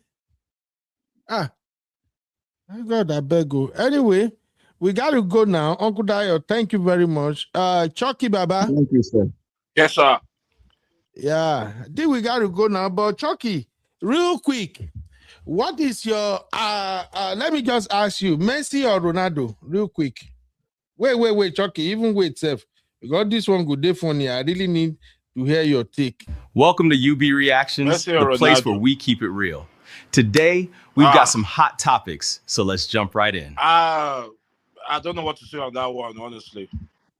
Messi or Ronaldo, who is your GOAT? After this World Cup now, where the secret is out that your una FIFA boy now wuru na in they do. Who will you say I'll is go with Ronaldo because I grew up with Ronaldo more than Messi.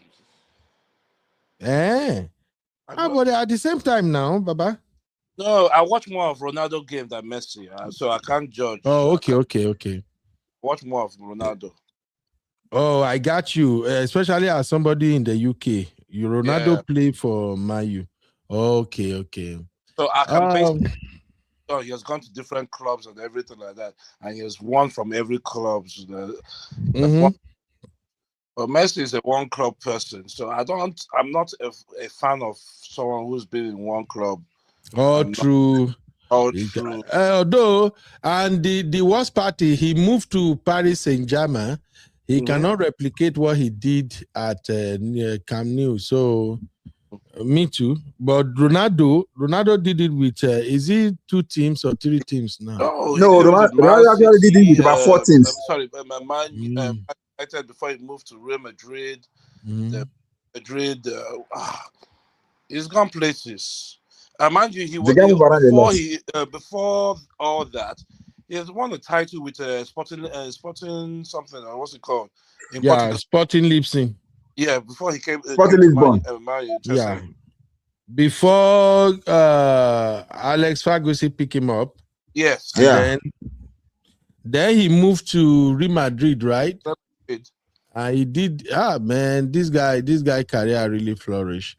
Me, I'm a team Ronaldo for the same reason, just like you said, CBS. I watch a lot of Ronaldo, and I think I resonate more with Ronaldo on the basis that the guy he works very hard, and he never let anybody intimidated him.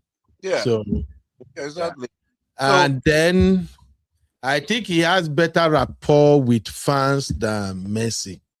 Messi has that Argentina, can I say Argentina hatred or hooliganism in him? Let's call it what it is. You see, one thing about Ronaldo is a very hard worker, right? Before he came to Manchester United, this guy didn't understand an ounce of English.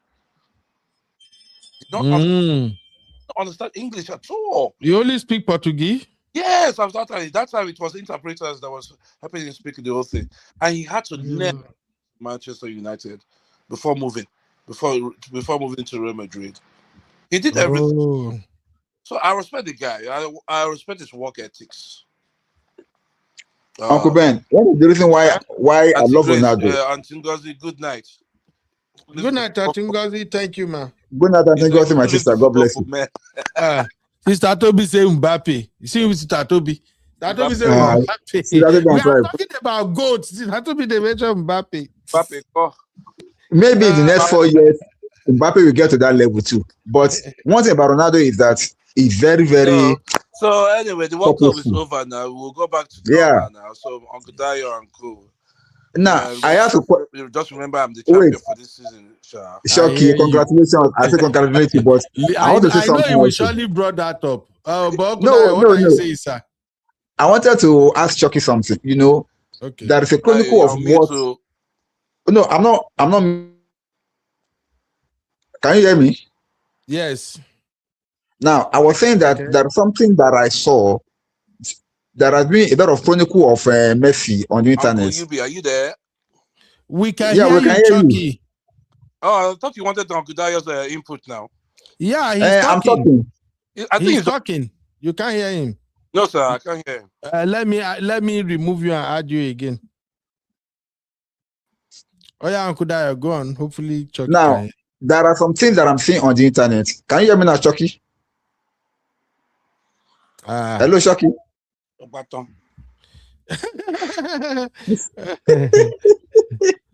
Chucky is your network. Go out and come back in. I dropped the link. Although we are rounding up anyway.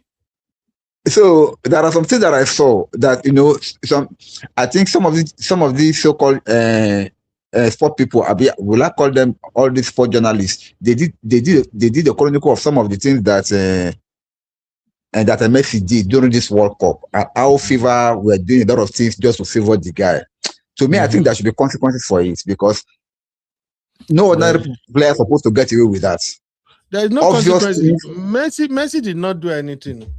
Let's be honest. Uncle Ben, if anybody, if any player has tried 1/10 of what Messi did on that pitch, they would have gotten red card easily. Obvious fouls, obvious attack, and the referee will just look away. Uncle Dayo, that's why I say it's not Messi's fault. It's the fault of the officiating officials or whatever. It's not Messi.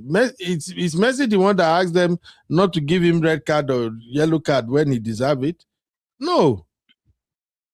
You feel me, Uncle Dayo? Honestly, I don't get it. Are they afraid of him or what? Or have they been told just to overlook whatever he does on the field? Sisi want to fight me. Sisi say UB. Did you say Messi didn't do anything? No, Messi, I'm not saying Messi didn't do anything. What I'm saying is, yes, Messi committed some fouls. He was supposed to be penalized, but Messi is not the match officials that are going to sanction him. They are the one who choose not to sanction him. So that's why I'm saying it's not Messi's fault. I think Uncle Dayo is blaming Messi for doing things and getting away scot-free, and I think it's just the fault of the match officials. You hear me, Uncle Dayo? CBS. Yes, I did. But it's not ideal, honestly. It's not ideal because it does not give football the kind of image that people will have been able to say, yes, we trust these people. Because that is the fault of FIFA. It's showing partiality and clear kind of I don't even know which right word to use. If you look at the match against Egypt, it was just too obvious. If you look at, go and look at every Argentina match. Just watch them. You will see chronicles of all these errors, all these what they call this thing, partiality in their so-called officiating against every other team. And to me, why did you come to this? How did you get to this? It's supposed to be a free and fair game. Yeah, that's the not fault supposed of to be partial. FIFA. It's the fault of FIFA. CBS, what your take on that one? I just want to respond to Sisi. Unfortunately, Argentina can't be banned in the next World Cup. They are part of the people hosting the World Cup, so they can't be banned. So anyway, in regards to Messi's antics during the World Cup, it was just even it's a particular one that he did against England, which they should have called, and they didn't see that one. I said, "Oh my God, why did?" Which one was that? This was England. The you British people will never like Argentina, I know, because they did not allow you people to get to the final. I know. But I think they cheated on England too. I think they cheated on England. They should have called that foul that resulted to the second goal. They should have called that, but they didn't do that. So they're protecting Messi at the same time. I'm also, from what somebody people told me, is that Messi is the money maker of that World Cup. Yeah. At all, that should stay. Yeah. If not, they want him. They want him there to the end of the whole final, which they got. They got the money. Yeah. So we're just waiting for the reports of now how much did the US make. To me, I've never supported the World Cup coming to the US. It's a shambles when it does when they send the World Cup to the US. It's a shambles. It gets so political and all those things. So maybe in our lifetime we're not going to see US host the World Cup again. Oh, US will still host. Why would you say my country should not host? Well, what do you mean? Uncle Ben, were you aware that your president interfered in the FIFA World Cup? Exactly. My president was just concerned as many other spectators. No, he was just worried. He asked a car to be revoked. Who does that? Who does that? No, my president said they should review it. No, he shouldn't be review or revoke. He shouldn't be Uncle Ben, what are you talking about? What are you talking about? What are you guys saying? Everybody has a concern. My president just see. Let's be candid here. He did not ask them to restore the player. He simply said, "From my point of view, that doesn't look like a foul. Okay. Can you please review it?" And they review it and they feel like, okay, he shouldn't be red card. He shouldn't be red card in the first place. Let me ask you one question. Let me ask you one question. During the CAF competition, when Morocco and Senegal were involved in their fracas, did you see go political? You saw what? Did that issue between Senegal and Morocco? Did the president come out to say something about it? No. Was it political? Somehow, but the president was not like kind of apparently or obviously involved in it. He has Trump had no right to call up the president and say to him to review it. He has no right to do that. It's like FIFA president now trying to intervene into US politics. What do you think the answer will be? No, my president was just doing what Ben, a patriotic president would do. Let me remind you, Uncle Ben. The last time Nigerian head of state, Abacha, Babangida, interfered when Nigeria won the Nations Cup, and I think they went to South Africa, and then something happened, and then our president interfered that they should come back home. FIFA banned Nigeria for 2 years. Yes. Just for the president saying something about Nigerian football. President of the country, controlling his own team, FIFA banned Nigeria for 2 years. They say that Nigeria president has no right to interfere in FIFA's organized events. Now your president interfered, and you're telling me there's nothing wrong, Uncle Ben. No, please don't go there. Make me leave my president alone. My president did what he thought is right. Eh? I can't believe why don't Papa Charlie call? Was Papa Charlie not supposed to call when before England play Argentina? Why did Papa Charlie call there and say, "Look, I've seen the nonsense Argentina is doing. None of you should mess with England." Papa Charlie no call. Uncle Yubi, I want to address something. There's somebody that mentioned something about the host of the host countries. Mind you, the next World Cup will have 6 hosts, not 3. It's going to be 6. No, I think it's 3. It's 3. Morocco, Portugal, and Spain. Yes, yes, but let me check. Paraguay and Uruguay. I think Uruguay or something like that. They are messing this World Cup up. It used not to be like this. I'm telling you, it's all politics. This is becoming crazy now. It's becoming politics. Yes. The next World Cup will be 2030, right? Yes, sir. Let me see. Host country. Hey, Spain now. Spain, Portugal, and Morocco with its first 3 matches played in Uruguay, Argentina, and Paraguay. For what? To celebrate the tournament 100th anniversary. Like, are you kidding me? What's that for? So many teams will be flying all over the world or what? Exactly. Are these people normal? That's what. Let me. I have to speak British English here. Yes, sir. Are they okay? Are they doing all right? It's all politics, money. Wow. Yeah, exactly. This is so wrong, man. This is wrong, man. Like I speak British. It's so freaking wrong, man. Okay. We're not gonna do that. We don't do that. We're not gonna do that. Chucky, teach me how to speak on a British accent. I like the way it seems like when British people are angry and they are speaking, it could be like say they want to take their breath away. Okay. What do you want to talk about, sir? I just want to say, why would FIFA do that? Why would FIFA do that? Well, they shouldn't do that. FIFA will do what they want to like. You see that Fatino? Oh my God, that guy. Now another level. Anyway, I got to go. Thank you, my Chucky. Thank you, Uncle Dio. Thank you, everybody, for hanging out with me today. Thank you, Uncle Ben. Thank you. Guys tomorrow. I'm enjoying.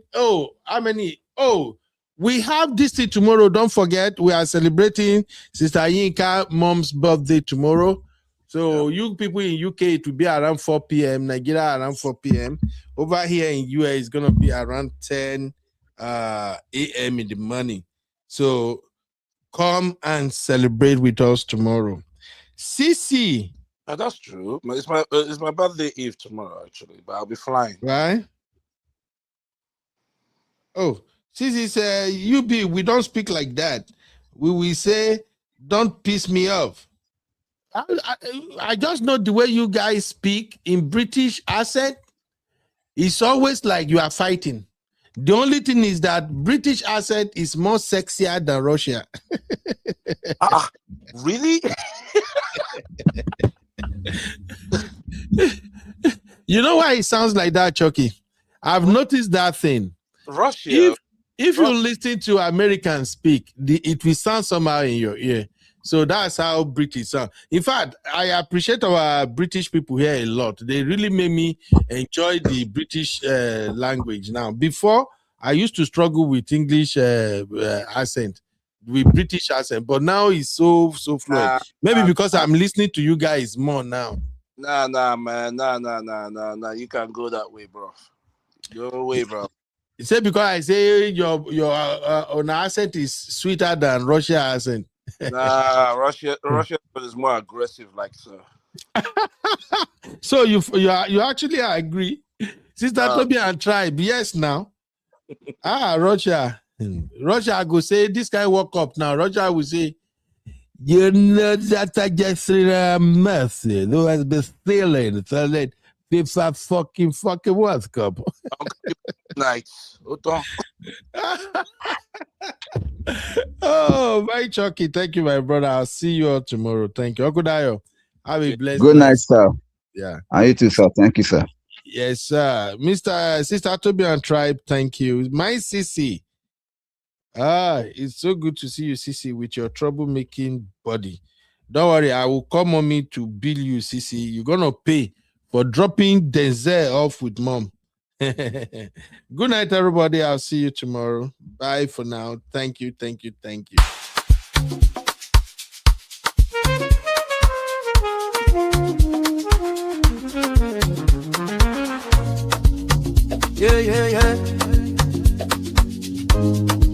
You be in the building.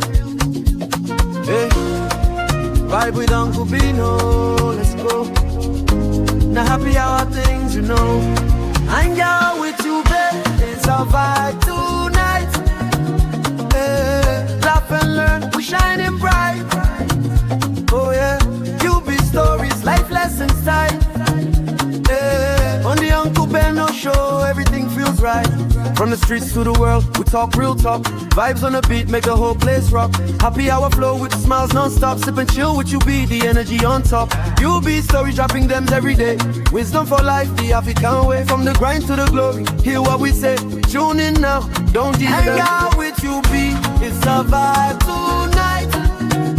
Hey, laugh and learn, we're shining bright. Oh yeah, you be stories, life lessons type. Hey, on the Uncle Beno show, everything feels right. Join the sister circle, oh what a scene. CC Inca, honey baby, and I be so clean. Talk love, talk life, talk dream supreme. Empowerment vibes, like a royal queen team. You are watching Trending Vlogs with UB.